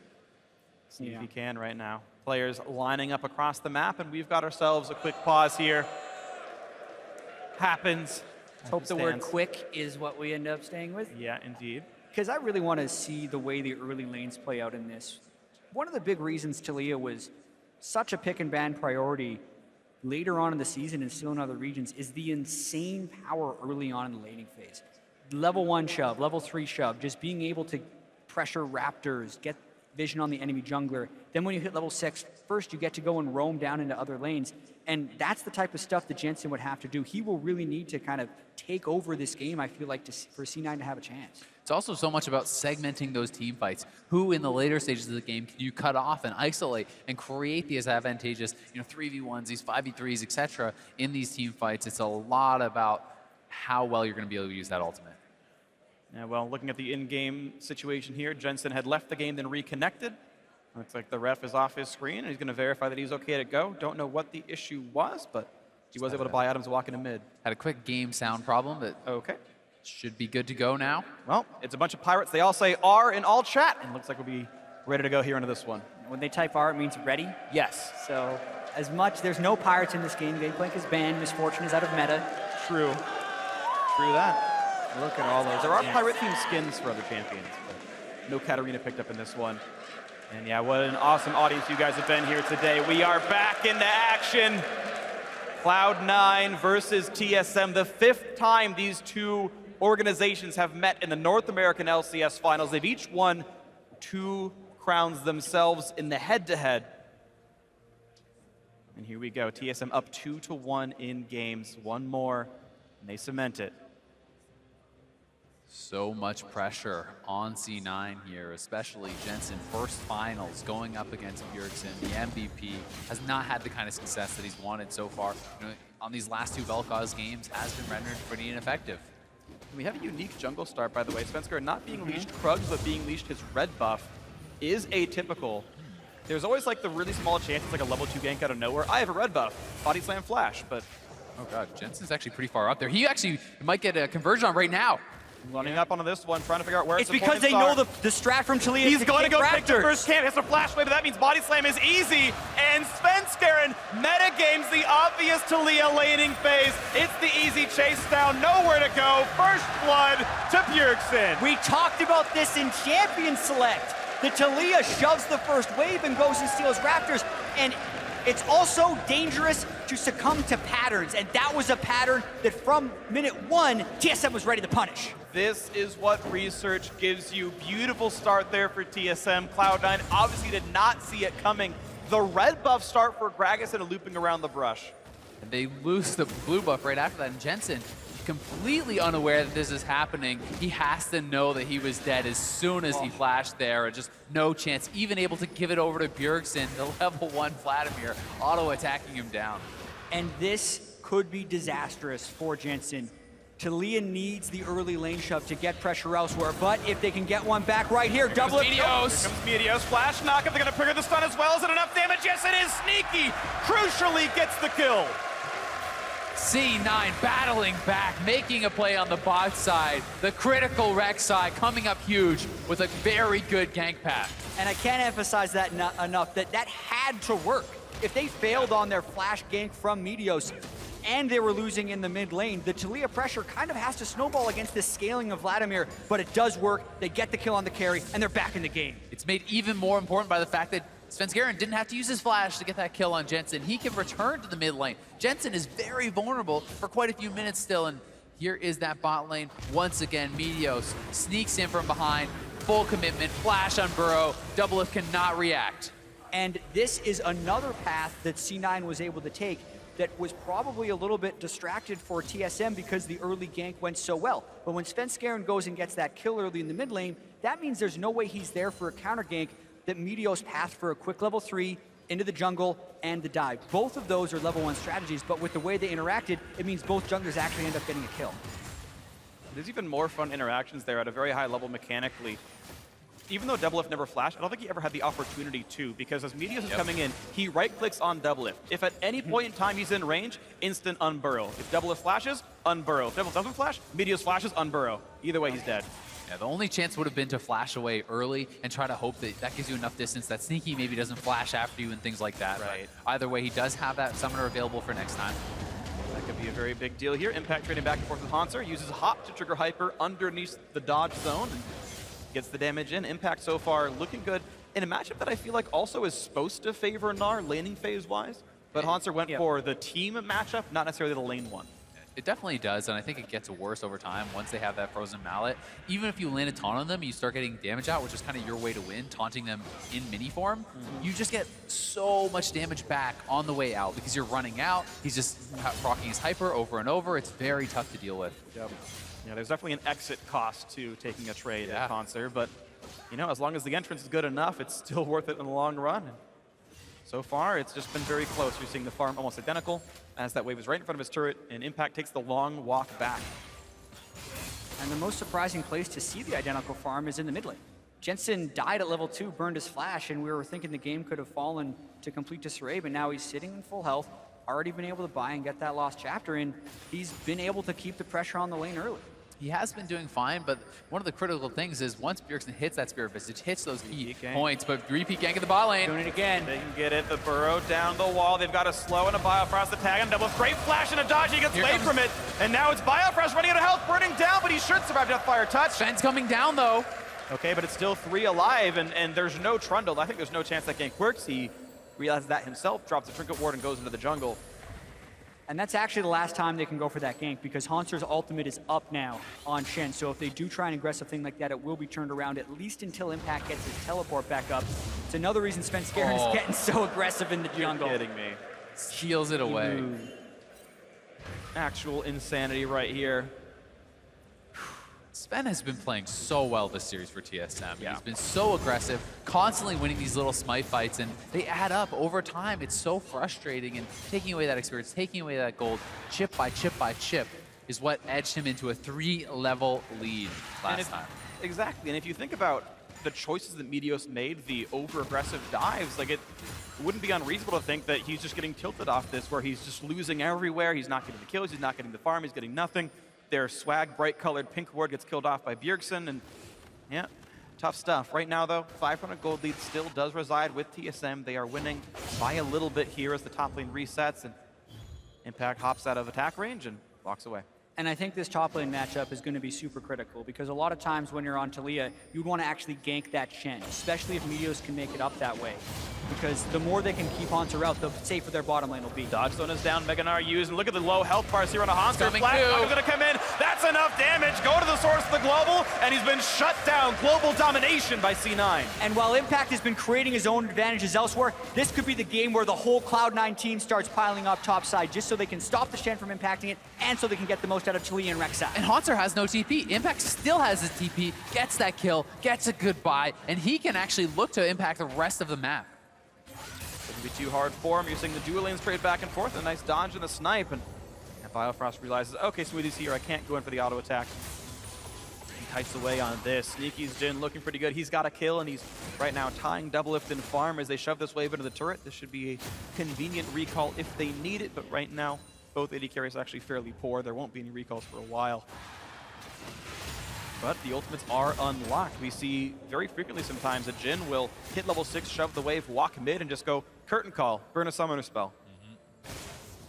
I saw similar patterns from Ashe throughout the split, but it really does feel like C9 is very tethered to this bottom lane throughout this series. Sneaky and Smoothie done very small amounts of roaming.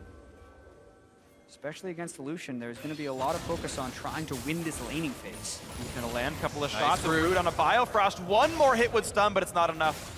That Jin had to reload. Doublelift goes back in and knows there's no auto attacks to come in. Hits Smoothie several times for only one punch in return, and looks like bullets hurt more than punches. Jensen's looking. He is being pinged out here. We'll see if they can actually get control. Try to set something up. All 5 can show bot lane. Meteos is on the Scuttle Crab here. He could have weavered walls in. Chose not to. They're going to be okay. Nothing really diving into the bot lane right here, but C9 does hold lane priority down there. You have to wonder if some of those overdives, if some of the mistakes from last game are affecting their decision-making a little bit, you know? Does that get into your head as far as, hey, it didn't go well last time, should we make the play this time? I think it's almost impossible for it not to at least be in the back of your mind. You're trying to be in the moment and only think about this game, but they know the tendencies that have happened prior. Double lift. He's got no flash. Coming out. Here comes the damage, and even Biofrost could die. There's no movement. Summoners up, and 2 jukes. Crucial for Biofrost. Those could have killed him. Such a clutch move back and forth. Such little wiggle room between the wall there, and he somehow manages to dodge those 2 shots. Really big for TSM to not fall behind in that dual lane, to keep the Jhin down, and it's just really well played there by Biofrost, playing at home in Canada. Quick slow on a Svenskern, but he's able to kill the pink ward out. C9 can only sweep and be sad that their kill wasn't worth as much. 2-1 so far. C9 making this game close, but no advantages really. And I have to give credit to Svenskern for out-farming a Tiamat Rek'Sai. Like, that is the thing that almost always out-farms when you're playing this jungle matchup, but Svenskern has the level advantage. He's been out-farming Meteos for most of the series, actually, and this game is no different. And we talk about Meteos as a player. We saw his Zac just last game. He's been known as a incredibly good hard farmer. He's one of the few people that actually sort of pioneered the play style. He always had more gold and more experience than his opponents. This series, not the case. Meteos has found himself 2 assists, though. And in the playoffs as a whole, he has actually really kind of reinvented himself a bit and going more for a very heavy ganking style in the quarterfinals against Envy and in the semifinals as well. He was seen much more heavily ganking, and TSM make a move towards Dragon. Jensen cheating down to the side. Yeah, no one on C9 is even close to this. Something that has been pointed out as a weakness for them. They have very poor first Drake control. TSM has very good first Drake control, but now the question will be, they get the global call-out that just happened. Meteos immediately moves into Raptors. C9 has been playing a little bit around the top side. If there was a time to set up a play and try and kill Hauntzer, it would be after that Drake. Attempt to the all-in right there. Ghost use flash on the other side. Jensen won't find enough here. Just has to recall away. He was able to clear the wave first. We won't lose too much, but Bjergsen's starting to push Jensen out of lane. Yeah, and it's going to be super difficult for Jensen to even assist in that gank because of the pressure that Bjergsen has in that mid lane. Spirit Visage already completed. Jensen would love to get an Abyssal Scepter, but it's going to be very delayed for him to hit that power spike. And Sven is actually camping out around mid lane here. They want Jensen to walk back into a body slam flash, into the Gragas ultimate. He's calling it off. He's saying it's a little bit too slow. It would have been tricky. There's no ultimate on Bjergsen, but because the flash is burned, that was an opportunity. And Meteos drives by.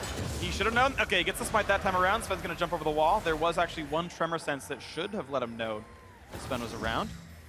He's going to be able to slink away. No counter jungling game. Impact actually took several turret shots. A great taunt by Hauntzer. But look at the turret's HP. He's chipping this out quite well. It's down to around half health or less, and Impact is using his advantage to work on that turret. He's trying to get that first turret down for the team. It's at a 3rd health already.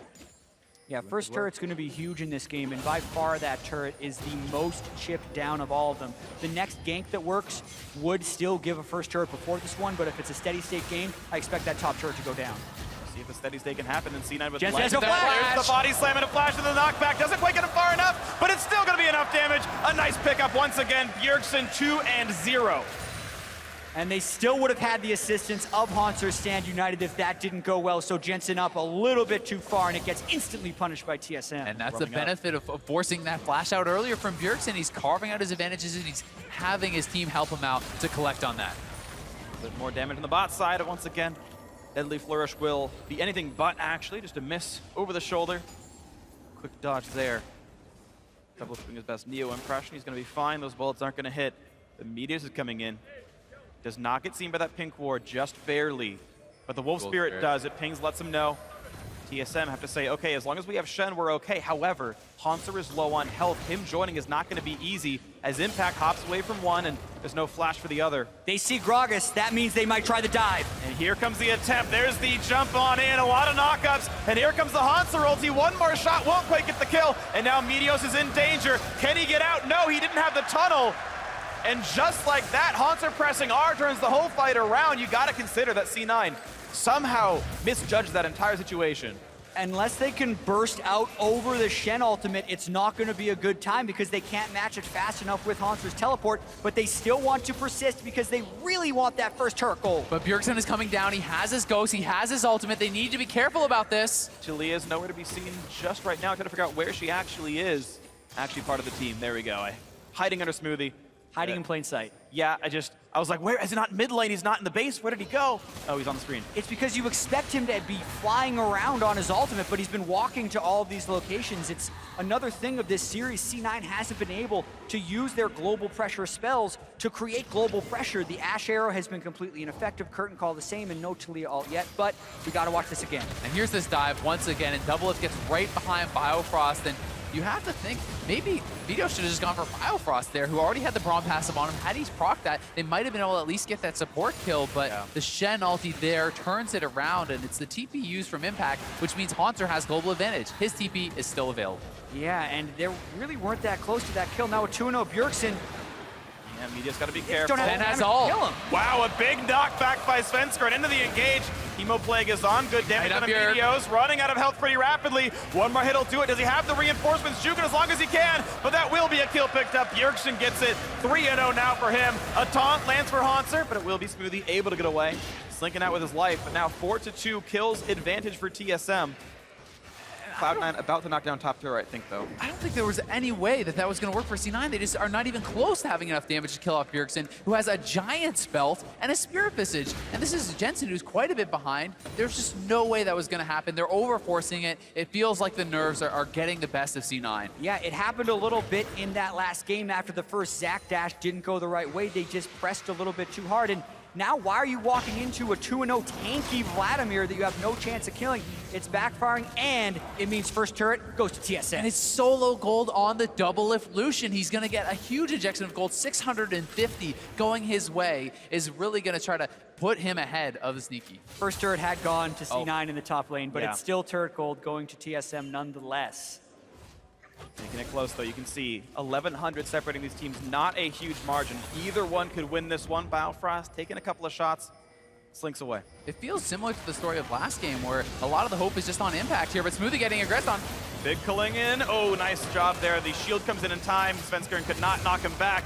And now another curtain call. Great pillar. Good job by Biofrost. Saves Svenskarin's life. Classy play there, just knows exactly what to do in the situation. No need to make it a close call. Oh, Impact going for the wraparound here. Wants to be able to run down Haunter. Yeah, there is no turret, and he's up about 20 farm right here, level 11. Here comes Talia. Each. Talia doesn't quite cut off a ton, but now he's going to knock Haunter back into the little pebbles. Impact's got the other side-ish. They have to kill him fast. The knock-up, a Bjergsen's lot of here. damage coming through. Bjergsen's in. And it's not enough damage to kill off Haunter. Now the chain slow on a Vladimir. Not exactly easy for him either. Cools away, does a bit of damage, but the Javelin, not Javelin Boomerang, is going to land. And that is a flash out from both solo laners of TSM. Yeah, really good job by Impact, creating advantages for his team once again. This guy has been incredible in the playoffs and is really the best chance for C9 to win this game right now. It's only down 800. C9 absolutely have the chance to turn this into a game 5. Clearing away the mid lane. The rock carpet comes down, clears the waves. It's going to have priority. And now it's really important that C9 can go for this Infernal Drake while Bjergsen doesn't have his ultimate on the Vladimir. It's going to be a little bit tricky because they don't necessarily have the vision control, but as they're already having to deal with the Super Flood Vladimir, being down 1 Infernal Drake, you can almost not imagine going down 2 and still thinking there's a high percentage chance of a win. Now C9 do have priority on top lane. They shove the wave pretty far in. Haunter's answering now, and Impact will recall to join this fight as fast as he can. A lot of attack damage at him. Double Thorn's Blade. Ninja Tabby in there as well, and we'll see what the play ends up being. Here comes Doublelift going for the chase. Sneaky's got to be careful. Juking left, right, but that's going to put him in range of a pillar. Where does he even go from here? Shenalty coming across. One more hit will do it. He's ticking down, and Doublelift, one dash will kill him. He comes in under the turret and gets that kill picked up. Bad news bears for C9's bot lane. They're down 1. Meteos also caught out. It's going from bad to worse. They're going to lose 2. TSM up now 6-2 in kills. And C9 still trying to fight, but it's a 3v5. They can't really get much. And ooh, clutch the shield came in time. That knockback could have been worse. We talked about the dueling prowess of Lucian in these 1v1s, and Doublelift flexing those muscles, pops the Ghost Blade, goes right in for that 1v1 kill. And it could very well set up the Drake for TSM. It's 10 seconds until Meteos could tunnel back. It's not necessarily over yet because they did burn a lot. There's no Jhin that would be able to join this, but we know C9's been pressing for stuff in the past. They at least got a flash out of double lift. But now it's only the chance at a Miracle Steal. It's very unlikely. And there it goes. A good smite by FLICKR and double Infernal Drake for TSM. With the 2,000 gold lead, they are set up for success here to make it 3 games in a row. And here it is again, double lift, full confidence, going straight in and Sneaky. And Sneaky, he needed to run straight down. He did not see Biofrost there, gets caught by the pillar. I think had he just run in a straight line, he could have flashed away and lived. Exactly, I feel like he was trying to move towards the rest of his team, but that also means he's running towards the rest of double lift's team because that's where everyone was, and the Trundle had a larger impact than Sneaky's teammates. The biggest story of this game, though, 4-0 on Bjergsen. This guy is going to be an absolute monster. They are going to have so much trouble ever killing off Vladimir in the team fights. And Jensen is 0-2. He's down in CS, and the 4 kills on Bjergsen, it's going to be tough. And the draft makes this worse as well, right? Because when they were able to beat Vladimir in the first game, it was with Cassiopeia and Ashe, who had very high sustained damage. But Talia is more of a global pressure champion that doesn't have crazy sustained damage. Like, he's not going to be able to cut through Bjergsen, especially without even the Abyssal Scepter being completed, while being behind as well as not having the right champion matchup. The kills could not be more well distributed having 4 on Bjergsen, because he looks like he will be unstoppable in this match. Yeah, I don't see who's going to actually kill him off in this fight. He's not going to get low enough for a sneaky 4th shot to actually pick him off. It's a difficult road for C9. They have to somehow break this game apart, and it's going to be very, very difficult. Yes, Impact still winning his matchup. That's nice for him, but the levels are tied. The farm's not completely miserable. TSM is still shown they're willing to pull the trigger pretty frequently. Staying United available. No teleport for Impact means the chance at a power play is here. So Impact is actually in battle with Haunter to prevent that Staying United from even happening. Lands more stuns, lands more CC. He's got a very low health turret waiting as his prize. So C9 could tie up some of this. Drops the aggro. A few attacks will do it. And here comes Jensen to kind of cement that even happens right there. Puts the wall down, looks for damage on Haunter, and actually, Shen's gonna have to respect this kind of damage output. Here comes Impact, and actually they get the kill in the backline. The turret's still standing, but it's gonna be dropped shortly, as now mid lane under a bit of fire. It's not gonna land off a couple of minions. That turret did actually fall, I take that back, but there we go, there's the answer kill. TSM up 1,500. That was a really nice play by C9. Being able to play around Impact, we wanted to see that maybe a little bit more before 21 minutes, but at least getting the kill out of the Talia ultimate with Impact's lane pressure. And now it's actually turning into a bit of a race. How much can C9 defend? Because there's actually no one to defend Impact's Gnar on that other turret. Yeah, and Impact is building a lot of damage. Normally on Gnar, he goes right in a tank after Mallet, but this time actually getting a lot of AD, getting good damage down. TSM rotates to the mid, and they're going to knock this turret down, but really, it's the same timing that Impact has, as bot lane tier 2 is going to fall, worth 800 gold to the 750 of the outer, and this game is still only 1,300 apart. And this is actually very similar to the gold distribution we saw in the prior game, where Impact is getting a lot of solo turret gold, and TSM is distributing it more around the rest of the team. It's all going to come down to whether or not Impact gets sucked into team fights before he can build tank stats, because he has the split push items, but he needs tank stats in order to team fight. And one thing going for Jensen, although he cannot compete with Bjergsen straight up at all, he can roam away from Bjergsen. He can avoid Bjergsen and try to use that ultimate, the Weaver's Wall, to join up with Impact and really punish Haunter in this already advantageous matchup. Right, it's a race of how many of these side advantages C9 can get before TSM continues to snowball Drakes and Barons together, because those things are on respawn timers but can't run away, and C9 are kind of showing they are unwilling or unable to win that 5-on-5. Vladimir, one of the kings of team fighting. A 4-0 Vladimir, absolutely the emperor. Yeah, and he's building so many resistances, so much tanky stats from Bjergsen. He's going for the Zonias. He already has a Spirit Visage, tons of HP from Rylai's, and it's just so hard to bring this guy down. The difference in style is going to be the really big thing to watch for, is who can make their style of game work better. 2 minutes in the Cloud Drake, not a bad one from TSM. Make the rotations happen. Maybe it lets Haunter run away from some of these Impact and Jensen roams as time goes on. Yeah, and TSM has excelled when they can force the enemy team into making decisions that they're not ready to make.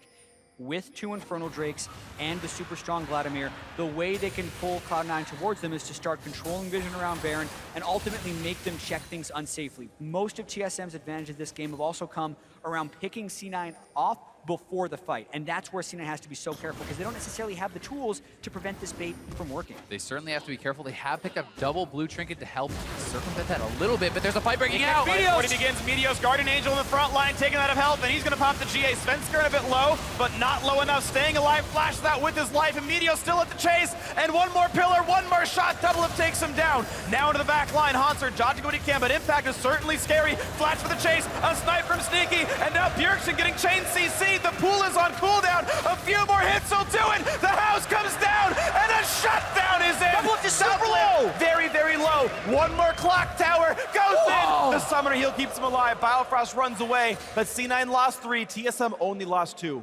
Game just heated up a little bit right there. C9 actually, even though Meteos got caught, had a pretty good collapse on that team fight and impacted a ton of work, as well as getting Doublelift low. He gets a shutdown gold there too. It's going to be even more gold in the pocket of Impact. But Bjergsen is so big in these fights, and it took so many C9 members to catch him down. And here is Meteos moving forward. He gets caught, ulted into the team. Yeah, and it's always Meteos who has to be the first one to check. Smoothie right behind him, and essentially the people who were checking were the first ones to die. It's more surprising that Sneaky was actually able to stay alive for a lot of that fight, because that's where Bjergsen, I think, will have more focus in future team fights, is getting on him, because that curtain call did some insane damage. Just look how long it takes him to take down Bjergsen. He doesn't even have his pool available. This is both the soul laners wailing on that guy for so long, and Doublelift has the heal available. Look at this angle. Just barely doesn't hit him. And he even got out of range of the boulder toss, exactly. Move speed may have helped a little. For some reason, Nars boulders do pass through walls, but Doublelift respects it and heals to walk away. Goes them over the wall, Jet. Yeah, oh my it's a toss. Just, there's a couple of trees, no big deal. But a tight one. Drake spawns, and still the 1,200 gold lead, plus the double Infernal Drake for combat stats. I mean, TSM are winning by more than the gold lead itself does suggest. Now they've got the out-of-combat movement speed, and that's going to help as well. Impact wearing a red buff, has to wait for that timeout on the Hauntzer, but it means he can do even more damage to these turrets. See, chasing Bjergsen out of his own lane. I mean, this is 1v2 Impact, and he's in control of it. Yeah, his gold is actually equal to Bjergsen's gold. 3-0-1 versus 5-1-2. It's very close. Actually, 200 gold ahead. Where's Talia going? For Doublelift. Okay, where the snipe's going to go? Looking right now at FLICKR and taking all the damage, but it will mean he's hurt. Doublelift at close to full health is going to be fine. Ooh, good explosive cast, but forcing the flash to Jensen. Otherwise, everyone remains standing. That was a 4v3 that C9 was trying to force on a TSM, and it's actually Jensen that has to flash back defensively. They need to be better about creating opportunity if they're going to try to go for those 4v3 things, because even though Impact was hero moding against 2 people, they actually lose the 4v3 as far as summoner spell trades go. Yeah. And I think a lot of that did have to do with the fact that they actually couldn't section off Doublelift. They only got the tanks in there. Every bullet from the Jhin ulti is hitting the Rando and FLICKR, who is so tanky this game, just picks up his GA. So it's going to be hard to kill him off. Meteos just sitting on the team at itself. He knows he's a bit behind and has to go tank stats. And unfortunate for Meteos, he's actually having a very rough series here. Everything post-game 1, he's had a lot in the deaths column and not a lot to show for it in kills and assists. But another negative game for the C9 jungler. Yeah, and I think it's a combination of several factors. He's made a few over-aggressive mistakes, but also TSM's vision control has been very strong, and they're very focused around punishing people who are trying to achieve vision. More often than not, it's Meteos who's having to be front and center in those pushes, and he's getting picked off a lot. It's him as well on the rec side, having to check forward with the Prey Seekers, look for the Baron, and he's the one who has to give up his life in a lot of these situations. But one thing at least going for them is still that top lane, although Impact does not have the experience advantage that he did last game. He has a very, very big gold advantage still, and Meteos is even on levels with FLICKR, so although he is 0-4, he has kept relevant in that way. It's not like the Zac game where he fell behind in kills and then fell massively behind in farm. So we'll see what's next up for this one. I'm going to keep saying it, but it's important. Only 1,100, the gold. It is staying very, very close. I know it looks and feels like TSM are winning, and to be honest, they are, but it is certainly still close. This is a tight game. C9 can find the victories. A lot of them has to be through Impact, and he's pushing towards bot lane inhibitor turret right now. And it may be close now, but one more big fight for TSM could mean Baron for them, and they're looking to start it up. Double pink wards there. Vision has been denied. Smoothie sees it. They could teleport on an impact, but he's in range of getting caught by Hanser. TSM's looking to peel away and at least force something. Right now they force Smoothie's flash to get away from the pillar. Nice job by Biofrost forcing that one out. Trades his own ultimate in to help soften the tank, and nothing is gained. Impact was able to save his teleport as well. He's still in the one-on-one on this bottom side of the map, trying to whittle down to this turret and do more damage to Hanser. Yeah, they're just trying to buy time for Impact. That inhibitor turret is still very healthy. C9 goes to mid lane, but TSM is on. Oh no, they're not. They're baiting the Baron. They say, yeah, you're going to finish turret, but you have to run at us for Baron right now. They could have started, but they're also not necessarily waiting to cut them off too quickly. It's and now Meteos knows. Safe check for Meteos. And the waivers wall as well. Yeah, C9 have a lot of tools to make sure they know what's going on. At this point, they can kind of see some of what's happening with TSM, but now... Be careful, though. C9's kind of on the wrong side of the map here. They need some teleport wards. Pillar's going to land on Meteos. He actually flashed away, didn't use his tunnel. It might have been on cooldown at this time. So yeah, C9 losing some summoners, but C9 able to pick off the turret, which means the gold is now even. It's only the Drake buffs to show that TSM are doing well, and maybe some compositional work with a very, very big Vladimir. 16% attack damage and ability power. Interestingly enough, there's not a huge amount of attack damage and ability power being built by TSM. Vladimir doesn't have a huge amount of AP. The build from Doublelift doesn't have a giant amount of AD either, but the Baron baits will be continuing. And this time, Smoothie has to check. But he had a friend to jump to and not on CC to stop him out. A quick root. Bjergsen turns away. The thing they have to be so careful about, though, is Svenskeren. He can actually force these fights with the flash, with the ultimate, and it's going to be up to Smoothie to block that ulti so he doesn't get knocked into the team. And here comes Doublelift. He's on the chase. Nice play by Impact. Does the Mega Gnar shove, kills the ward, runs fast as he can, and it's going to be okay. The boomerang slow is in. Trundle. Okay, hops off the scuttle. Oh. Pretty fortunate there. The wildlife even helping C9. Scuttle Crab right there. C9 Scuttle Crab. All planned, and it's C9. Risky play, didn't mean much. Of course, they had to run through the other Scuttle Crab, the TSM Scuttle Crab, that top one, as they pick it off. Yeah, I think C9 was actually just clearing out vision there, and Sven aggroed the Baron, so it looked like they were starting it, but actually just intending to clear out those pink wards, which they did accomplish. Just a prank. Yep, I got misled. My bad. Thank you, Azale, for correcting me on that one. It's only an accident that the Baron took damage there. So C9 resetting onto this one, getting what recalls they can, looking at everyone's current gold. Everyone on both teams has really bought recently. They're only at 3-digit gold right now. That's pretty standard here. TSM hoping to fight back for the vision control right now. Baron Dark for TSM. And even though this game is slowed down, we still have to think about the difficulties that C9 is going to have against Bjergsen's 5-kill Vladimir in team fights. I like what C9 is doing because it seems like they're more safely able to prolong the game in this game 4 than they have in prior games. And the more they can get these maneuvers around Baron, like the more times TSM tries to get Baron without it going wrong for C9, the higher C9's chances are of winning. What do you think about this Lord Dominik's pickup here for Sneaky for going that healing debuff? I mean, so I think Mortal Reminder isn't necessary because Jensen's got Merlinomicon, but he's against these two, both high health and high armor frontline tanks that gets the right option for him here. Bit of a base race here. Yeah, C9 has to turn back. TSM is ahead on this one, and Hanser can actually disrupt a lot. So TSM's much faster. This could be an end that C9 did not see coming. Already, the inhibitor is open, and TSM are going for broke here. They can track Cloud9's progress. They know they took the inhib safely. They're able to walk away clean, and that is a huge difference in gains. And it's another one of those prediction calls that plays on people's habits and tendencies. C9 wanted to go mid to bait Baron, and that puts them even further away from their own inhibitor. Impact's just trying to bully down this turret. Right now, this game is getting crazy. Yeah, Biofrost getting hit, dodges the snipe. Deadly Flourish not going to land there from Sneaky. He's been so good about those little side steps, constantly dodging out those Jhin CCs. And this is a rookie. This is, if we're talking about nerves getting to players, Biofrost seems the least affected of all players in his rookie split. And he said, I hope I don't tilt in the finals. Guess what? He's not. TSM goes for Baron.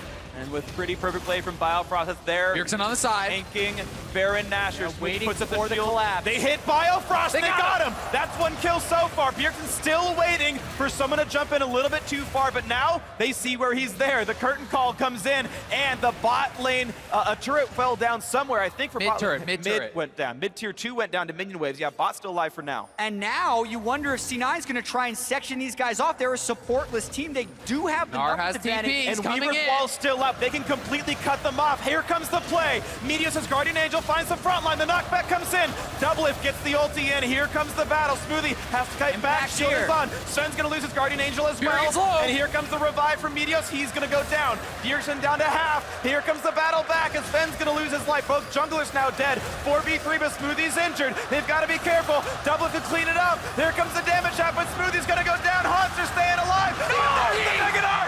It's up to Impact. And Impact is a hero. Down to Bjergsen. And he's going to use the Zonias. Now what's left for him? Jensen gets some. It's an ace for Cloud9. Impact is a god in this series and this game. He is trying to solo carry C9 to game 5. Who else but Impact with the incredible Gnar ultimate, turning around a sure loss in that fight. Impact wanted to make it back to Worlds and proving a 4-0-4. Loss is not found here. And watch that fight again. What's crazy about this is he had to teleport into the Baron pit because there were not close wards. This fight was so crazy.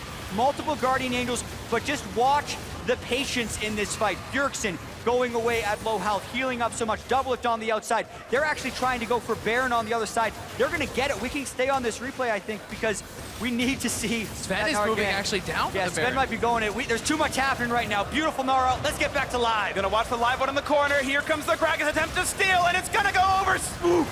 Meteos gets redemption. He lands the smite. He had lost once more. So many buffs this game. So many camps at Svenskeren. And when it mattered most in game 4, Meteos lands the smite. They get the last hit there. And Cloud9 are in the driver's seat to tie up the series. And that's where keeping the experience matters so much. If you're 3 levels down at that point, maybe the smite goes the other way. But Meteos has stayed relevant. TSM, though, trying to get something back. They want the dragon. Looking for this Ocean Drake, but Meteos has smite. Oh, he's a bit late on the play. He's a bit late on the play, can't get it in time, and TSM, they get their 4th consecutive Drake buff this game. C9 are wearing Baron for a few minutes. They can make some heavy strides. Keep in mind, bot lane inhibitor turret has like 10% HP. Yeah, and they also need to let their inhibitor respawn if you're C9. It's a bit of a natural reset for the game right now. TSM picked up their 4th Drake. C9 has Baron, but it's from the back foot. We know how powerful Impact is in teamfights, and we know they can win teamfights. It just might not be favored against the Vladimir. C9 need to continue to play clean and build on the momentum from that insane ace. One thing to remember, though, Shen really struggles to actually wave clear at this point in the game, and against that Baron buff minions and the Gnar, Gnar can potentially bully him in and force down one of these inhibitor turrets. Impact is up over 3,000 gold on Haunter right now, and he can look to try to make some big advantages happen in the side lanes. Lots of money on several players as well. Recall's going to be coming in shortly, but it gets weird, the timing. This is the kind of state of the game where 200 gold means I can finish an IE or a set on BF sword because the slots are full up. Sometimes these breakpoints mean massive things that you don't see on the gold lead, but show up in that bottom scoreboard. Every once in a while, it means a whole lot. Sneaky right now, playing the wave clear duties. You can see Lord Dominic is in, Static Shiv as well. I think actually, I haven't done the math, I meant to after the 3rd place series, but basically, you have so much raw attack damage from the flat armor pen, from going Yomus and going for the next armor pen item afterwards, that you start just wanting the multipliers that attack speed and crit actually give you on Jhin. And I know several of these high tier teams, they have analysts that just do build math for them. Runes, masteries, items, and these guys have told them, you should go for a Zeal item 3rd, 4th. It's interesting to see the Shiv over the Rapid Fire, which is the traditional kind of Zeal item there for Jhin. People really prioritize getting that long-range 4th shot off, and can be massive at times, but C9 grouped up here, feeling strong, feeling like they can take a 5v5 at this point in the game. 1 minute left on Baron. Absolutely, and that'll be the question of whether or not Impact can get the split push up with the Baron at this juncture, because the danger for C9 is that TSM actually try and pull off an initiation. Svenskeren's got his flash up, and if they can catch them in a fight where Impact would be late to arrive, they could take control of this game back. But as of now, it's a split push that they're going to have trouble answering. Yeah, Bjergsen actually hanging around the mid lane there too. Was looking to see if Jensen would move too far up. Gonna get it. Wow. 5,000 gold lead now for Cloud9. Baron buff still on for one next minion wave. And this gold lead has to kind of battle against what Infernal Drakes will give you, but C9 feels like they've got the advantage for sure. They do, but gold lead or not, TSM has an incredible team fight. And we know Bjergsen can take these over, but they're trying to section them off. Looking for the play. Svenskeren can't join yet. Double gets hit once. Jukes around Biofrost. Gonna tank the last one, but still losing a fair bit of HP. That will be another turret picked up. Baron buff is now timed out, though. So Here comes Sven. TSM might want to commit. Here comes the play. Bjerg in the backline. A great ulti by Smoothie to separate them. And He got the ulti up. He's got a stun, but he doesn't quite catch double lift. That man's okay on the Lucian. Carpet comes out. Bit of a knockback. They've got the 2 tanks here, and Meganara's over, so now Impact's more of a DPS champion. In goes Bjergsen. They've gotten away. Bjergsen can't get quite enough, though. And they trade back and forth. Hemoplague ends. C9 still alive, but they've got to limp out of this one. Root's going to land on Biofrost. Once more, the engage and an impact. Monsters behind them! Low. Looking for the play up top, coming across. Puts the dodge zone in as well. Smoothie running out of HP. He's nearly dead. And Bjergsen gets one. The stun's not going to land. He popped the Zonias. C9 running out of health. They've got to run away from this one. Impact is nearly dead. Gets the boulder toss, and they get out only losing 1. They don't have enough damage to deal with Bjergsen. They have to back off. Such an intense fight there in the top lane. A matter of inches on either side. The game could have been decided. Ooh, that was a heavyweight bout right there. They were just swinging for so long. Tanks all over the place in this game, and defensive builds give you fights like these. And Bjergsen coming in here with the Shen ultimate, wants to get aggressive, pocketing that goes. Such a good disengage ulti there from Smoothie. And when Impact comes in, if he could have just barely angled an R ultimate a little bit more to the right, he may have stunned double lift, but they didn't even have the burst to follow up with that if it does land, because the fight is just so incredibly long, and it's fights like these where Vladimir is actually incredibly happy, and it's surprising that TSM couldn't win for more of this, because C9 is actually playing this quite well. Impact with the GA, keeping them at bay. Jensen actually ran out of mana throughout this fight, which is what ultimately meant C9 had to run back. Sneaky's low on mana as well, and they actually just ran out of resources in the duration of this brawl. Such a long fight, really crazy one there, but Elder gonna be on the table soon. Looking for the play again. One Double time get on tagged. Impact on the front line. Here comes Smoothie, going for the knockup. They might catch in. Yes, they do. Biofrost is down. Smoothie's gonna trade his life as well, though. 4 versus 4, no supports alive. No Guardian Angel for Meteos, whereas TSM still have 2. The Weaver's Wall! Weaver's Wall catches up a couple. Now can they have the follow-up damage? A couple of stuns come in. They've got Bjergsen, and they shut him down with a 1600 damage crit. Can they get double? Low. Meteos, another knockup, trades his life, but it's down. Gets the GA. Double killing them all. Kills everybody. They've got 3. Impact goes down. An ace for TSM. Double lift turns around the fight, staying alive, so much patience, bides his time, and he takes over. And these death timers are massive. The wave they have in the bottom side might be able to end the series. So here they go. They've got 4 members alive. Biofrost just respawns. Here comes the play. Teleport is in. Haunter's joining them as 3 people. 30 seconds of the respawn timers. That might only be the inhibitor. The mini wave coming in just now. This will be tier 2, and it looks like TSM will flinch and say, that's okay. We'll tie up the gold and back out. What a game, and what a fight that was from Jensen cutting off the team with his Weaver's Wall on Talia, but to double it, withstanding the harassment throughout the entire fight, and understanding his ranges on the Lucian at the back end of that fight is not only going to give them their gold back, but it's also going to secure them a quadruple Elemental Drake Elder. For the next 2 minutes, TSM cannot be trifled with. And with Baron on the table, that is a big deal. If Baron was off the map, you could say, okay, no problem, sit back, wave clear. That's not really an option for C9 if they want to contest this Baron. And if I'm trying to shock call for C9 right now, I don't think you can actually even go close to Baron. This Elemental Drake cannot be messed with. They're going to get the wards off and hope for a pick, but if they ever see a lot of TSM people together, I think they have to run away. I agree, especially when you can take into consideration Vladimir, who can just dive backline, continuously apply this AoE true damage burn that's going to do so much to your team. The question is, does C9 properly respect that? They have not been looking at this bot lane. Keep in mind, Impact's teleport is up in 8 seconds. He can try to split the team up and wait out the 2 minutes. This timer, it's already 45 seconds past. There's only 1:15 left for TSM to use this buff as they land little bits of poke, get that true damage burn across. C9 hoping they can waste enough time, but now TSM got priority in mid. They roam back over towards this Baron pit, looking at the play one more time. It's in vision of wards, but who cares? They want to force it. C9 gonna have a hell of a time fighting him. Curtain call pops, and they're gonna go for this play. Weaver's Wall. They're actually fighting. And there's a knockback. They've got Impact, but he's Meganar, and he can't do it in time. The first kill comes in for TSM, and this could be the championship team fight. Here they go. A double already for Bjergsen into the back line. They're killing everybody. C9 only have 2 members remaining. Make that one. It's only Jensen. There's no chance left. And TSM find another fight at Baron. C9 did not want to give up that Baron, and TSM was so strong with the Elder Drake, they're going to take that fight all the way to the championship. They didn't give up the Baron, but they're going to give up the championship as the Nexus is surely going to fall. And here we go, the ceremonial taking of the Nexus turrets. Nothing to stand in their way as TSM cement themselves as the most dominant organization in North American League of Legends and win their 4th North American Championship.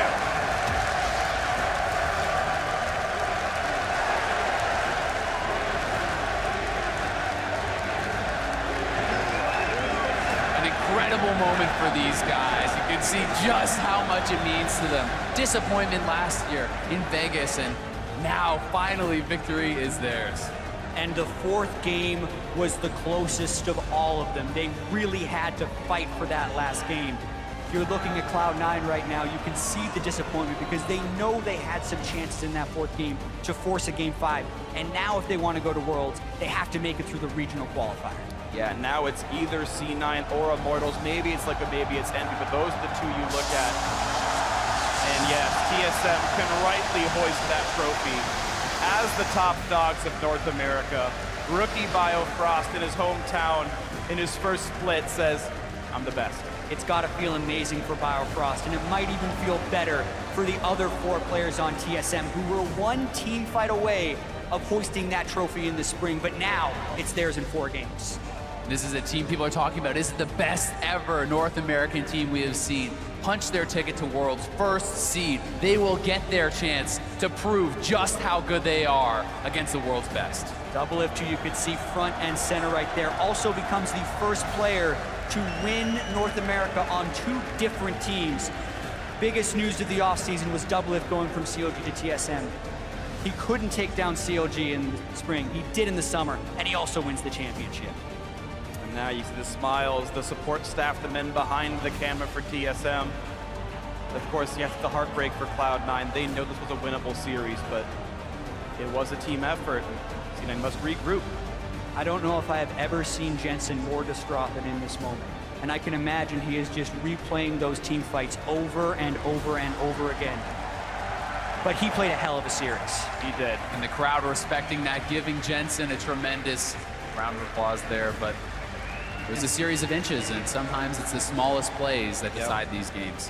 And it was, and C9, as we said, must regroup. Their season is not over. They've come back from worse. Last year, they were the 7th place team. They tie-broke to took 7th place, and then went all through the regional qualifier, reverse swept 2 of those series, and then made it to Worlds anyway. Sadly, they got reverse swept in the group stage the other way around at Worlds, but now they come in as a team we know is strong, a team that has basically beaten everyone they're about to come up against in the regional qualifier. They wait for Liquid versus Envy. Okay, that's probably not too hard. Then they take on Immortals again, assuming they win, who they just beat last week. And you figure Cloud9's got to come into this feeling good. They certainly have a chance to beat Immortals, but that was not an easy series by any means, and it took a Herculean effort from Impact, who played out of his mind in that series, and now, you know, it's Immortals who win 3rd place. They're rejuvenated. They know they have another shot at these guys for redemption. Yeah, and we actually know a lot more about the way the world champion is going to look now. TSM is the #1 seed, COG is the #2 seed, and we know how competitive these playoffs were. The 5-game series we saw yesterday, the 4 nearly 5-game series we just saw here in the finals. It's going to be incredibly exciting, and TSM themselves have to be extremely excited about the team they put together and the journey they're about to take going towards the World Championship. It's going to be a whole bunch of fun to watch all the League of Legends as it unfolds throughout the rest of the year, but now we're going to hear from the whole team in just a moment. First, though, going to check in with Zyrene for his initial reactions from the North American All-LCS kill leader, Doublelift. Thank you very much, gentlemen. North America, your 2016 Summer Split Champions, TSM!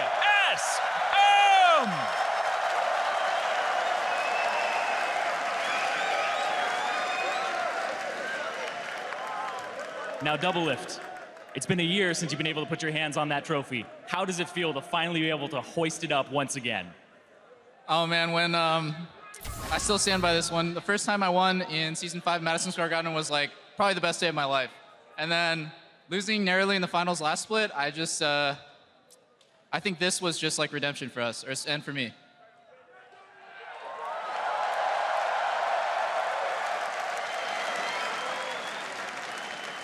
And everybody cheering you here. It's been an absolutely incredible atmosphere in the Air Canada Centre here in Toronto. What has it been like playing in front of this crowd and winning a championship here? Dude, this crowd is nuts. Like, I've not made so many mistakes on stage. Like, I'm not gonna blame the crowd, but like, you guys are so hypey, man. Like, I canceled my gym.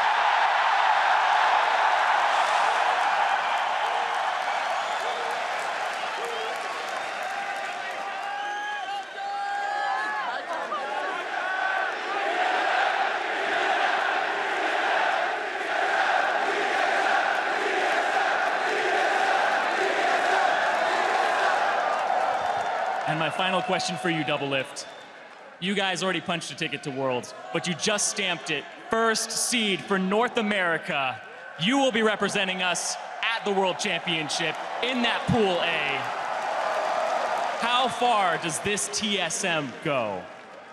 I could not have been prouder of my teammates. Like, everyone stepped up to the plate when it really mattered. Like, I'm super proud to be able to represent NA. I'm really happy that I was able to play in Canada, which was like, in a long time coming to have an esports event. And I'm just gonna do you guys proud at Worlds. Well, congratulations, Double Lift, once again. Your 2016 Summer Split champions, TSM.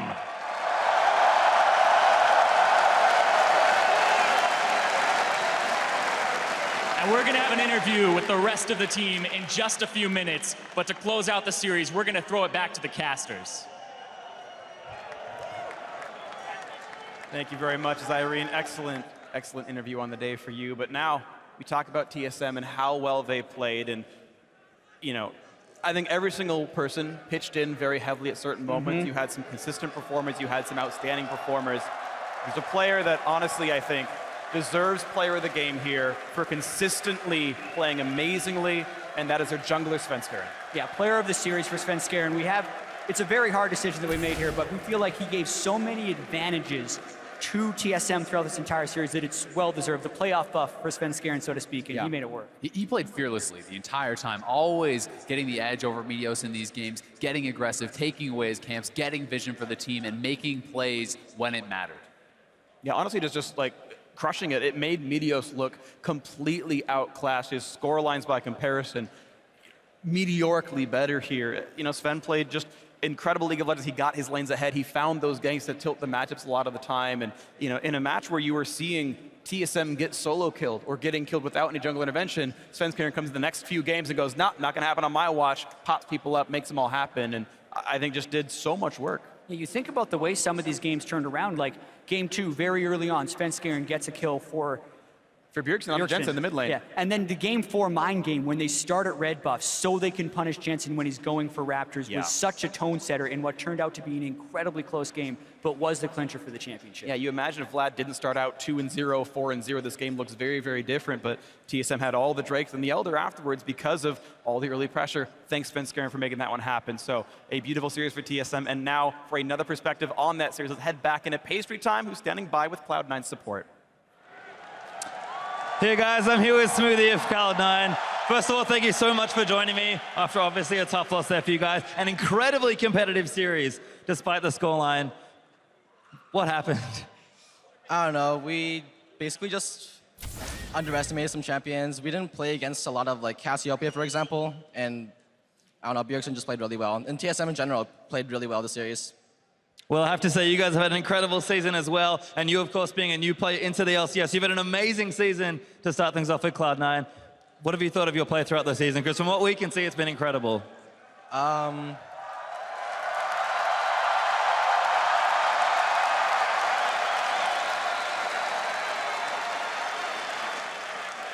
Well, thanks for you to say that, but I don't know. It's always just a journey, like who improves most, and like this time I just won, I guess, and I don't know. It's been a long journey, and my team has taught me so much. Like before I joined C9, I had no direction. I didn't really know like how to play the game or anything. But I don't know. It's just been pretty awesome being on C9, and I wouldn't want to be anywhere else.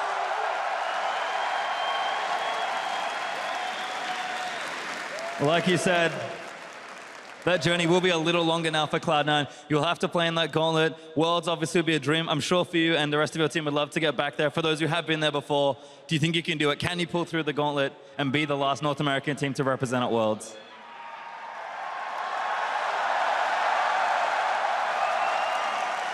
Yeah, I think C9, we're really strong, and we're going to keep improving for the gauntlet, and we're going to make it to Worlds. I guarantee it.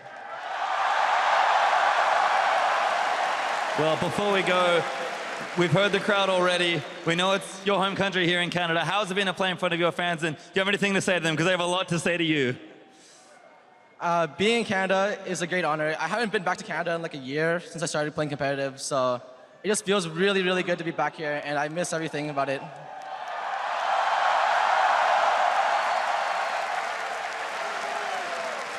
Well, Smoothie, thank you so much again for joining me. It's been great to hear from you. But we are going to look to close out the day. Let's go back to Riv and the rest of TSM.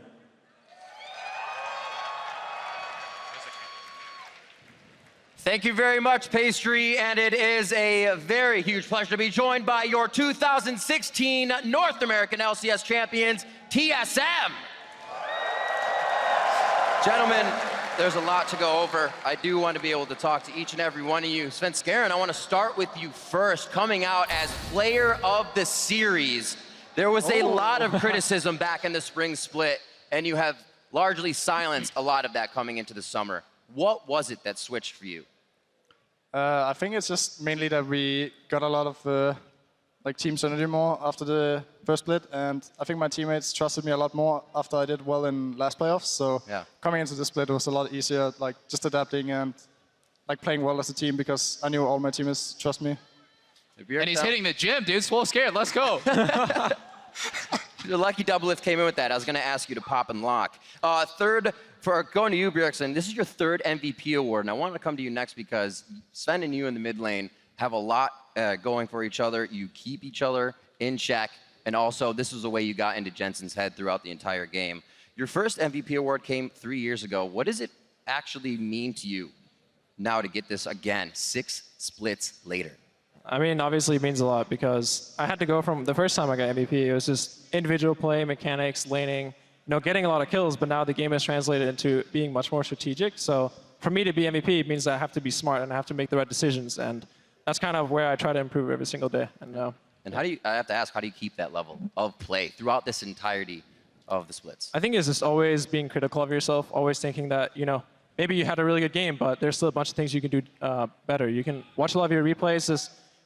Every single day you have to push yourself to improve, and that's the way you're going to keep improving, obviously. And actually, there's somebody I want to point out, Weldon, who has a lot of improvement that has come to this team. You have done so much from what we've heard. How does it impact the team from your point of view coming in, Bjergsen and Doublelift, 1 and 2 in the votes? Kind of how do you separate something like that when you come to a finals when you still need everybody to work together? Yeah, I think it's really tough. I think it has a lot to do with clutch potential, being able to pull it out in the game, when it's really needed, and then leadership behind the scenes. But I think that we definitely had a really tough vote this split, and on our team, we kind of, switched back and forth between the votes ourselves. So we also were indecisive. Well, it came down, obviously, Bjergsen coming out very strong with it, but Doublelift, obviously your play has gotten so much better. A lot of it over the years was talk, and now you've silenced that talk and put the play on the Rift. Now the first one to win 2 North American LCS championships on 2 different teams.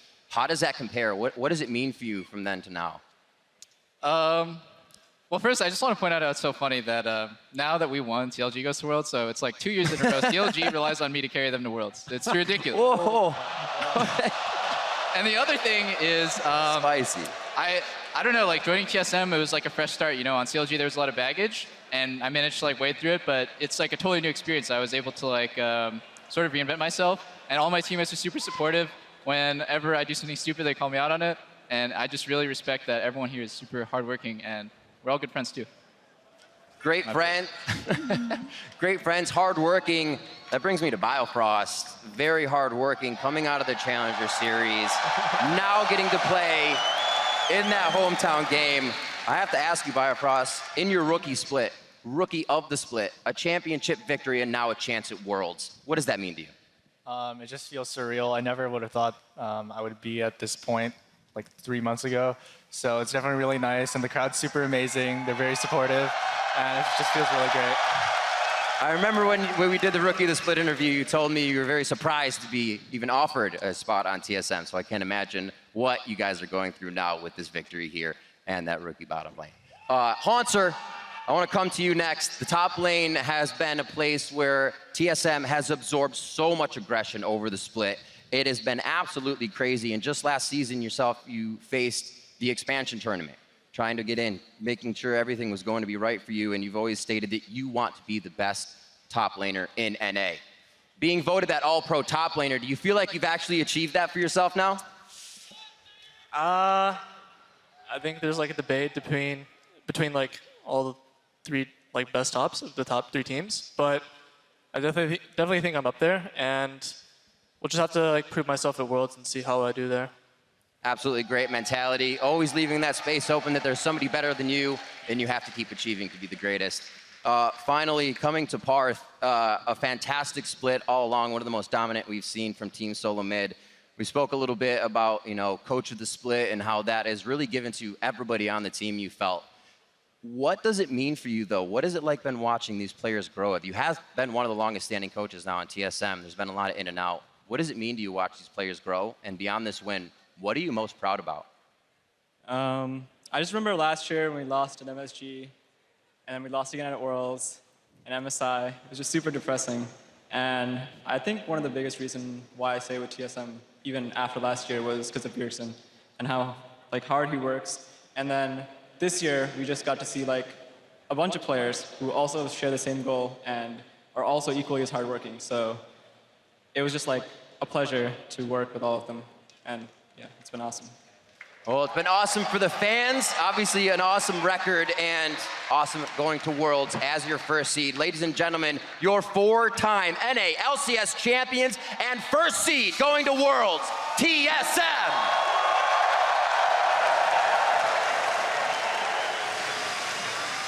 Now for more on closing thoughts, we're going to head it over to Freak Chat and Azale.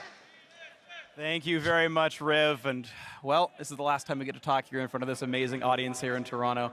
What else do you guys want to say about this incredible match?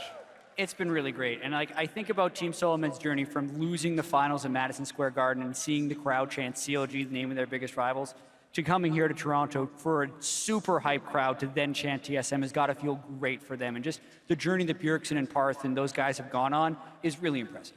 I think just looking at the split as a whole, you can't say that any team deserved it more than TSM, and they proved that here today. One of the most amazing regular seasons in the summer split, and then coming through in playoffs, and they have high hopes going to Worlds. I agree. They've only lost one match all through the regular season, or the regular split, I should say, and only one game throughout the playoffs. A 6-1 run, certainly dominant is one of the best words to use to describe TSM. You heard Doublelift say, I'm going to do you guys proud. I'm playing for North America. We've worked so hard. I love all of my teammates. We're all good friends. We've all got this goal. And now the next stop for TSM is representing North America, a region that's gotten smashed so often at Worlds. We're the butt of so many jokes, but now picking up where CLG left off at MSI. Coincidentally bringing them along to World and saying, let's go, let's make this one count. Every year there's refreshed hope. Hope springs eternal for North America. TSM does actually look very good. And as long as they can maintain a fast style of play like they got back to towards games 3 and 4 of this series, I think they have a chance to make some noise. And I think that with their performance here today, that gives them that confidence to continue playing aggressively. And you saw even throughout that series, the progression as that confidence was built to play more and more aggressive, to play more and more decisive. So as long as they can keep that happening, I know it got slowed down because they were nervous, and the question is, do these players get nervous going into Worlds? I know in the semis it was like, ooh, CLG upset us twice in a row in the finals. We don't want that to happen here. And then game 1, it happened again against C9, but they shook that off, and if that form remains, then that's a really big deal here. Yeah, and I think that's also why games in places like this are so important for their growth, because the pressure is never higher than when there's 15,000 plus screaming fans as you're walking on stage and hyping you up. And you could tell they're a little jittery at the start of the game. But by those final team fights in game 4, they were playing at the top of their game. Absolutely agree. So that's going to do it here for us. Thank you so much, Toronto. We're going to send it down to the analysts, though, to close out the weekend. Great cast on the day and the weekend to everybody, gentlemen. And now to finally discuss what has gone down on the weekend, I do have to... Thank you. Congratulations, 3-1. You voted correctly. The only one on the confetti. TSM would take it. Little did you know, Rev, I was a TSM fan all the long, black and white. Look at this. There we go. I dressed black and white.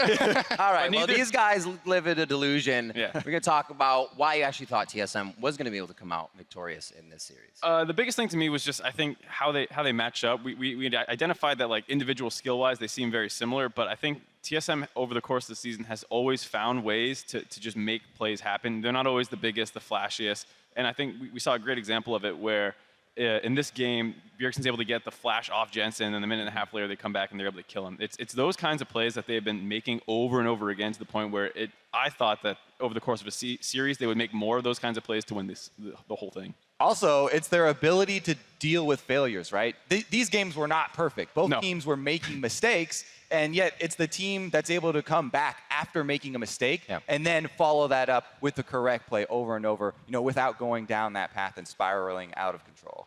And it takes kind of switching things up at the last moment. We're going to bring up our first replay here to get into that because this was absolutely crazy.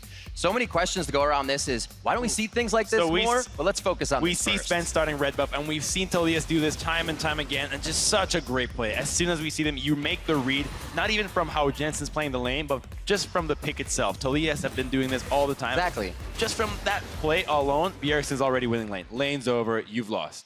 Yeah, and I think that's such a big thing too, because the whole plan of C9 there was, you have the stronger bot lane and top lane. You get the Talia out of lane at 6 and starts trying to snowball those lanes. And the fact that she was kind of getting dumpstered in the early parts, partially due to that play, it just set up the early game to go in TSM's favor, which obviously, it didn't snowball as hard as we might have thought, but getting through that early game through the strength of the mid lane play was pretty And it important. slows Talia down so much. You're You right. want to see that champion go to the side lanes with her ult non-stop, and we barely saw it, and that just has to do with how much pressure she was under from that first blood play. And it's so disheartening to play a game where right from the start, 2 minutes in, the main focus of your plan is already fallen through. The importance of planning, right? Going into the game, they planned this from the champion select screen, right? And that gave them such a big, lead in the early game. As you said, it wasn't over after that, right? Meteos made a really good counterplay on the bottom side to get something going for Cloud9. That's why this ended up being so close, to try and focus on the double lift lane and try and get him behind. And like you said, the planning is so interesting. What you can go back and see with Bjergsen continuously taking the Cassios. The last time that's then banned against C9, so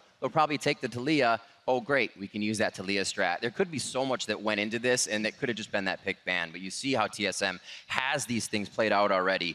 And the last 2 games came down to just about those last 5v5 fights. We're going to bring up now 40-30 into this game with double lift going huge. And this is what these fights take. We saw Impact doing the same thing on the other side to try and win it for them. Oh god, this was such a hard-fought game in itself, and then this fight in particular was just so close. This wall by Jensen's actually going to be really good to split up double lift from the rest of the front line, and it allows C9 to just focus the front 2 most members, with double lift not really being able to throw any autos in here until right about the very end. They get the critical kill onto Bjergsen, and they see double lift low, but he had saved the heal. Something that double lift does so often, keeps on baiting at extremely low health, saves his defensive cooldowns for that last second to draw you in, and then the counterattack from TSM. And the heartbreaker for me was watching C9 do this every time. They're so good at the fights. They started off, they know what to look for, but they keep pushing just too hard. And every time they push too hard. Oh, my heart, stop that.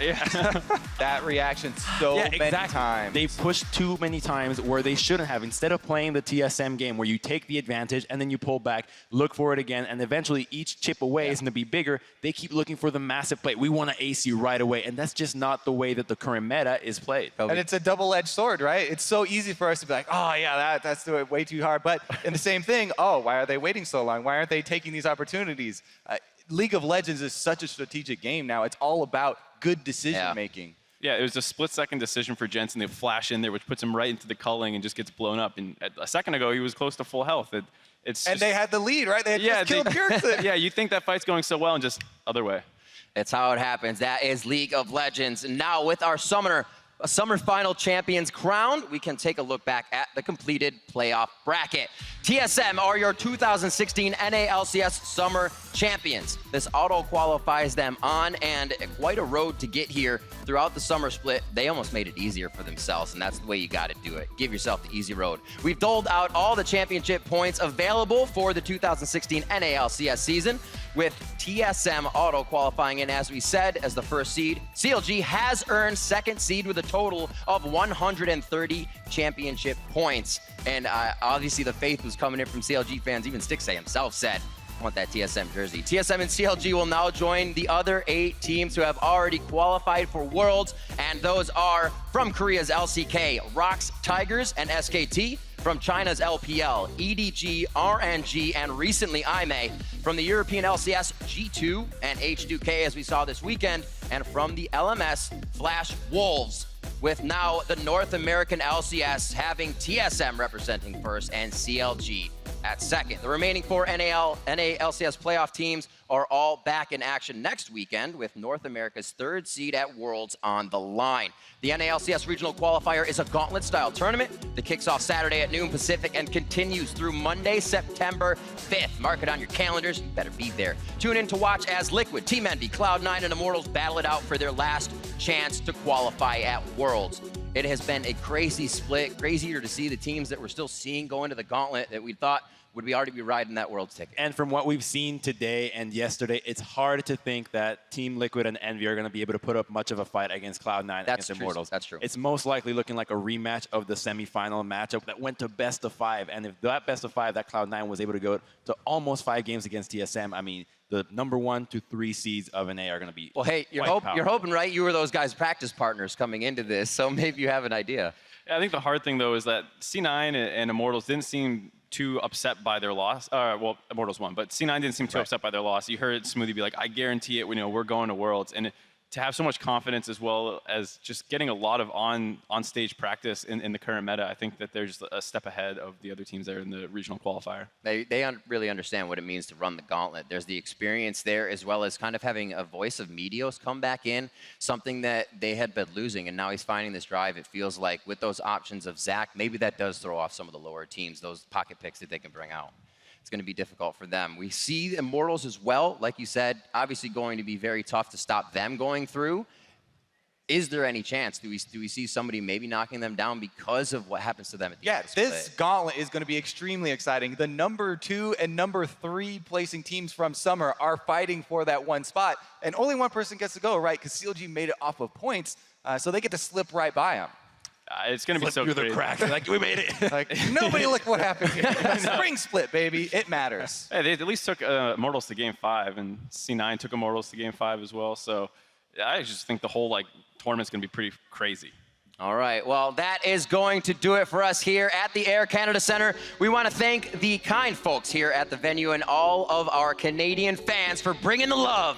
Now, for myself, the casters, analysts, and the entire live broadcast crew, thanks for joining us here, and I think I can say for all of us, oh, Canada! We'll see you at the regional qualifier. Yeah, Canada!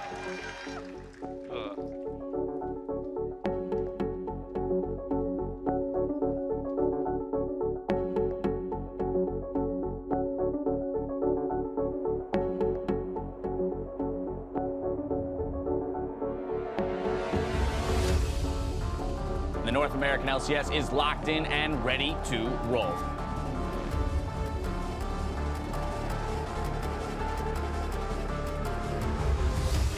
I want to get your thoughts on Biofrost in his LCS debut. I love him, right? Yerkes with another kill! 7 feet on the 2!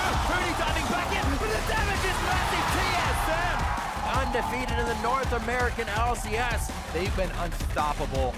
Touchdown for Babby. Here's Fomelter. Huge ulti back in. Scoops them all in. Fomelter's in the house.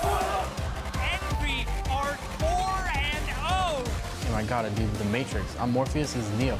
Boom, baby. A nice knocking goes out of the bar. Oh! Temper your expectations, Energy, because you're all going down. He's Rengar ranges away. Oh my god! Let's go. A quadra kill for Sneak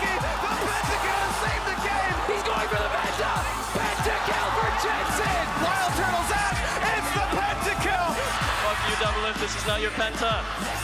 Oh, is it? Oh, shit, it is. Double brings up the pentakill. And Nori's on the Nexus. They're able to spoil TSM off the back of a Nori. Another kill. Phoenix1 has done it. They have defeated TSM. Oh, yeah. Here we go. On the in. Look at Mark. Oh, double it. Gets 1,000 kills. All right, I love you guys. I love you guys. 뭐 어떻게 될지는 잘 모르겠어요. 근데도 저는 충분히 뭐 좋은 친구 아니면 형 동생 사이로 남아 있을 의향은 있어요. It's the 3-0 for Echo Fox to hold on to their spot in 2017. Then we bid farewell to Energy Esports. Well, this is like our last opportunity to actually show like how good we can be. It's do or die right now. We can prove that Immortals is gonna do well. I want a 3P, and I know we can do it. Stixxay, Phoenix going in. Stixxay gets it for the special, turns around on the ultimate, and what a ridiculous outplay! Counter Logic Gaming move on to face TSM. And the kills keep going to Jensen. 19-20 could be on the board. That's number 20 for Jensen. Cloud9 take it 3-1 over Envy and move on to face Immortals. Oh my god, the flash and the everything, a lot of damage dealt out. He's gonna get the solo kill. Impact is playing out of his mind. Cloud9 look for their 5th final, and they're going as a wonderful team to Canada. TSM will take it. They will head to Toronto, and they will challenge C9 for the finals. It's actually unreal to be back home with my family and to have them here and be surrounded by thousands of incredible fans. They bruise, they bleed, but they never, ever die. Immortals conquer the North versus Counter Logic Gaming. Hello everyone and welcome to the main event. It's time to start. Let's go into game 1. The snipe goes through, Meteos takes him out, and it's gonna be a whitewash. But into the back line they go, a double already for Bjergsen. Jensen gets him! It's an ace for Cloud9! Impact is a god in this series. They're killing them all! Kills everybody! They've got 3! Impact goes down! An ace for TSM! TSM cement themselves as the most dominant organization in North American League of Legends and win their 4th North American Championship. Disappointment last year in Vegas, and now finally victory is theirs.